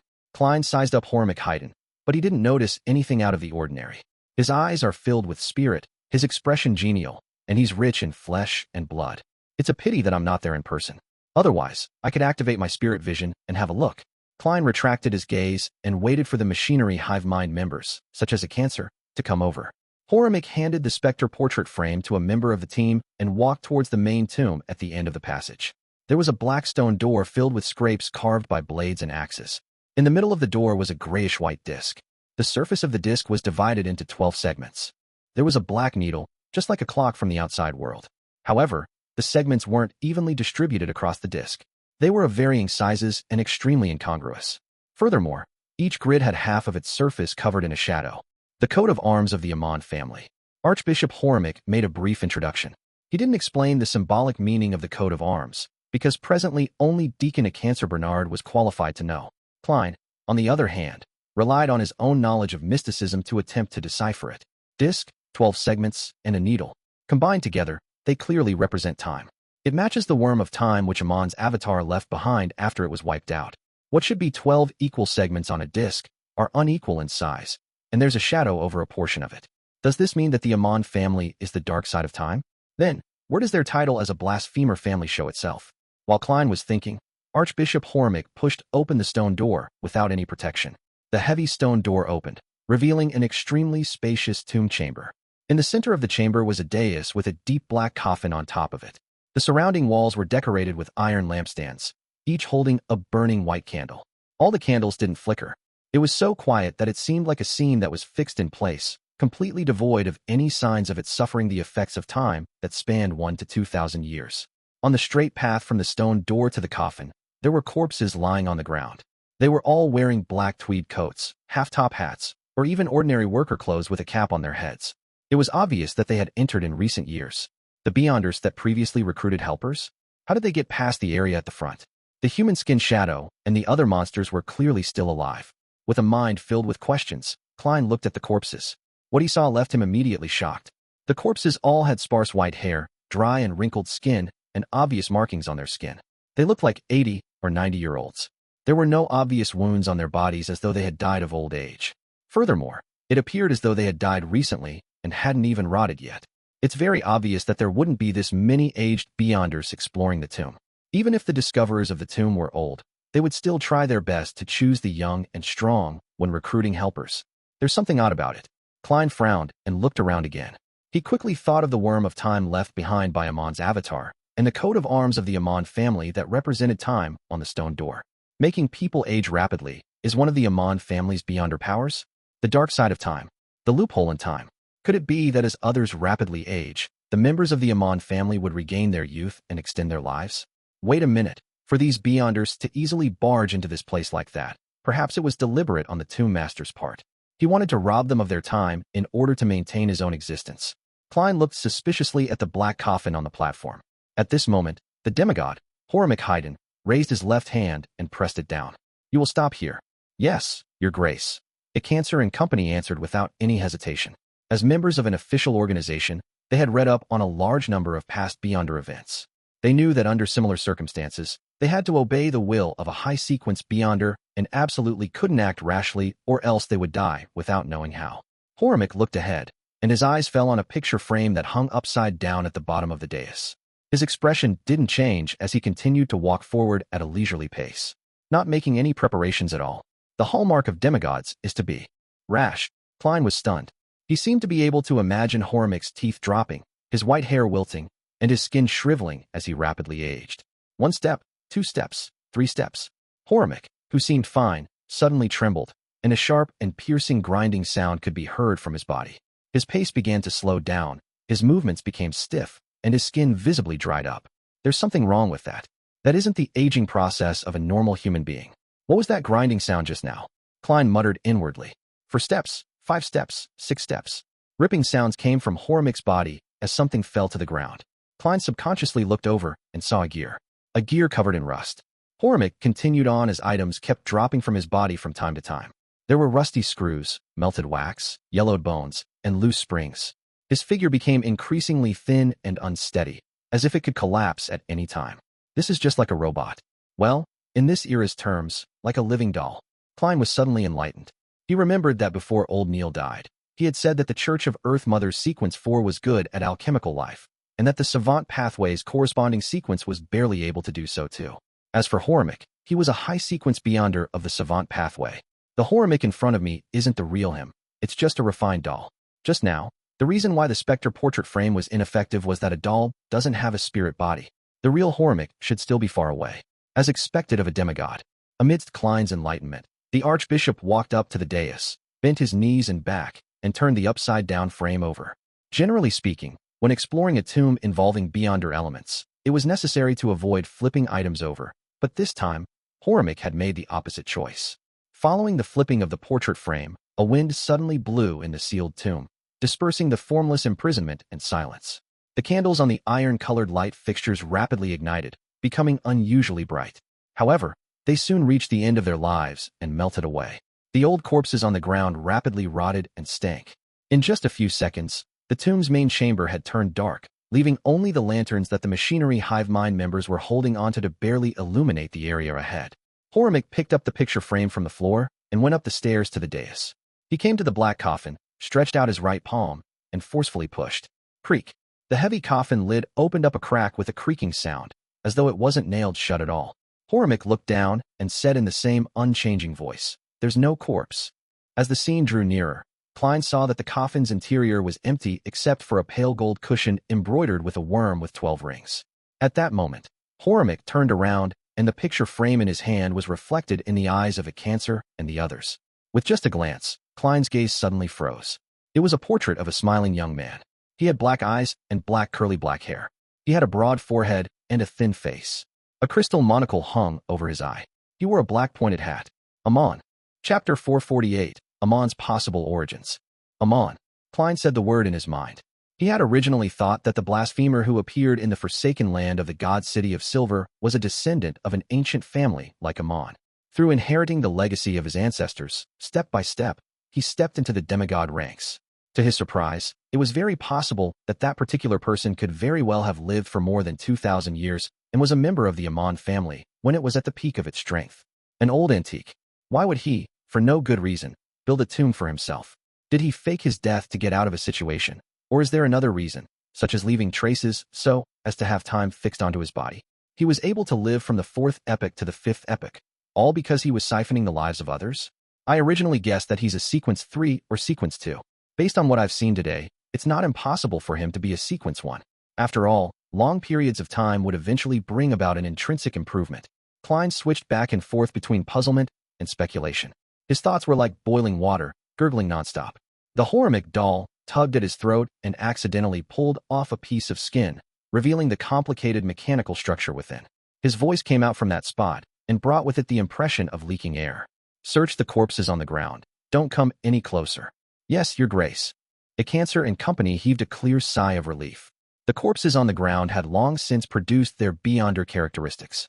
Some of them had even combined with certain parts of the body to form a terrifying mystical item. In addition, the dead carried all sorts of items on them. The machinery Hivemind sure has reaped quite a harvest this time. Together with the specter portrait frame and the human skin shadow characteristic, this completely makes up for the crazy expenses of the cleanup. A huge investment for a high return. Klein's eyes lingered on the ground for quite a while. He inhaled, tore his gaze away, and followed Hivemind, who didn't carry a lantern, to the wall on the other side of the coffin. At this moment, the magic mirror, arose, brightened up the scene, allowing the things in front of him to be seen clearly. Klein saw that the wall across him had become mottled due to the rapid weathering just now. Many of the murals had been destroyed and could no longer be restored to their original states. The only one that was more complete and could barely be seen clearly was a colorful mural at the top of the wall, which took up a small half of the dome. It described a towering mountain range, and on the highest mountain peak, there was a huge cross that was taller than the mountain. The cross was covered in layers of radiance, making it seem unusually holy. In front of it, a tall and domineering figure could be seen vaguely. The mountain range was like a pet that lay prostrate at its feet. This figure was surrounded by 2-winged, 4-winged, and 6-winged angels. They were holding bugles, playing harps, or playing flutes, looking pious and sprightly. At the foot of the mountain range, 2 12-winged angels were humbly walking towards the mountaintop, each holding a baby in their arms. The baby on the left had curly black hair, and the baby on the right had pale blonde hair. One of their eyes was black, the other golden. Elsewhere in the mountain range, there was a vague depiction of a giant with chains at its legs and a dragon that had its legs bound and never be able to land. Hivemind first looked at the baby on the left, and his genial expression became increasingly serious. He said a word in a very low voice, "Amon." Then, he turned to look at the baby on the right, and after a few seconds of silence, he said another name, "Adam, Amon, Adam." As Klein repeated the names, he felt that the fog that hung over the history of the 4th epoch and the 3rd epoch was growing thicker. He combined all the information he had learned and quickly made a guess. On the mountaintop, the figure in front of the glowing cross is surrounded by angels, with giants and dragons submitting to it. It's definitely a real god that's at sequence 0. Another being who likes to partially use the cross as a symbol is the true creator. It's said that Amon is the descendant of an ancient sun god, but the one at the top of the mountain doesn't seem like a pure sun god. Could it be that he is the Lord that created everything, the omnipotent and omniscient God that the City of Silver believes in? This is in accordance with the legends of the City of Silver, the awakening of the creator who stripped the king of giants and the dragon of imagination and other ancient gods of their authorities. The so-called ancient sun god is actually the Lord that created everything as spoken about in the City of Silver. He may be in charge of the domains such as sun and time. In addition, the authorities of the giant king, Ormer, and the dragon of imagination, Anquelt, has likely returned to him. This can no longer be completely contained within sequence 0. So, the original Amon was the descendant of the City of Silver's Lord that created everything, the omnipotent and omniscient God, who inherited the beyonder characteristics of the time domain. This seems to slightly explain why he remained silent in the City of Silver's dungeon for decades.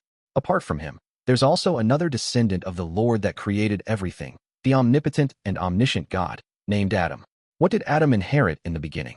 Does he still have a descendant alive? And if so, where would he be? What's the relationship between the true creator and that person? Is it simply an imitation by using the creator's title and the symbol of the cross? Or is there some deeper connection between the two? Klein didn't let his doubts show too much. After all, the magic mirror, arose, could be sizing him up. Hivemind stared at the mural for a while. Then he suddenly took a few steps forward and pressed his extended palms against the wall. Without a sound, the majestic mural disintegrated, turning into pieces of stone fragments that landed on the ground. Even the color quickly evaporated, disappearing without a trace. The Church of the God of Steam and Machinery is consciously concealing the history of the 3rd and 4th epochs. Are the other churches the same? Klein frowned and followed the Hivemind doll to the other side. After making a half circle, they discovered another thing. A stone door, which only had an outline, loomed in the corner. At this moment, the Hivemind doll's joints were constantly creaking, but this didn't stop him from quickly approaching the stone door and reaching out with his right hand to attempt to push. Above the stone door, There was a sudden burst of aqueous light that condensed into a scene that looked so real that it seemed possible to directly touch it. Dark blue waves were surging forward, and there was a dense black mist that looked like liquid. A craggy mountain protruded from the mist, continuously flowing with viscous liquids. Behind this mountain, the black mist seemed endless, with no end in sight. There was also no limit to its depth. The deeper one looked, the more placid it felt. It was as if once something fell in, it would fall forever. What is this place? Klein's expression didn't change as he muttered inwardly. Hivemind retracted his palms and watched as the scene gradually faded until it disappeared. He leaned his head back and sighed to himself while feeling perplexed. The abyss? That's the source of all corruption. It's said that it's an abyss that can even corrupt a true god? Klein was amazed, but as a former clown, he regulated his expression and limbs to appear unperturbed. He immediately thought of something. Roselle, who was exploring the fog sea, had once deviated from his path, leaving behind a puzzling sentence. I saw the abyss. As Klein pondered about the layers of waves that were surging towards the black fog, he made a conjecture. There's an entrance to the abyss somewhere in the fog sea. Immediately after, he looked towards the stone door. He suspected that Amon, who lurked around the city of Silver, had employed a certain ritual. After finishing the tomb, he didn't depart from it normally. Instead, he used a special tunnel to head for the abyss. Thus, in the eyes of most people, he was already dead. As for whether the city of Silver or the forsaken land of the gods was located somewhere in the abyss, Klein couldn't be sure.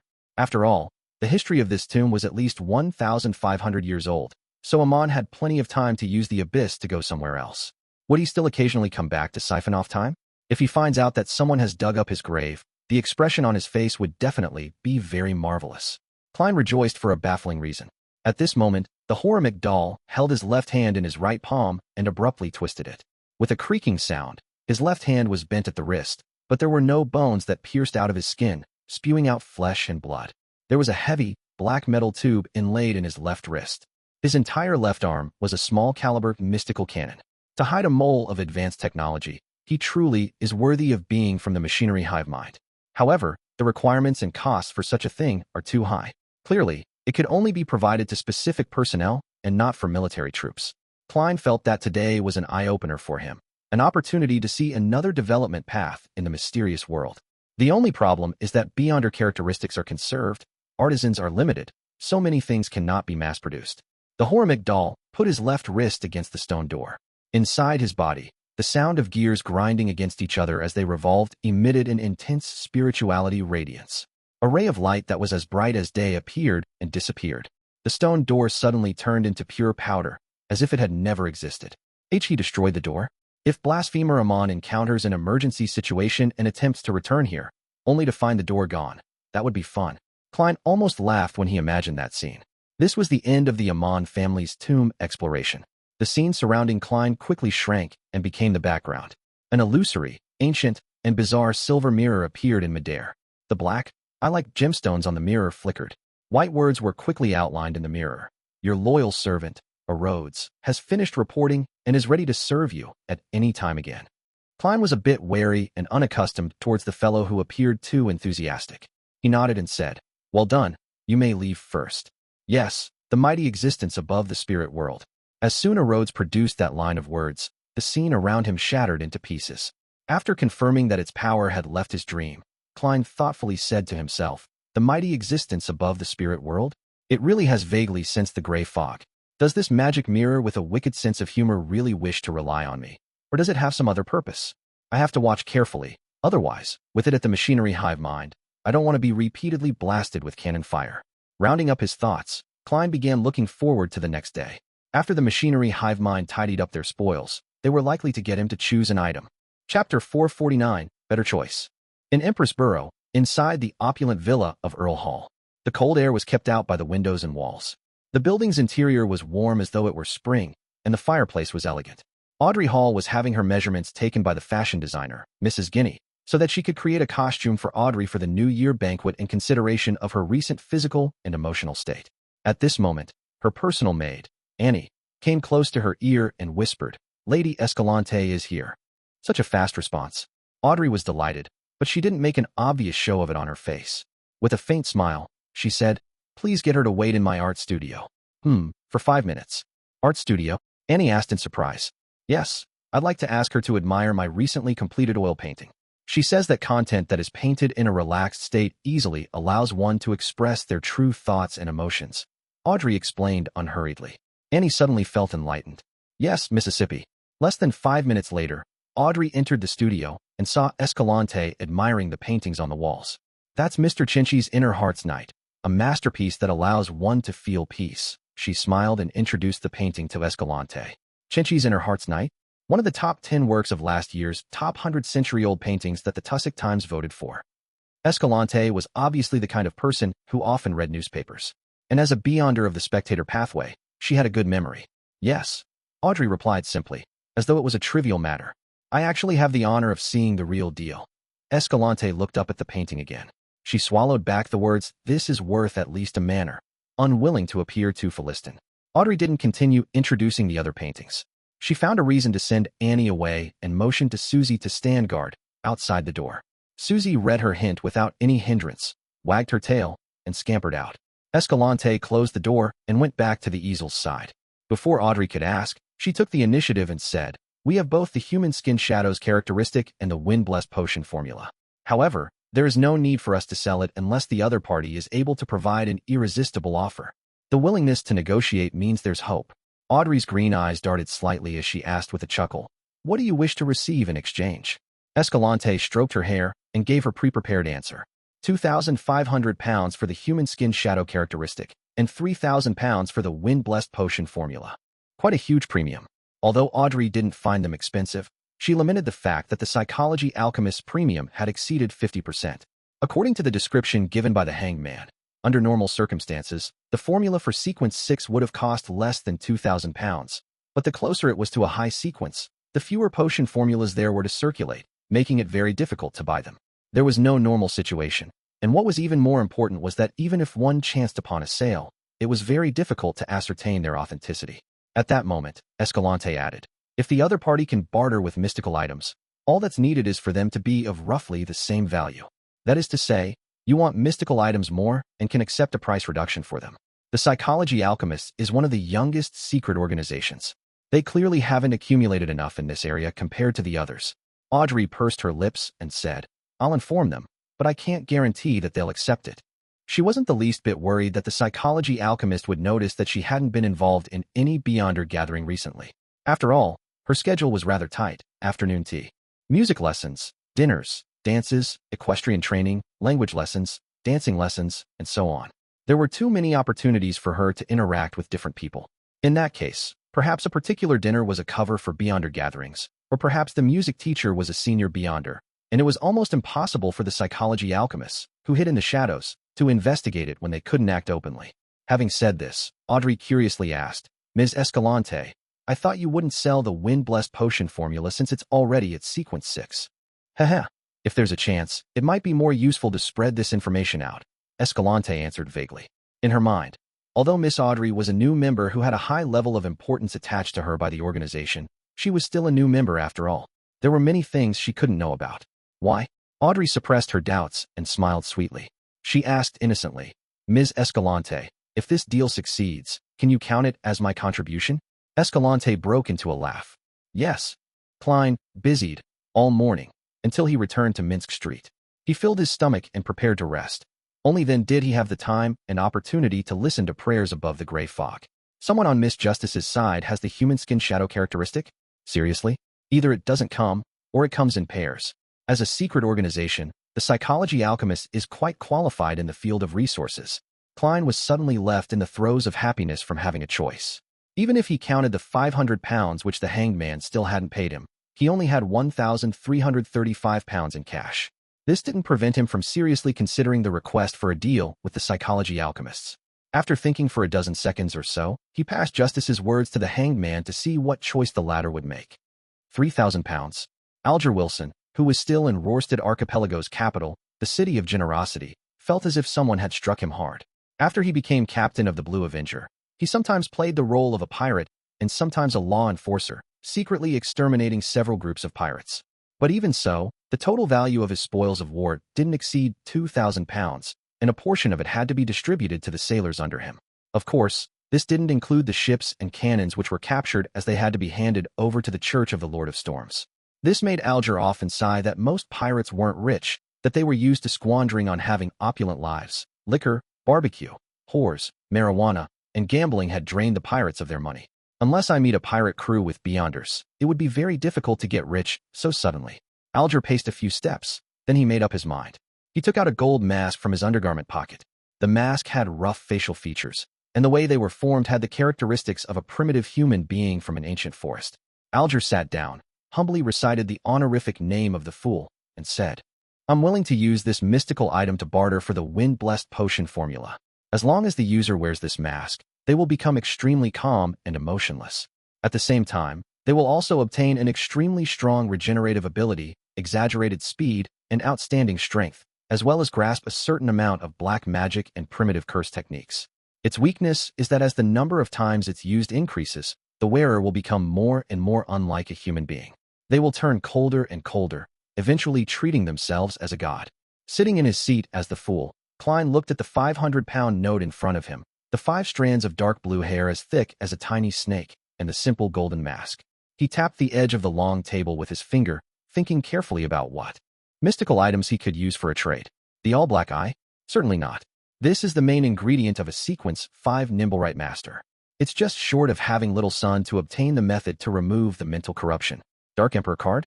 This card, which cannot see the light of day, has a value countless times higher than that of a human skin shadow's characteristic. Mr. Azek's copper whistle? At the moment, its only function is the summoning of a messenger, and it's an important tool for communication. I can't sell it. The copper whistle of the numinous episcopate member who left behind white feathers? Similarly, it can only summon a messenger, but the target on the other side of the messenger seems to be very dangerous. Sunbrooch. This is something I want to use for myself. It effectively makes up for my weaknesses. Master Key?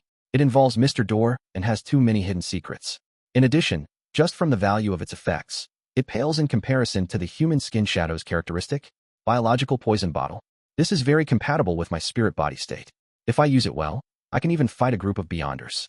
Demon hunting bullets, purifying bullets, exorcism bullets. There are not mystical items and are considered consumable beyonder weapons. They are of very low value. The Book of Secrets? This isn't a mystical item either. The psychology alchemists likely do not lack such knowledge. At present, only the beyonder characteristic of an interrogator can be sold. However, the psychology alchemist wants mystical items.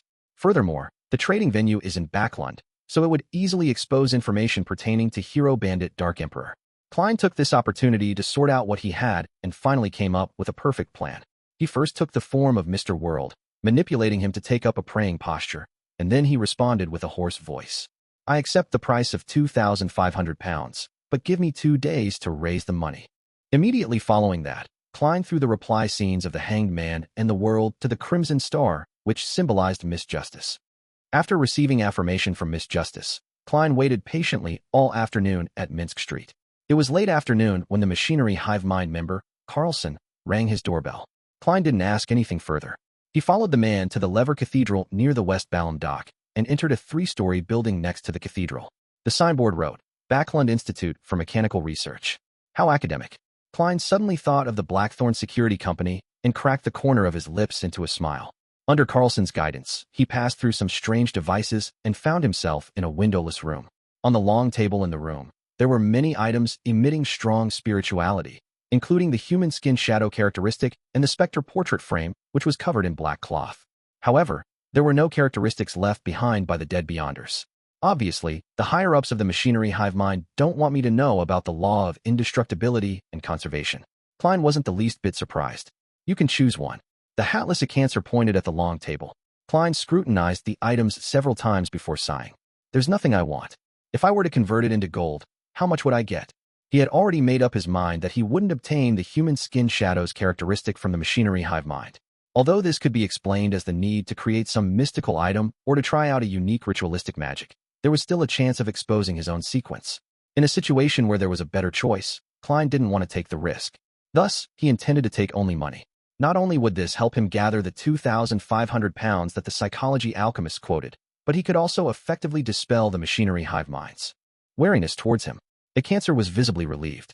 He smoothed his hair and answered with a smile, 1,500 pounds. However, we encourage you to choose money, so a total of 2,000 pounds. Klein immediately revealed a sincere smile.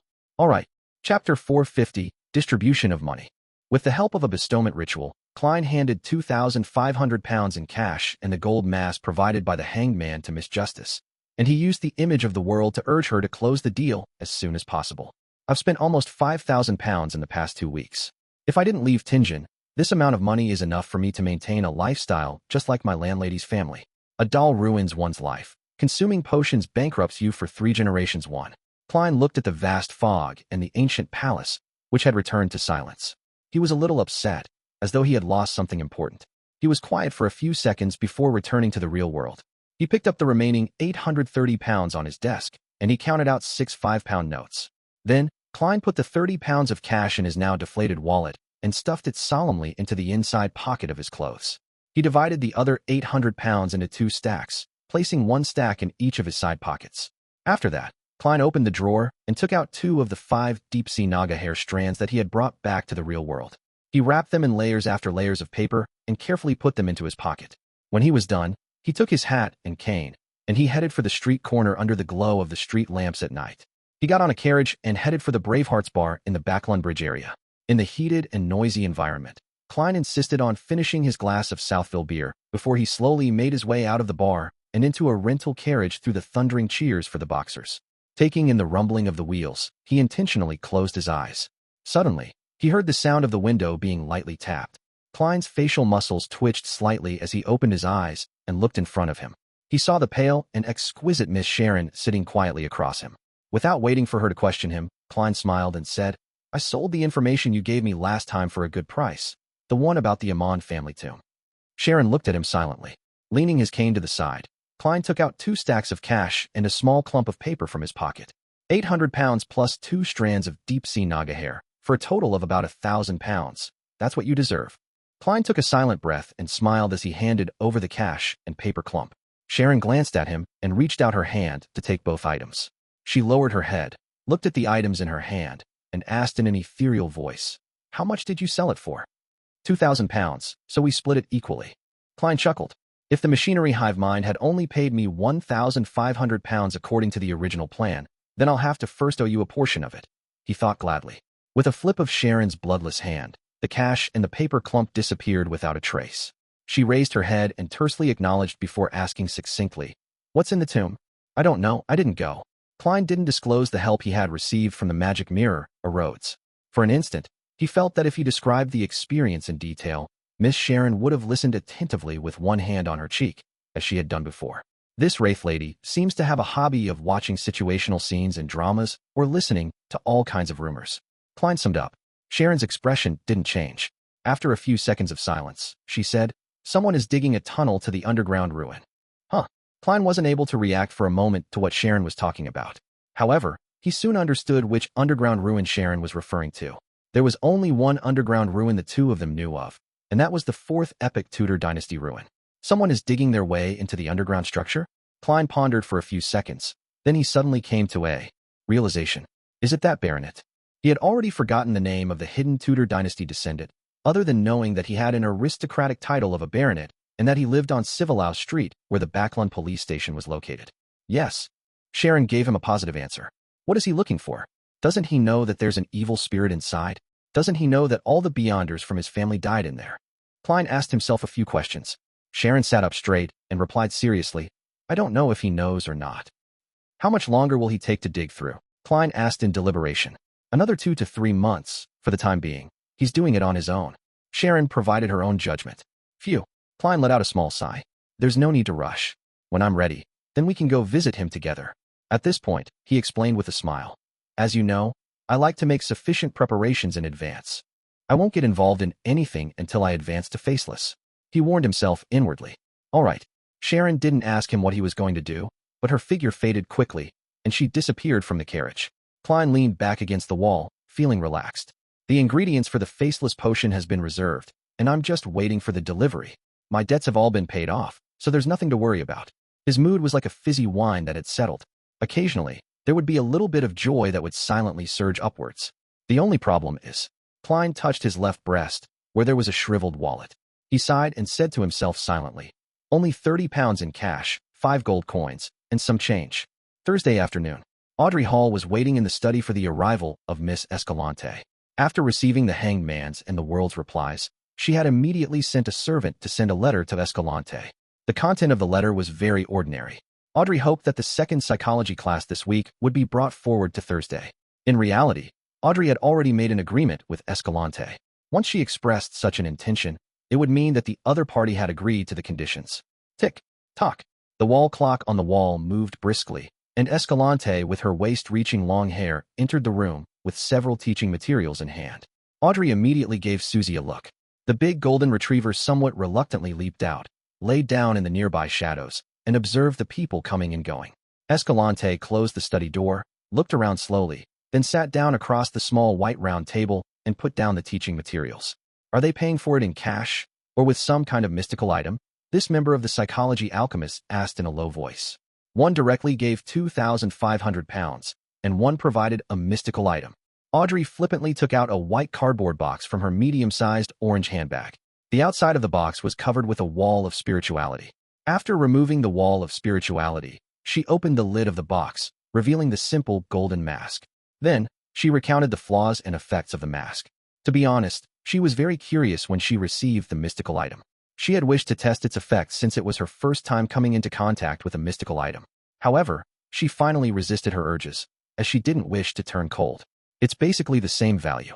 Escalante tried it, and breathed a sigh of relief. After 2 seconds, she pulled out the thickest textbook and flipped to page 48. The middle part of the textbook had been hollowed out. There was an iron box about the size of a palm and a rolled-up piece of parchment. Human skin shadow characteristic. Wind-blessed potion formula. Escalante showed and introduced them to her. Audrey's gaze cast towards the characteristic which resembled a diamond. The face inside left her head spinning. This has the ability to restrain a spectator's powers. Is this the sequence pathway of Mr. World? No wonder. Audrey looked away and studied the formula. This has the ability to restrain a spectator's powers. Is this the sequence pathway of Mr. World? No wonder. Audrey looked away and studied the formula. Sequence 6, Wind-blessed. Main ingredients: 6 crystalline feathers of a blue shadow falcon, a pair of dragon-eyed sea condor eyes. Before Audrey could examine the supplementary ingredients, Escalante rolled up the parchment in time. After that, she set up the wall of spirituality around the metal box again, closed the textbook, and pushed the thick book towards Audrey. Audrey held the book, but she didn't hand over the gold mask and £2,500 to Escalante in a timely manner. Seeing the look of puzzlement in Escalante's eyes, the prepared Audrey smiled and said, "The other party is worried that the characteristic doesn't match and that the formula is fake. They hope to verify it first. And before the verification, the money and items will all be held under my custody. All of them believe in my trustworthiness, and I do not wish to lose this reputation. I understand their concerns." Escalante paused for a moment before saying, "We trust you too." Since the money and items were in the hands of one of her own members, she wasn't worried about being cheated despite feeling upheavals. Besides, Miss Audrey is rich and powerful. She can be trusted to be a guarantor. Escalante thought with relief. In the ancient palace above the fog, Klein held a spirit pendulum in hand, divining the authenticity of the wind-blessed potion formula. He didn't wish to inadvertently lose the most experienced and powerful member of the Tarot Club, Mr. Hangman. When he opened his eyes and saw the topaz pendant turning clockwise, Klein heaved a sigh of relief and sent his thoughts to the crimson star that symbolized the Hanged Man. City of Generosity. Alger first saw the endless gray fog before hearing Mr. Fool's low but distant voice. Miss Justice has completed the deal. An illusory piece of parchment appeared in front of Alger. On it was the wind-blessed potion formula. With the potion going through Mr. Fool's hands, he had no qualms about the authenticity of the formula. He bowed his head respectfully and thanked him. When the illusion dissipated, he immediately found a pen and paper to jot down the potion formula. Then, he paced back and forth in excitement, muttering to himself, "Blue Shadow Falcon. That primitive island has it." After finishing the matter regarding the Hanged Man, Klein finally had the time to check his human skin shadow characteristic. After confirming its authenticity, he relaxed and leaned back in his chair, exhaling happily. Finally, after 3 seconds, Klein suddenly sat up, and he decided that there was no time to lose. Tonight, he would concoct the faceless potion.